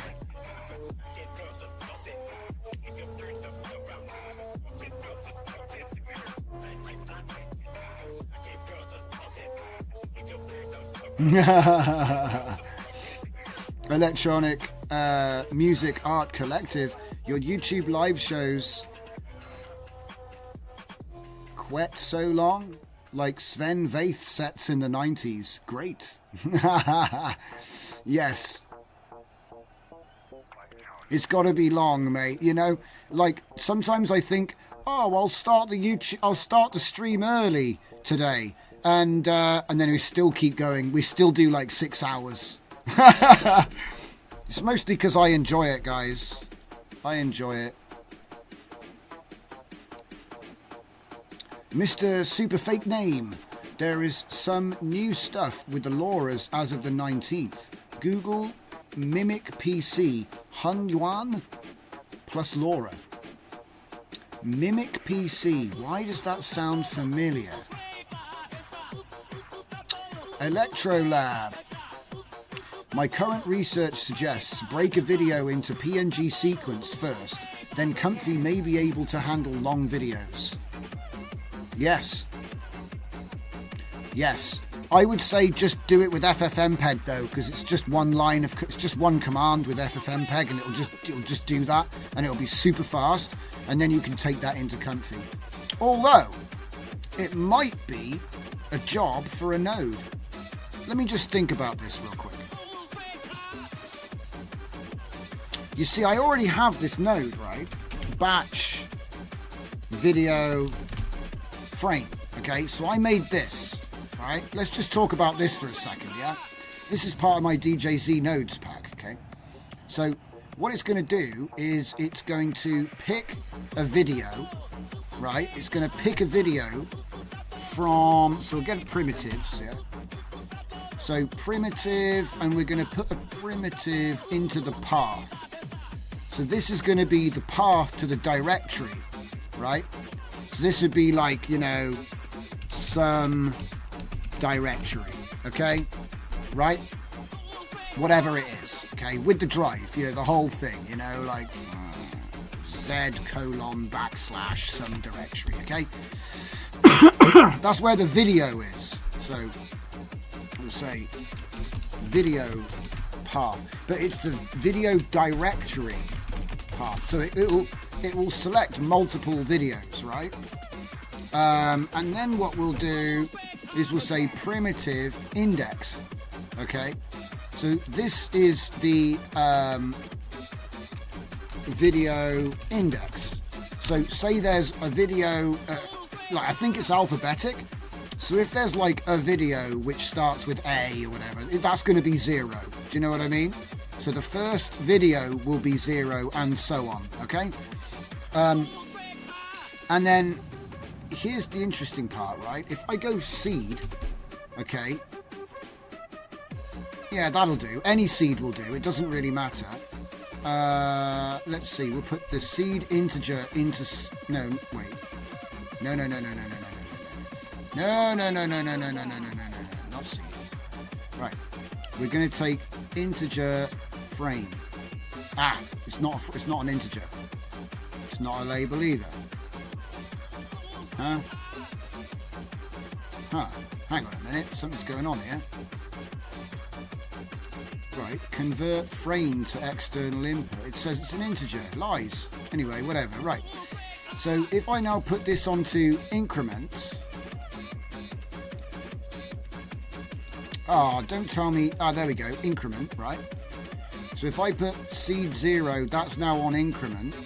This should be fixed. Okay. What we've effectively just done, if I go frame, save video, we've effectively just made an FFmpeg video dump frames. There is a node called video dump frames. Let's try it. I've got that pack. Video dump frames. Let's see, how does that work versus mine? It's probably the same. Output path, processed count. So with this one, okay. The only difference with this one is this one requires the exact video, right? My version here just needs the directory, and then you can use that to go through multiple. So if you had like 10 videos, you know, but again, it does the same thing. Do you know what I mean? It does the same thing. Yeah. This gives you a bit more control over the file number digits and the extension, I guess. That's cool. I'm not letting you do that. So, but yeah, if you were to like batch like you know, 100 or 1,000, or because it depends how many frames is it. You see what I mean? Like if you've got a 10-second video at 30 frames per second, that's 300 frames, right? So, you know, if you had like, what is it? And then and like I said, it becomes a math thing. Like, I guess at least this one is just going to do the whole thing when you click go. Whereas this one, you've got to actually work out how many you want and stuff. Yeah. I don't really know what the seed is for with this. I'm not sure why I have a seed on this node. I don't really know what that's for. Anyway. Right.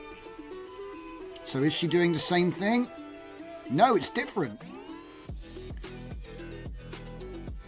She doesn't blink at the beginning of the video. Before she blinked at the beginning. Now she only blinks at the end. It's so subtle. Let's see if I can adjust. So let's say we want 100,000. So I'm going to 100x the variation. So when I click, see that? It went from 0B to 13A7 because we've got a much bigger range, okay? So then this one should give more variation. I don't know though. I'm not sure how sensitive it is. Okay, Premiere time.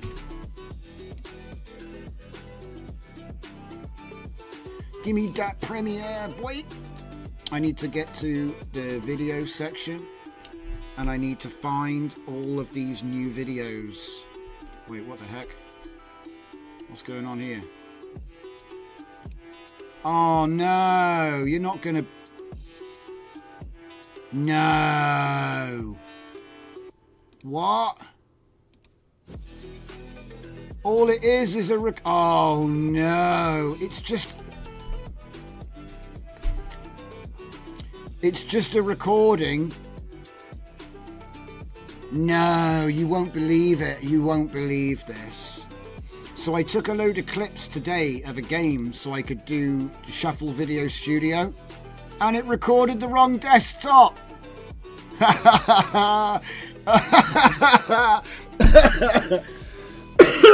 Oh god. So it's like there's like 50 clips here. Yeah, 50 clips, and it recorded the wrong desktop. So it's just recording Discord and OBS, but not the game. Oh mate, I can't believe that shit. So like it's recording the wrong bloody desktop. Oh man, how did I not notice that? That's actually hilarious. Let's see if I made the same mistake the day before. Hang on, I'm about to like, you know, go mad. Don't worry though. You know, you play a video game, you can play a video game again. It's not like you can't just do it again. You know, what I've learned this. There's no such thing as a unique clip. You'll probably do the same thing tomorrow. Let me just see if I can...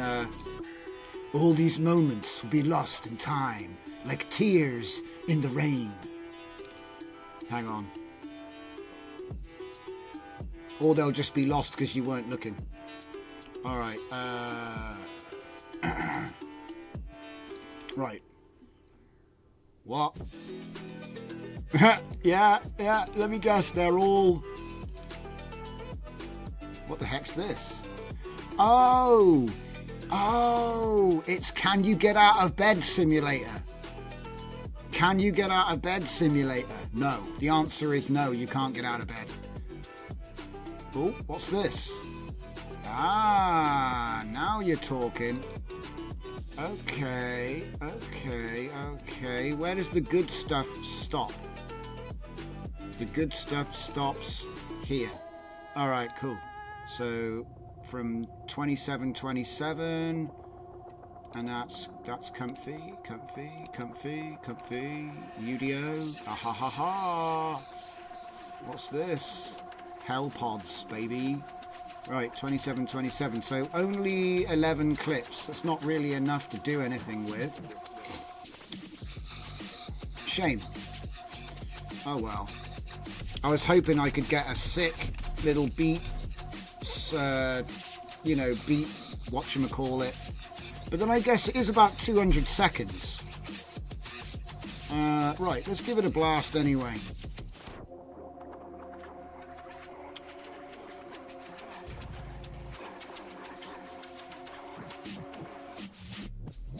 So anyway, I started blasting.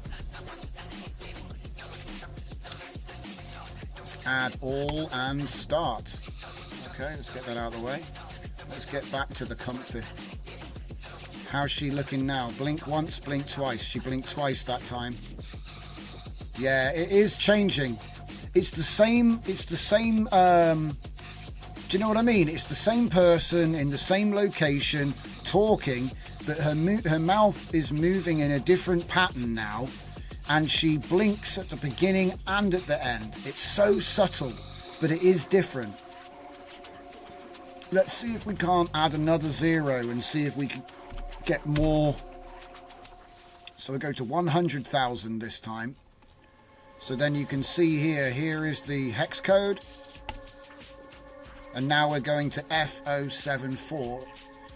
Like I said, I don't expect you guys to because I don't. That's why I have a hex calculator, right? If you said to me, oh, make a hex calculation and I want you to start at this hex and go to this hex and it be this far apart, I'd be like, ah. But that's why I made the thing. It's like, I know you can just type random stuff, but you can be more precise and you have it actually converted. Full dive media. Like when you recording an important moment, but you realise you recorded yourself with the selfie camera. Yes. Yes. Or even better, like I got these glasses, which have got a camera in. And sometimes you'll record a video, and then it will be like, there is hair in front of the camera. And you're like, what hair? What are you talking about? There's no hair. And then it didn't record the video. So it's like the whole point of them is so that you can record video, and then sometimes it just doesn't record because it thinks that you were blocking the lens. And I'm like, well, show me the video of it blocking the lens then. Don't not record it.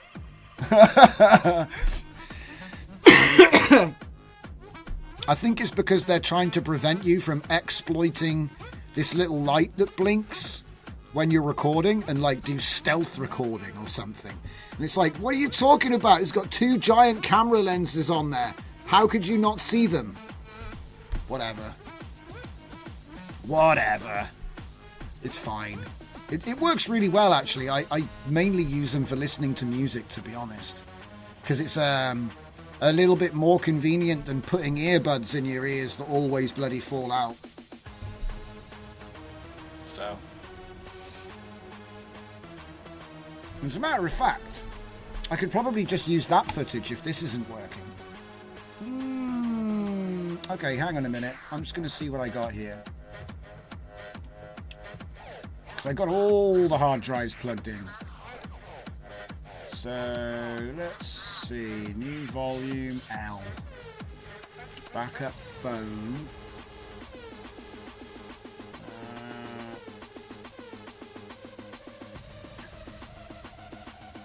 No. Where are they then? Cameras, backup phone, I guess. I mean, this doesn't seem... Nah, that's not it. What? Oh. The old GS.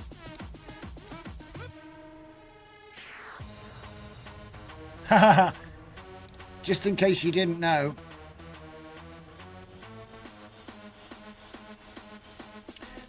We were talking about Akira earlier. Did you know that there was a Game Boy Advance Akira game? Did you know that? This is after you get busted for the bike gang fight. It's crazy. I never even knew. But yeah, there was a Game Boy... Not Game Boy. Yeah, I think it was Game... Yeah, Game Boy? I think it was Game Boy. No, because it's colour. So what was it for? Because obviously this is an emulator, right? Was it game? Could be Game Boy Advance. Nah, it's in colour. Game Gear maybe? PlayStation? Nah.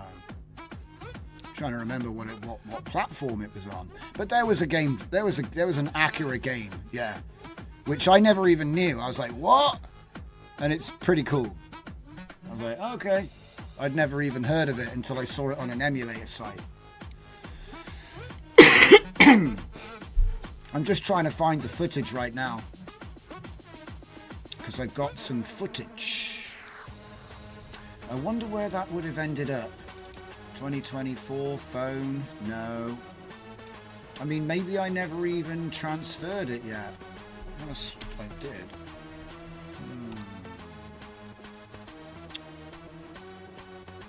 Canon, backup. Could have sworn it was in here somewhere. Fine tuning. Nah, that's just going to be the same video. See, there's just one video. So where the heck is that? What about if I search for this video, exact file name? See where else it is, because that's a copy.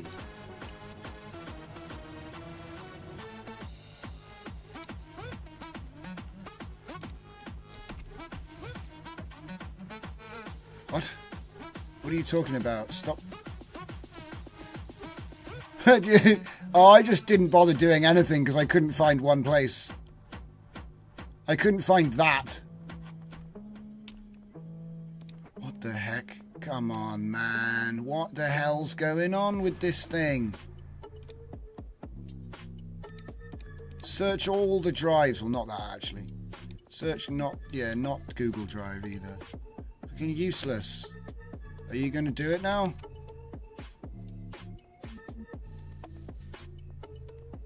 This thing used to be amazing. It would like instantly search my hard drive.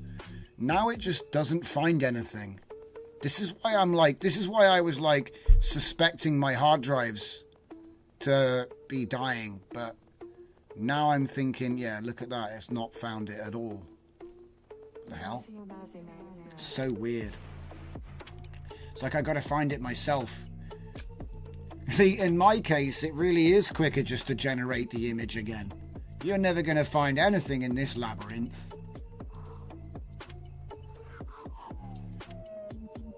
See, storage G. Yeah, what the hell?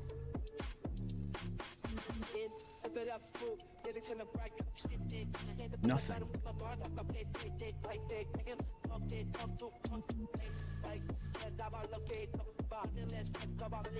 So weird. Phone backup. What?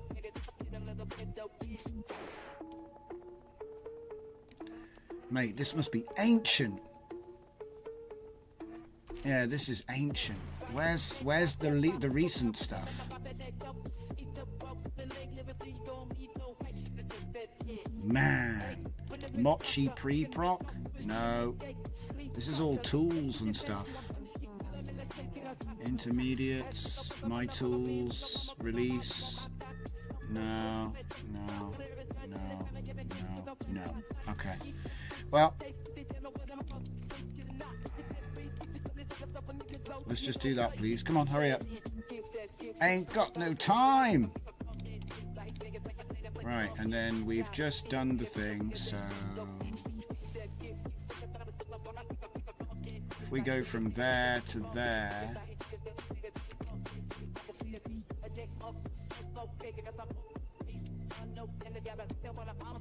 Man, what are you doing? What are you doing?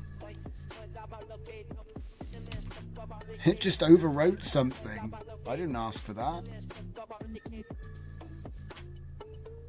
It's too short. Let me see. I'm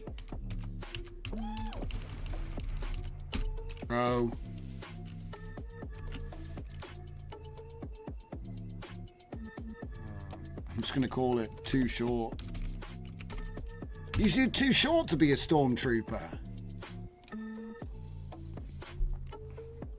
So how long is that?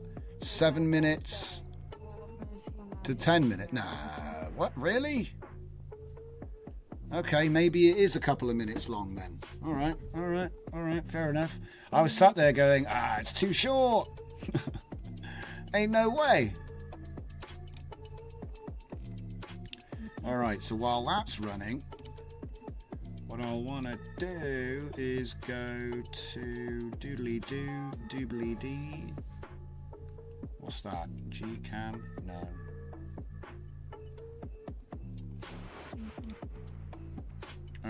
New volume L, my tools, and then shuffle video studio, and we'll want to do where is it? Run web UI, yeah. Okay, so then we'll close this, yeah, you can save it if you want. Whatever makes you feel good and smiley. What the hell? What the? Huh? No module found. Run web UI. Huh? Now I'm even more confused because I used this the other day. What are you talking about? It can't find. Give me a minute. The hell? Something is funky. Something's funky. That was useless. Using cached G radio. Exactly. So I wonder why it forgot what radio was. That's weird. And then it's installing it. Okay. So weird. I wonder why it forgot what radio was. Whoa, what the heck? Pip's dependency did not take into account... What? I didn't ask for... Look, this is something strange, right? Look at that. I don't need it for the project that I'm running right here. I don't need any of this stuff. I think that the Python on my computer is totally scuffed. Like, none of this stuff runs on my local PC. None of this stuff. This is all to do with Comfy Portable. So I shouldn't even be seeing this right here. It's not in none of those things are in the requirements file. Here. See, that's all the requirements for what I'm running at the moment. So LTX video, why the hell is that even there? I've never run LTX video on my local PC. Only ever... I think that maybe there's a problem with Portable Comfy where it's actually trying to use my system Python for some reason. It might be time to build a new Comfy that actually uses a clean V&V and like virtual environment, and then because it seems like Comfy has touched my system Python, because this is complete garbage. That is. That's so weird. Yeah, and look, it's still saying I don't know what Gradio is. That is weird, because it just said I've installed Gradio. What? So it activates the virtual environment. Okay, let me just... the plot thickens. So this worked yesterday, and I haven't changed it.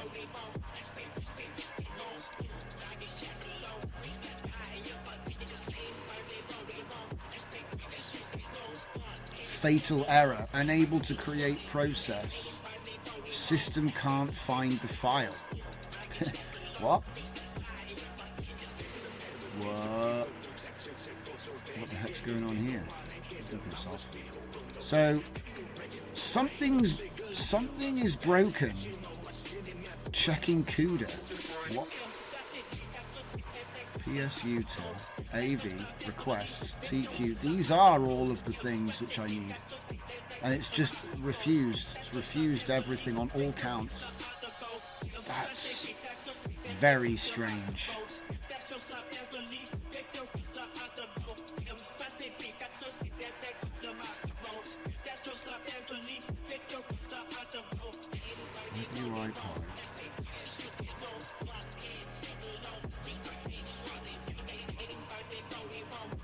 I think that maybe I need to rewrite the whole project just on the side, because I think that I decided to do a rewrite method which is renaming all the files when actually they should just not be hyphenated. I thought I'd give it a go. That is weird though. I suppose there's one thing I could try. Delete the pi cache. Delete the VNV.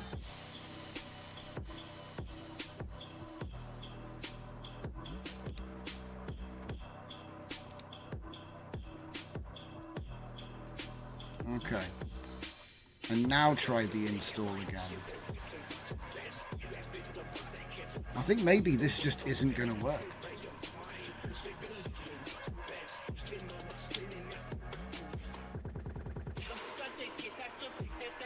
Lol, no. Wow, says Full Dive Media. Electric Music Art Collective. Just rock the doodle poodle.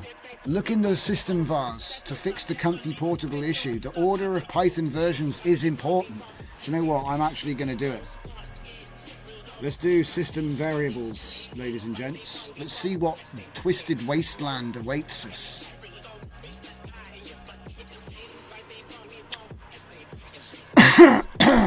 Well, normally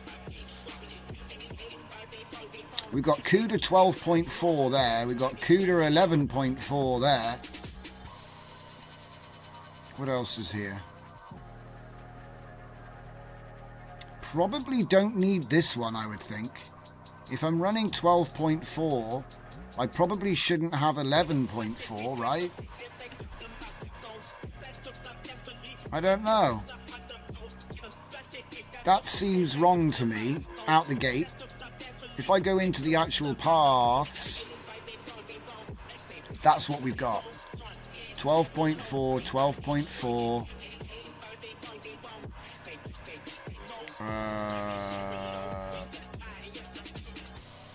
Oh, well, hang on a minute. We're not even, that's not even where it is. That's not even where it is. That's not even the correct address at all. Hang on.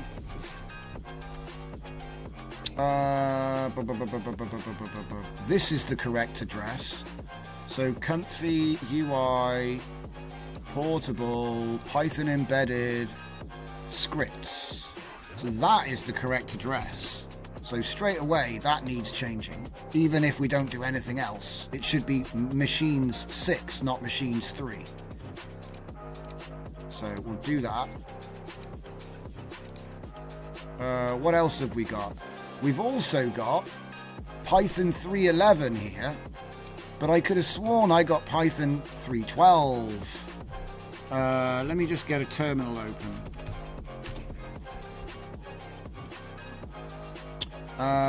What's the fucking Python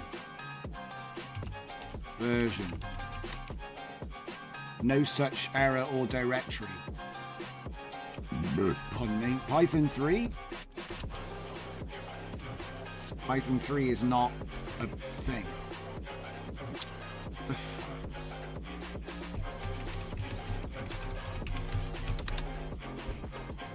Oh, Python-V is what I meant to do. Python-V. Oh my god. What?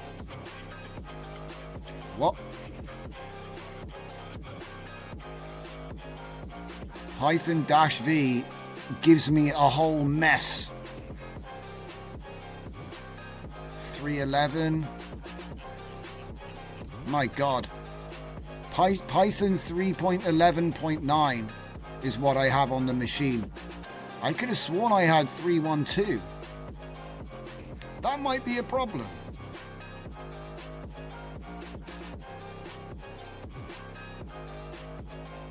That might be a problem.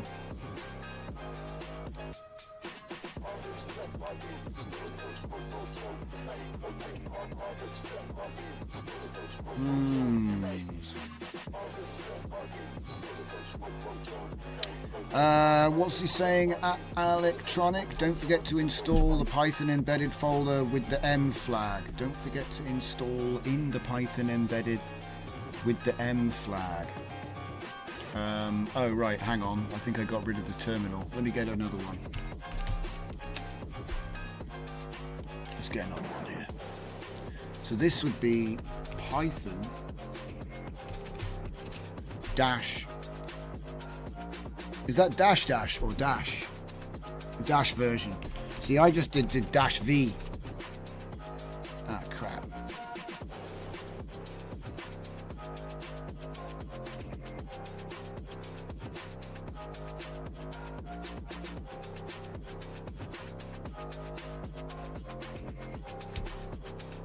I just did dash V and it gave me all that. It did tell me at the end, but look at all that. There's so much there, dude. It looks like a mess. 2 dashes.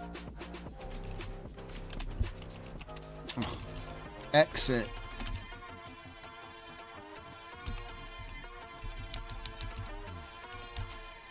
There, 3.11.9. Well, that's not right. I'm pretty sure I'm using... Oh, wait, no, that's CUDA. I'm on CUDA 12. Oh, look, he's finished. That's interesting, too. So, now we do the update, because I know I had to fix that. Put that there. That'll install Gradio.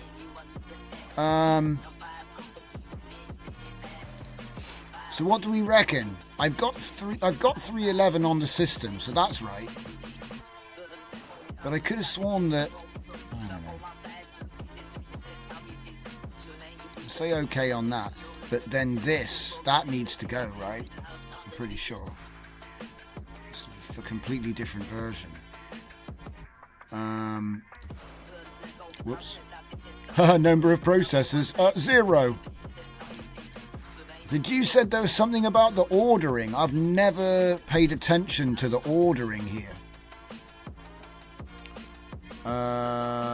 Set the Python of your comfy before the system Python. Okay, I have done that. It is above the system Python.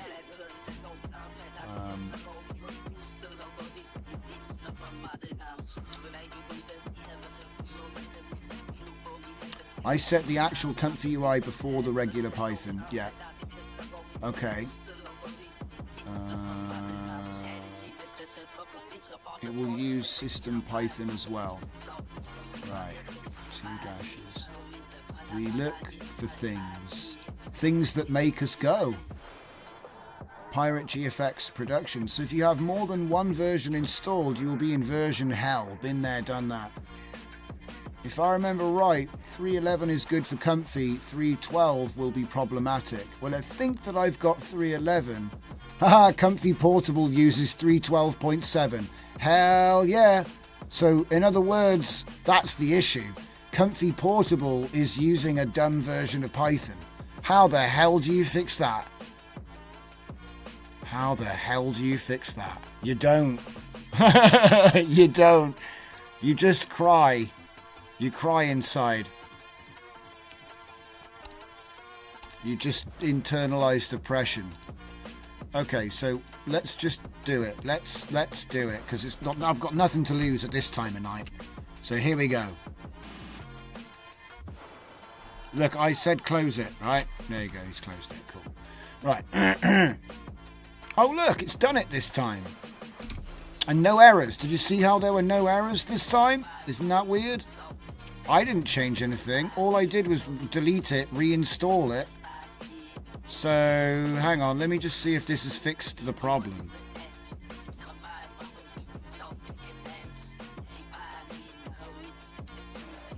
It hasn't broken yet.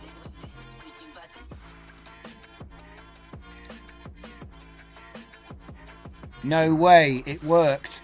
You see how spooky that is? So, just for the context, this is something I've been working on. I haven't changed it since the last stream on Sunday night. I think that, or was it Wednesday? No, it was Wednesday night. So I haven't changed anything since then. Very strange. That is very, very strange. Okay, well, whatever. Let's just do what I wanted to do, because that is, like, you know, the whole point of what I'm here for. Video studio. Let's go. Beat split.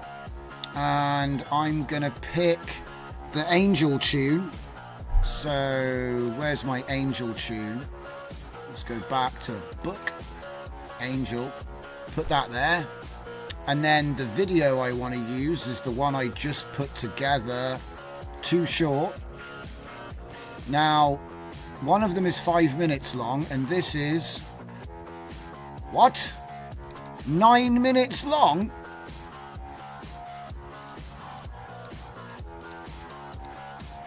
Oh, crap. Do you know what I did? I forgot to clip the, I forgot to clip the beginning. No, what? Hang on. That was too good. I forgot to clip the beginning, so it's like a black screen for 5 minutes. That's some professional editing right there. That's what I like to see. So let's just put that right real quick and try again. Yeah, see, I thought, look, in, out. See, in, out. But for some reason it rendered the whole thing. Don't ask me, mate. I'm not Adobe. Just go like that and do it again. It's still too short. There. 3 minutes and 16 seconds. So, if the track is 5 minutes, let's go 40%. I think we'll do 40% on the reward penalty. No, 50%. 50% with 50% with 1 bar. Maybe. It might be too short. It might be too short. See, no, actually, hang on. I'm using the wrong track here. I need to use something faster. What did I just click? Oh, crap. I opened Copilot. Go away, Copilot. Right. Nobody likes you. How about I use Parade? Yeah, we use Parade instead. Okay, we can close this now. Yes, you can save it. Parade, and still too short. So actually, let's just kill that. Use Parade, and then we'll go with still too short. Where's still too short?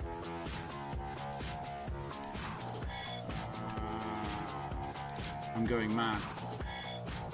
It's... Which folder is it? This one. There. Still too short. There you go. So I'll say split on beats. 1 bit. Yeah, that's fine. 1 bar. It's fine. It's probably going to be loads of like cut. I'm just trying to refresh my memory, really, because I need to remember what needs fixing on this. I think it's that occasionally it lies about where the video is. So it's doing it, but it's doing it wrong.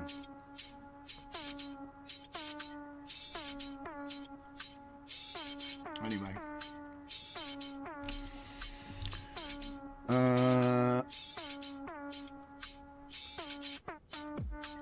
We install Comfy Portable and update Comfy to Python 3.12. Yes.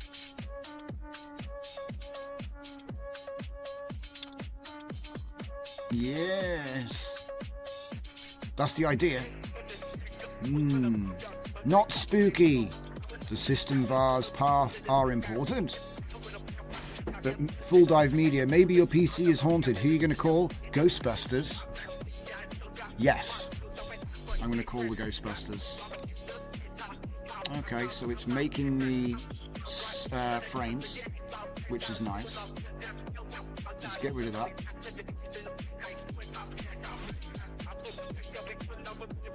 So it reckons it's going to take a few minutes.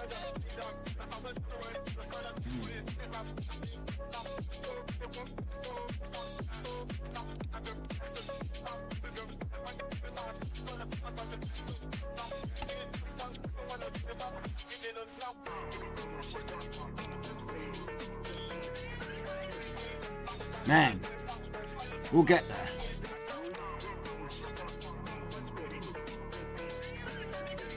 I don't think it's actually using CUDA for this. That's another point. I need to update my graphics drivers.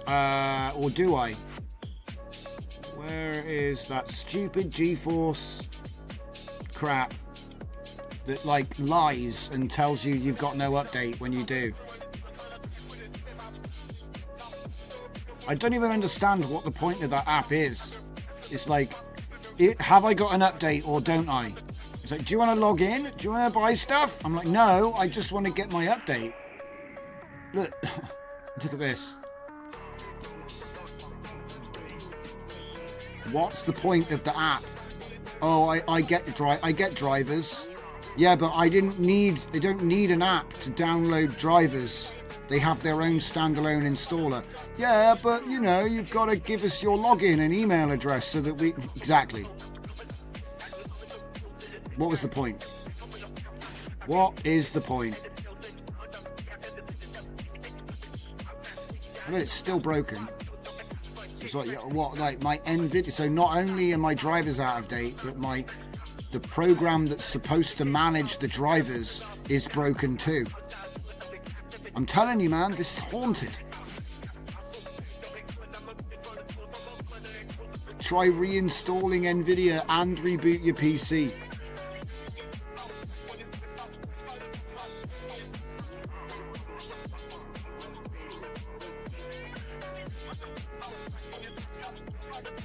I think it's probably best to leave Python alone. I think if you've got Python and it works, I think just leave it alone. I think Python gets moody if you try to push it in any direction. I used to have a motto for all of AI: never update. Install a new, do you know what I'm saying? Never update, install it fresh. Like, and then it will get all the new stuff. You know what I'm saying?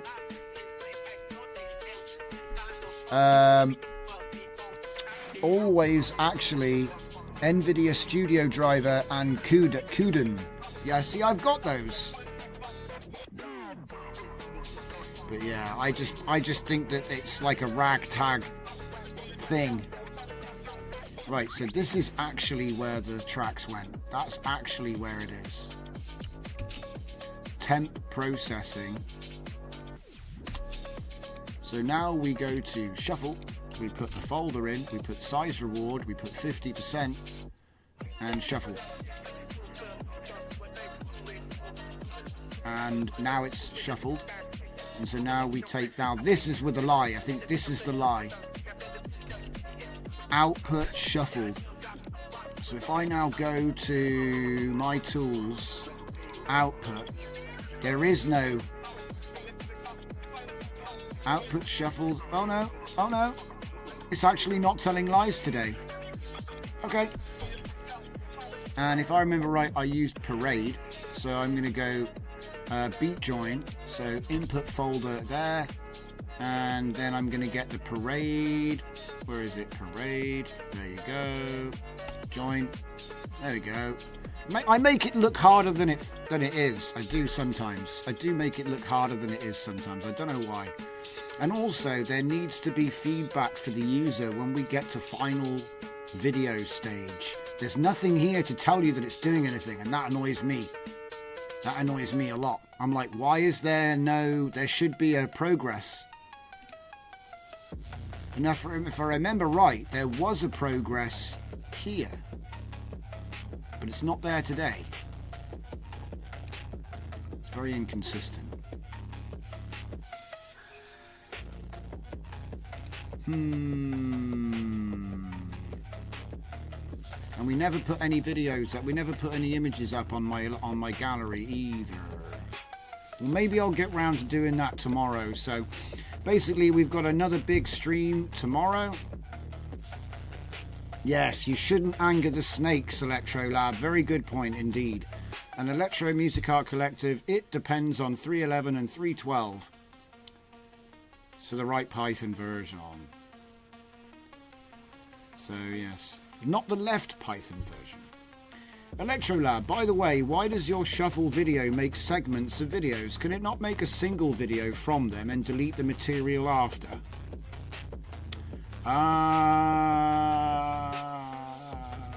It does make a single video from them. That's what it's doing now. But what I've done is...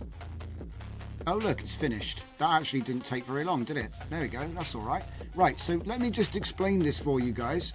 It's really simple. With standard split, you drop your video in and you select how long the clips you want the clips to be, okay? For beat split, you put some music in and the video, and you choose how many bars from the BPM that you're working with you want it to be. So obviously there's 4 beats in a bar, usually. And so if this was whatever BPM, that means that the segments will be scaling to the beat rather than just hard seconds, okay? Now, when you join, you can just say input and join them, okay? So that's what the standard split, standard join. Beat split, beat join. So the beat join, it doesn't actually do any beat sensitivity because it's already in time with the beat, the clips that you've made, you know, but it joins the audio with the clips back together again, okay? But the shuffle is working on its own independently, because technically you can actually put any folder of any folder of clips can be put into, you know what I mean? You can have any folder full of video clips, and you can link that here. And then what you do is you say simple or size reward. Simple, all it does is it renames all the videos with hex codes. Okay? And so then of course, when you reorder them by alphabetics, yeah, the random hex code assigned to every file means you get a random order. So it's a cheap way, a cheap and fast way of getting a randomization. Okay, so shuffle, you know what I'm saying? It's going to shuffle all the clips. Okay, what size reward does is a little bit cleverer, but it's still stupid because I wanted it to be fast over everything. Okay, so, and you saw how quick it was like done. Yeah, the point is for the shuffle stage anyway. So the point is, like, if I was to say size reward, right? MPEG-4 compression works by, when there's no movement and no pixel changes, it can compress that right down to a very small file. But when there's a lot of movement and a lot of pixel color changes, it can't compress it as well because there's more keyframes and various other reasons. So that means that so if they're all 2 seconds long, yeah, the clips that have the most motion and things happening will be higher file size. So what it does is it does size reward. So it's going to assign a hex code to the top 50% largest clips. Okay? But then it copies them somewhere else. So it's not going to affect the original set of splits. It's only going to, you know, so it's going to take the top 50 out of 100. So, and that's what size reward is. But anyway, let's have a look and see what it did. Tools, output. And in fact, I can even show you that. So let me just... Well, I suppose that will mess up. So it'll mess up a little bit. So let's just... hang on. B output. There it is. So this will be the new one then. I don't know. Is it? I think it must be. Must be. Alright, let's just stop the music for a second. I wish I could, like, port it over to the other PC. Probably is a way to do that, but...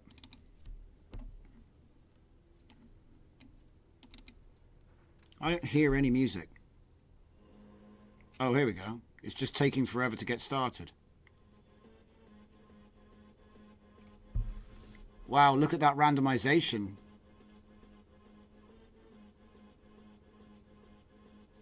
It's like the end of a mission and the beginning of a mission. The end of a mission, straight back, because there's not enough clips. It's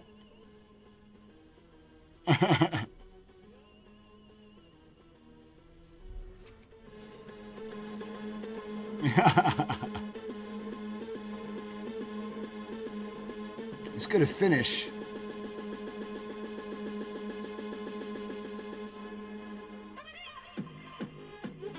Oh, yes, aliens.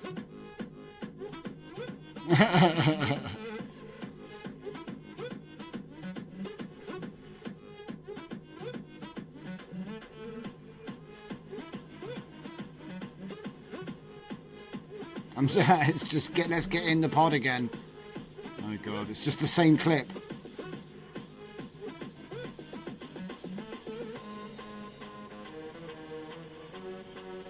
It's going to be yeah.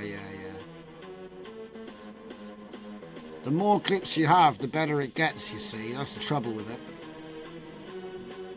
So I only had like 2 minutes, 4 minutes. Yeah.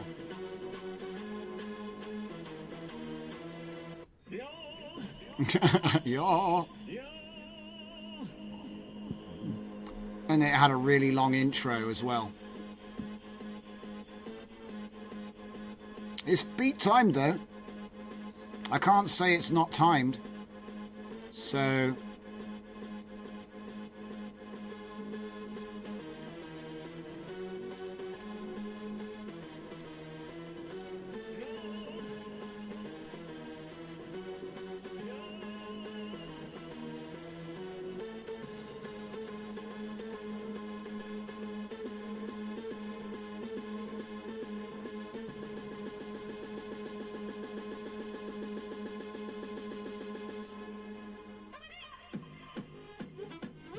yeah, it needs more. I wish I could like make it a little bit more sensitive to what's going on. But it's a bit dumb. You know? Oh. Bless me. Right. Christ. Hey, don't forget, it's Isthmus. Anytime now. Oh, yeah. Right then, boys and girls. Thank you very much for watching. I'm going to be disappearing because it is 1 a.m. I probably should have gone like an hour ago, but, you know, there's always more to do, right?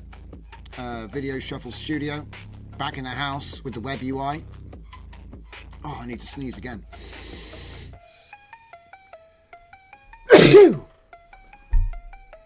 think we're good. Alright then, so we'll be back tomorrow. Probably going to start early, but that won't make any difference. You know what I mean?